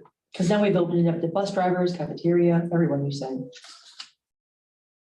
Okay, my next question is where are they now? I mean, how's that working? It's kind of providing a hardship for some families, and to find childcare in our district is becoming more and more difficult. But you don't know how they're accommodating. these children now? Every situation's individual. Every situation is different. Okay, so I gotta be real candid with you because that's just kind of the way I am, and I understand childcare is major. I went through it too, it's major. It's and is it the desire to have the childcare at no cost, or is it the desire to have the childcare on site? Is it the desire to have both of those? What is there a driver? Is there a couple drivers behind the issue, the need, the want? I guess I should say.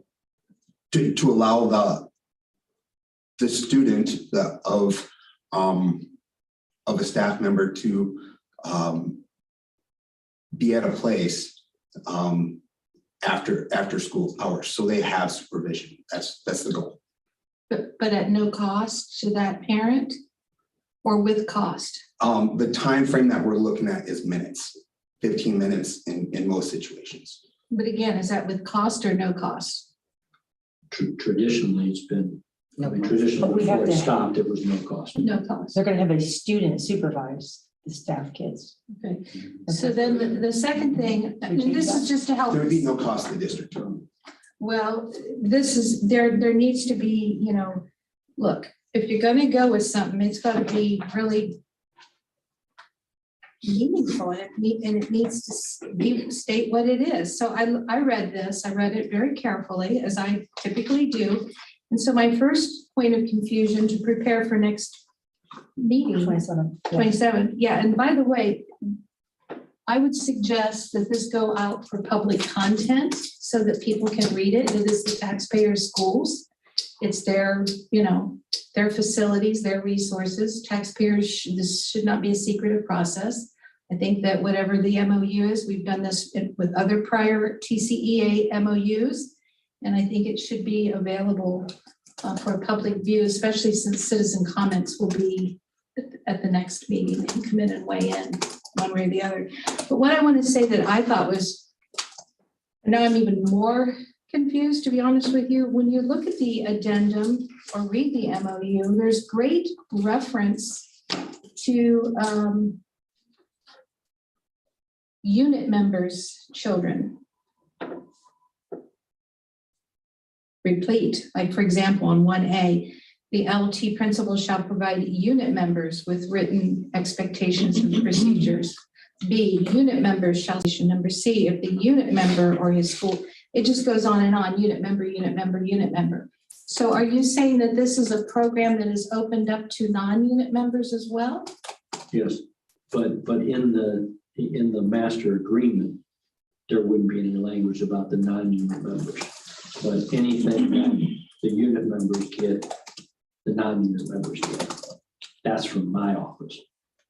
I'm sorry, I didn't understand what you said. Okay, the union master agreement, the agreement between the board and the TCA, it's just about the TCA members. So this MOU is an MOU about the TCA, but the structure will be for every staff member's child. Then why do you even have a need to frame it as an MOU for the TCEA, CBA? I mean, what does that serve? Why not just, why are you doing it? I don't get it at all. That's a good point.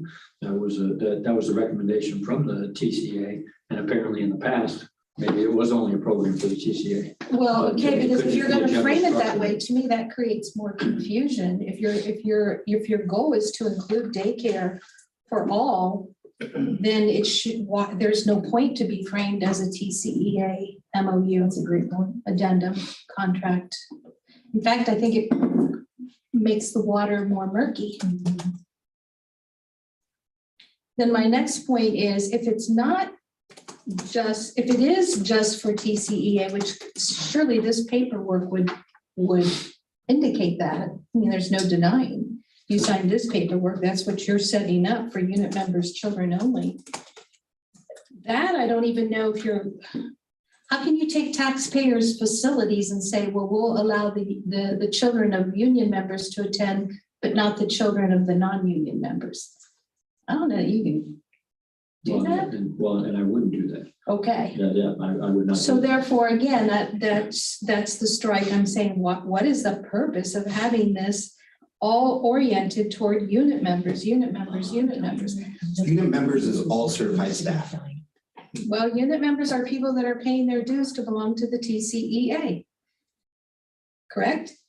That's not correct. Okay, well, how am I incorrect on that? Unit members is all certified staff. I'm not denying that. That's what it is. Okay, but if you're a unit member, whatever it is, are you paying some kind of a dues to be a part of that? It doesn't fall within that classification. Unit members is all certified staff. So it'd be like your psychologists, your librarians, your Anyone who fits under the negotiated agreement. bus drivers don't fit under that, correct? They are classified. It's classified. So But now, you said bus driver. yeah, you said, So so let's see here, see where this is getting, Well, yeah, Murky. now you're trying to define unit members, but we already established it's everybody, and so maybe it doesn't need to be in MOU format. there you go, because it's getting very murky to me now. So basically, what you're saying is to open up a program where any employee's child could benefit from that? Would that be? Yes. That's good terminology, yes. Okay. Yes. Okay, so now we don't have to talk about certified, non-certified unit member. Right, it's everyone. Right, It's, it's everybody. okay, well, now that's. What about substitutes? Yeah, that's. another- Well, yes, actually, that's been brought up. We don't need to give them a raise now, they're getting free daycare. It's been brought up that some Seriously. folks can't substitute here because we said that, no, you can't have your children here because nobody else could have their children here. So some substitutes said that they can't work. So because they're maybe having that would children. be a substitute, child can be here while they're substituting in our district. Mhm. Okay. Yeah. So there's another thing to discuss. Now, when I read all this, I was really surprised too at the way it was going to be. And I can see it is different from the first time around where they were like in the classrooms. And yeah, I'm glad that's no longer a request. But it is interesting because now it looks like there's LT Ball has been identified as the site for this. Always has been. And so now it's a question of how many, because you mentioned 30 to 35. Well, that was Before. the unit member children. Now, if this is opened up, I'm wondering how many are we going to be talking about? How many locations at LT Ball would become necessary? And who would be manning those locations? Now, according to this present plan, it's the subs would come in and do that. Did y'all read this? So what would that look like if we're having trouble getting subs to come to our school? And then we're saying to them, oh, by the way, you're going to sub, let's say, I was thinking of the middle school. Let's say it's a Wednesday where they get out early, like what, 1 o'clock or so? 30. Okay, and then those children need to go to get a couple hours of supervision. So that sub could possibly, that was there all day at the middle school, continue to sub according to this plan, would be continuing to supervise these children at LT Ball for another 2 hours at no additional pay. I'm going to tell you right now, that's not an incentive if you think you're going to get, if you're already having a situation getting subs to come here and now telling them, oh, by the way, you could be also working an extra 2 hours with no additional compensation after you already worked 7 or 8 hours that day. That's not an incentive. Well, the early release days is something that, came in after we were already in development of this. And so the early release days are going to have to be looked at differently. And the subs would not have, 2 hours at the end of the day. Okay. They might have 20 to 25 minutes before the bus routes start to roll of extra time. And so it would be the equivalent of teachers are on typical duty schedules. And so every once in a while, a sub would have a duty, on a day that they're working. They would get, assigned the duty of the extra 20 minutes at the end of the day to monitor this. Well, first of all, there is nothing in here that talks about a 10-minute or 15-minute after school until the buses start rolling. Okay, so that's just creative language at this point. Actually, you got to look at the schedules of the different schools and when the middle school releases, and then if they get to LT Ball, and then for them to jump on the bus to go to Broadway is about 20-minute max. Okay, so again, those are timelines that have not at all been addressed in this. It's like there is no time limitation, time frame. So that's just really open, way open-ended.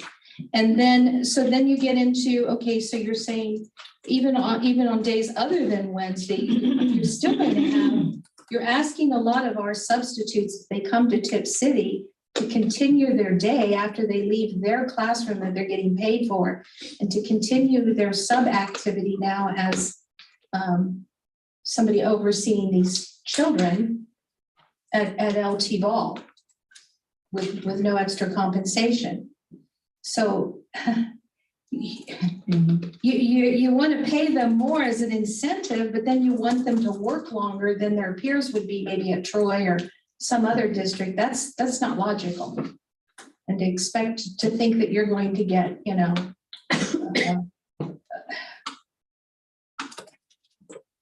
incentive for subs to come here, that just doesn't make sense. And then the other part was, well, when the subs, if the subs can't come, then the goal would be to take somebody within the building and reallocate their responsibility. And I'm thinking, no, that's not going to go over well, because if they're able to give up whatever they do, remember, this is on a daily basis. This isn't on a once in a while occasional thing. This is a Monday through Friday thing. So that if they're going to give up what they're hired to do, then I guess the taxpayer has the right to know, then do we really need them anyway? I mean, what? Just a point of clarification, I think that if that is the scenario where you're going to our teachers, they're doing it without pay after the close of their workday. So based on that, Whose close of whose work day? it said Trying to find the language. It's in there. It's after their contractual workday. The teachers that are going to be doing that, if that's what happens, it's after their contractual workday. And so they're not being reallocated and doing it on taxpayer dollar. It's after their contractual. It's in there somewhere. It's right here. It says, that, for example, if you're using the afternoon and a substitute teacher is not there, then B, a regular staff member or teacher may volunteer for no additional pay to supervise pilot program students beyond their contractual workday. Well, that's a lot of wishful thinking. They may volunteer, they may, for no additional pay to supervise. You're gonna sell this, sell it good. I mean, tighten it up and know what you want and go after it. We have Project More that is looking for volunteers all the time. And students are awesome to help read, to help with these commitments of the teachers after hours. Well, now that's exactly what I thought we were going to get away from, because now you get in a situation, you bring in a 7th, 6th, 7th, 8th grader, 9th grader, 10th grader boy to LT ball. I thought we weren't doing students. Yeah, thank you, Simon. I thought that was Right. GOA. We talked about that. Because you months run ago. the risk of what if that 7th grade happens to go to the bathroom the same time the 4th graders? I just see a gamut of, Are we doing students? not in this new one, there was nothing in here about, that I remember. But I think Mr. Hoffman just said, Yeah, that the students can do Project More. But it gives a specific number. I must have missed that. And then, finally, how do you respond to the community who's like thinking, well, gee, I mean, I go to work and I gotta pay for my children's daycare, and so why would there not be like hiring somebody to come in and just do this, pay for it? That's another option that I had in another district I was with, where we did have, adults that were, I'm gonna hide it. People who want daycare pay for that. Yeah, Have it. they paid a modest cost, but there was cost to it. Mhm. This one was to try to set up one that, was an additional benefit to the staff. Or do you have any chance? No, just in summary, I see a lot of unanswered questions in this plan. Well, I think the whole idea, to simplify the whole idea, is the fact that the teachers have a lot on their backs, and so many of them. I know my daughter for one, and she's not in this school district, but I've talked with her about this too, and how their school handles it. A lot of these teachers, now my daughter, she doesn't go home until 7 o'clock at night. School might be out at 3, but she's staying and she's putting programs together. She's grading papers. She's doing all these things. These teachers go through a lot, and to give them a little time, so that, they get their kids in the school for another 15 or 20 minutes or whatever, it's no big deal. It's not. If you were a parent, wouldn't you, and you got a student, I've got grandkids, I want my teachers to have that kind of loyalty and dedication to stay after school, for 3 or 4 hours to get the job done. I helped my daughter one time grade papers, and the stuff that, that she was going through to get all them graded. And some of the people would tell, well, you don't have to grade every one, Cheryl. You can just grade most of them. Well, not Cheryl. She was dedicated. She graded every one, and I'm just saying, I think these teachers deserve to have a little slack. That's my personal opinion, and I'm sticking to it. Thank you, Rick. Mrs. Trump. I was just gonna say the same thing. I know when I taught, it was really hard to get out on time every day to go pick up my kid from daycare. So, to have my kid there after all the kids are out of the building, and then they would come to my room, that would have been amazing, because I could have gotten so much more done instead of taking it all home, not spending time with my kid to get my work finished. So I understand that part of it. I guess from my perspective, we have very good teachers in Tipp City and we want to keep them. And we have very good staff in Tipp City and we want to keep them. And at times we have issues with substitutes and having the ability to be able to provide them an added incentive to stay here and added benefit is worthwhile. I think when I look at this memorandum of understanding, I have a lot of the concerns Mrs. Zakor said in that it does address the teachers union, which makes sense because that's who we would need one with.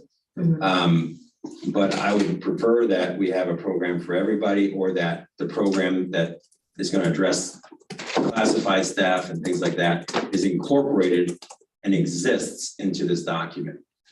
The other concern I have with this program is that it relies a lot on volunteers. I understand how it's structured, and I understand that I was probably done this as like, well, if we're gonna get the board to agree to this, we need to make it so it doesn't cost them any money. I'd be interested in understanding what the cost would be to give somebody a stipend to be that person that's designated, that's a teacher, and that eliminates the students being involved. If we're talking about 30 minutes a day, you know, and you spread that across the year, have like a stipend for the people who are doing it. I think, to me, from a value-added standpoint and a cost benefit to the state, the return on investment for me makes sense. So it makes sense to me that I get what you're trying to do, but to me, it creates an issue and too many concerns of uncertainty and potential drawbacks. And so I am highly in favor of having a program in place that provides our teachers, our certified staff, our classified staff, and our substitute teachers the ability to have their students that are in our district to go from one building to the other for that 20, 30-minute period with appropriate adult supervision. I'm willing to invest money on that because I think the return on investment to the school district is worthwhile.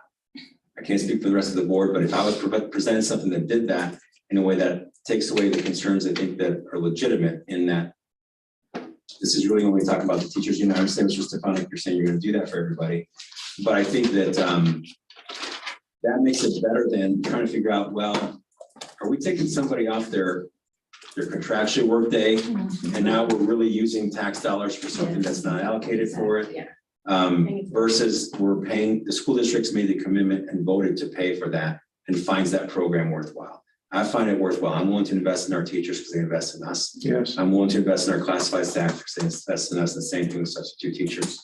And so I'm in favor of it. That being said, now I also know that this has been going on for a long time, and that this need probably exists presently and urgently for our teachers. And so I would be amenable to doing a provisional approval of this project as it's written, so that we can get moving. But I would have a sunset clause on it to have the program that's going to replace it be presented as quickly as possible. And so, looking for feedback, that would be my position. Unless you can get that program and lined up in the night's package relate to what I just addressed, I don't know how that's possible, but if you can, I highly suggest it. If not, I'd be inclined at this point, you know, subject to other discussion, because I think board members make interesting points. I'd be inclined to support it as it, but with a sunset clause. Well, Hold on a second. Does anybody else want to speak on the subject? This is important. yeah, I would be inclined to not take any action on this until you have first released this to the public so they can read it. Because we work for them. I mean, this is their schools, it's their children's, it's their dollars paying for. Just point of clarification, we're not voting on it today. It would be provided at the next board meeting. Well, and that's my point. I would definitely want to have this released. So if anybody wants to come in, you know, but so that they can read it, it's in executive content now, which so the general public can't actually read the memorandum of understanding. And I do want to say this very quickly to a board member's comments, cut the teachers slack. To me, this is not about cutting teachers slack. Well, you know what, Mr. Maines, we have to look after our district too. Liabilities, you have to look at all students, you have to look at all employees, you have to look at all community members. And so I'm glad I actually took the time to read this. And I'm glad I actually took the time to put some thought into this and to think about, you know, what this would look like if it came to fruition. And it's been my experience over the years that when you do that, you generally take a concept, and when you put enough time and effort into it, you can make it even better than it was initially. And as this is written now, you know, there's a lot of concern here. It's not matching up with what I'm hearing over here. So I think rather than, because I know how it works in the public, you know, I'm going to get sledgehammered. My words are going to get all twisted. I'm going to be said things that I never said or I never intended. I'm going to be beaten up and bullied because that's how it works, because I have an opinion. But you know what? Hopefully it's like the little grain of sand that irritates the oyster that hopefully makes the pearl. And if I'm that little grain of sand, I'm okay with being that little grain of sand. Mrs. Dunaway. So to me, this is just another example of customer service. And we're not helping ourselves pass a bond because our community members have to leave work on time to go pick their kids up at daycare. Your boss might say, hey, Teresa, if you don't get that budget to me by 5 o'clock today when you leave, I'm going to have to put you on a performance improvement plan. And I'm thinking, my gosh, do I stay and get that from my boss? Do I go pick my kids up at daycare? The daycare closes at 5 o'clock, the doors are locked. I mean, these are everyday situations that every single person in our community has to deal with. So Mr. Hoffman said he thinks there's 35 students that would be utilizing this.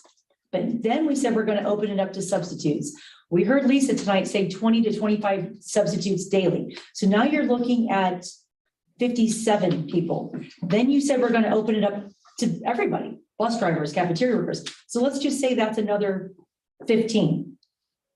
So now we went from 35 to 70, possibly 80. How are we going to get 80 kids out of LT ball every day? How are you going to get 80? Where are you going to put 80 kids? The library. I am the only board member that used to go to LT ball as part of my job. I was the building representative, and I saw this in action. It's like herding kittens. It is chaos. I don't know where we're going to put 80 kids at LT ball. Library or gym would be my guess. That's going to be good luck with that.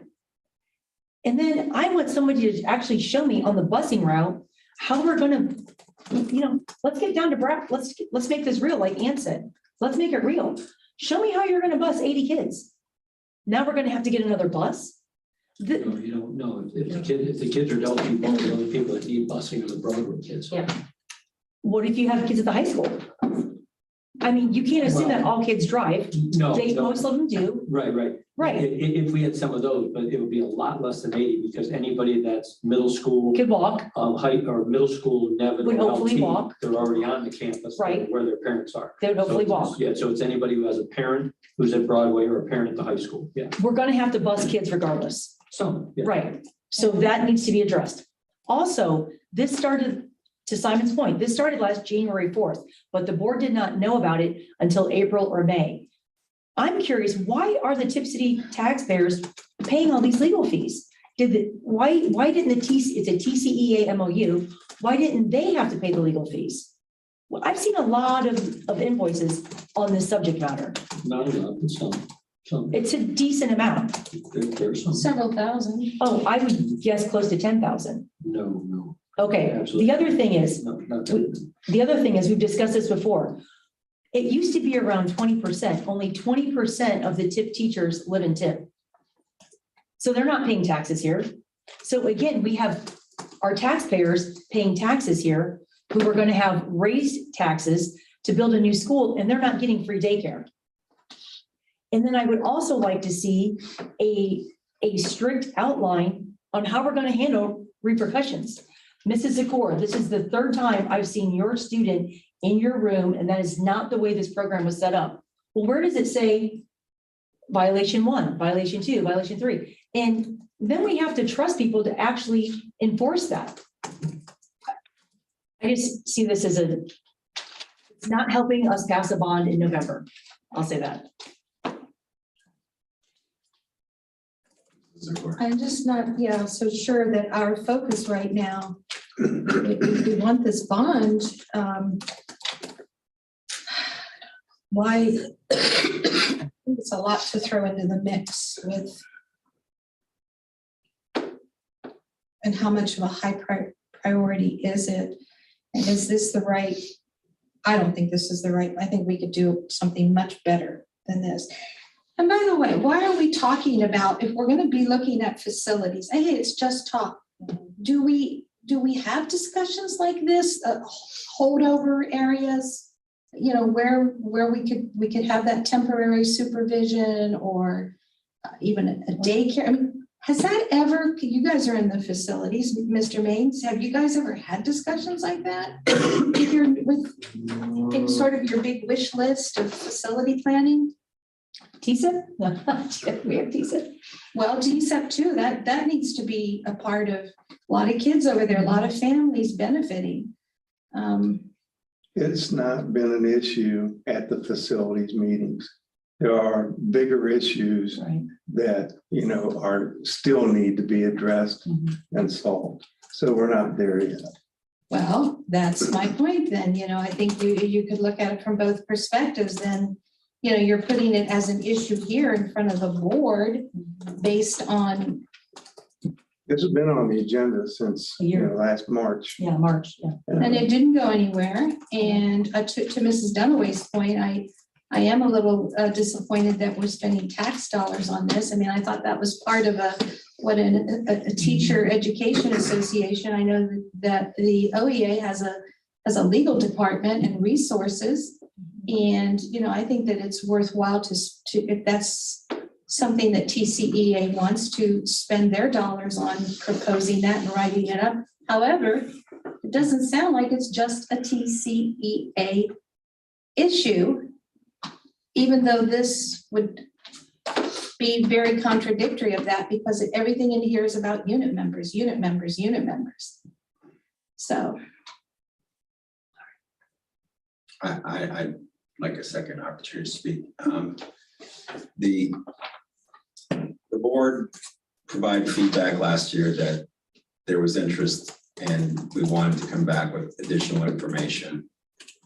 It appears that the CEA prepared the memorandum of understanding. My suspicion is that if you've got something provided by the TCEA as a memorandum of understanding, you're going to run that by legal counsel. How did you come to that determination, Mr. Stefani?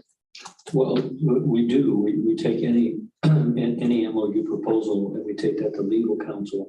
But this particular one went to legal counsel because in a discussion here, there was conversation or interpretation that it wasn't legal to provide this, as a school district.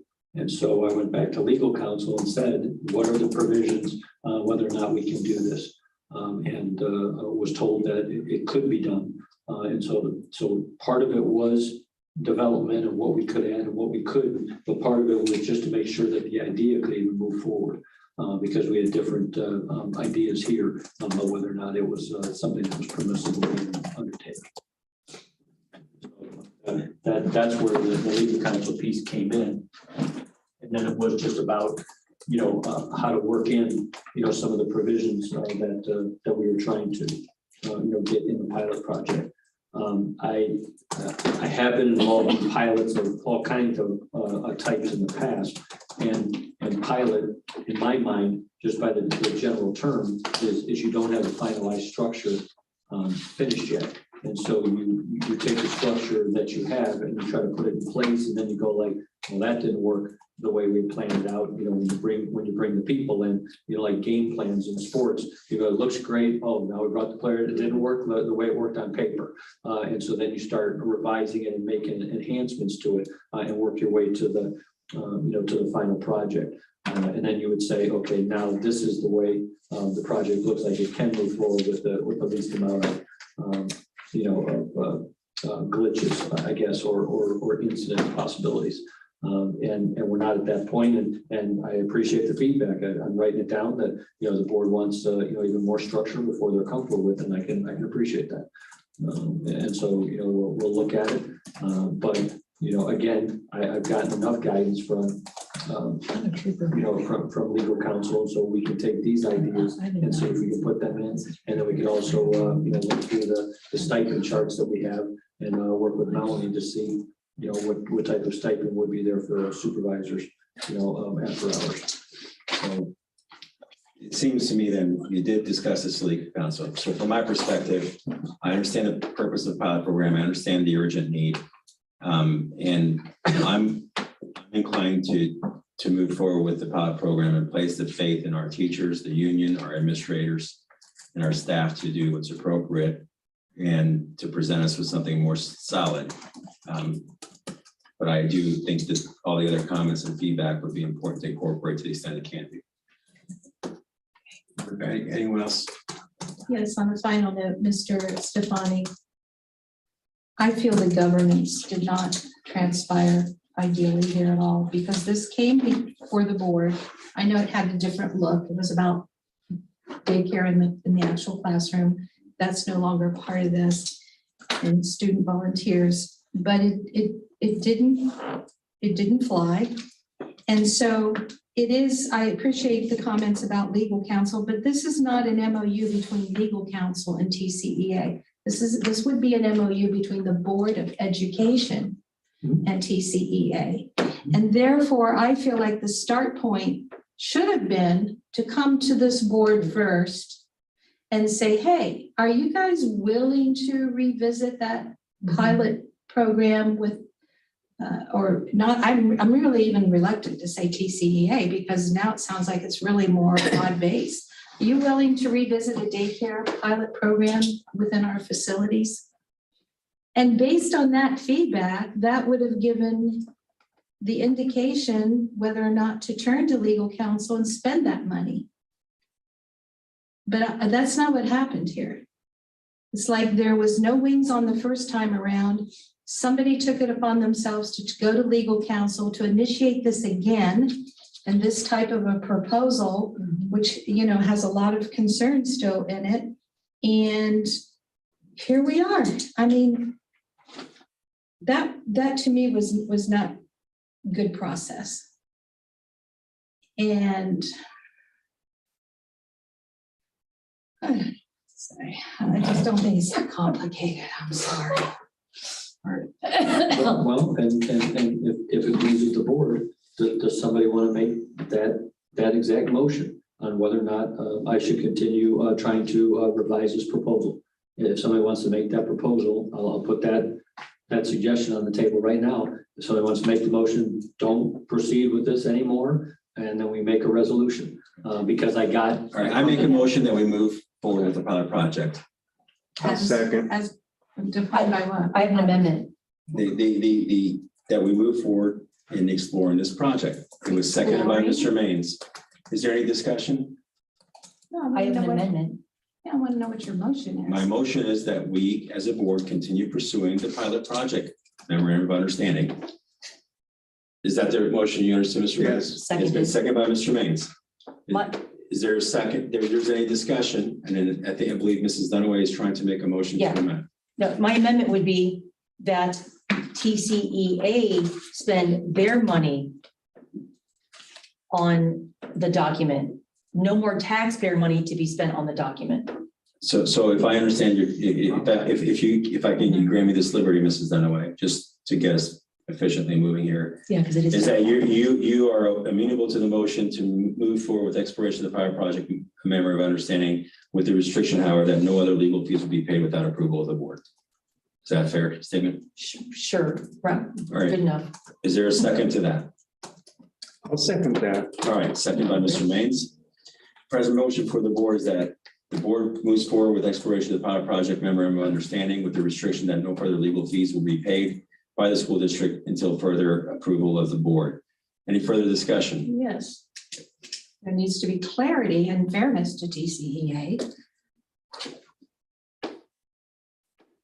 Who the benefactors of this would be, which children, all children?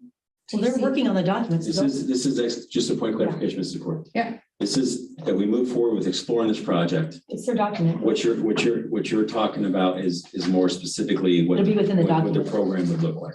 Well, heck, yes. I mean, they're gonna be spending money too, Well, then let's, yeah. Okay, I move to call for the vote. Second, All right, The draft was. Mr. Hoffman, you're out of order, sir. I apologize. Well, can We have a second to call the vote. Is there any discussion on calling the vote? yeah, my discussion Already is, did. we have somebody here, can we not entertain his input? You say you care about It's- teachers, well, here's one, and I also care about, you are out of order, Mrs. no, I'm Zakor. not out of order. You are out of No, order. I'm not. I'm enforcing the If you rules say I'm- uniformly. There's been a motion to call the vote by me that's been seconded by Mrs. Dunaway. Is there any discussion related to the motion to call the vote? Point of appeal on your motion that I am out of order. Now you have to hear me. And my point of appeal is that we say we care about our teachers, our staff, well, What decision are you appealing? The fact that you're out of order? that you're not allowing me to talk. that is correct. All right, so is there a second to that appeal, to when Mrs. Zakor spoke after a second was made in relation to allowing Mr. Hoffman, who I called out of order? Is there a second to that appeal, that decision? I'll second. Second by Mrs. Dunaway. All right, all in favor of overturning my decision to issue the point of order and cut off the discussion? Raise your hand. Cut off the discussion. I'm so confused. If you want to overturn my decision saying that Mr. Hoffman is out of order, that there's a motion to call the vote that's been seconded and discussion is limited to that. Called me out of order. I called Mr. Hoffman and you out of You order, called me out. both of you out of order. Point of order. Let's just solve this. He probably has a 2-second answer. Can we just hear it so we can move on? No, we cannot. And Okay. here's All why, right. because Okay. this is what happens in our meeting. No, this is Point what of happens in order. our I have the meetings. floor. I do have the floor. No. I got. You do not have the floor. I have the floor. Stop talking. Oh my God. Right now, the only thing we need to do is take a vote on whether my point of order to Mr. Hoffman and Mrs. Zakor should be overturned by this board. That's all we do. Mr. Mays, are you in favor of overturning my point of order? No, Mrs. Dunaway? Yes. Mrs. Zakor? Yes. Mrs. Drum? No. And I am not. Your appeal fails. Mrs. Fox, is there any discussion related to the motion for call the vote? Yeah, I think you just shut people down. I take away I don't second. I remove my second. You've I already seconded it. seconded. Well, all of this happened and now I changed my So mind. much for, We've been very transparency. loosey-goosey tonight. We've been letting him speak. I don't know what one more thing is gonna matter. We've been letting him speak during the open discussion, not Right. after certain procedural steps. Mrs. Fox, please call the vote. what is the motion? We don't even know what the motion is. The motion is to further explore the pilot project memorandum of understanding with the restriction that no further attorney fees will be paid by the Board of Education without prior approval of the Board of Education.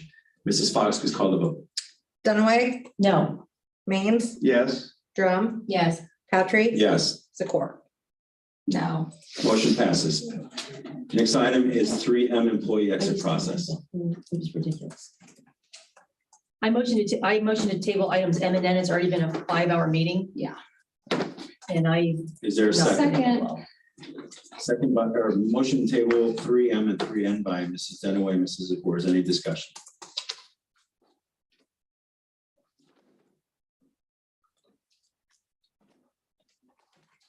Mrs. Fox, please call the vote. Dunaway, Yes. Zakor, Yes. Drum, Yes. Maines, yes, Patrick. Yes, motion passes. Or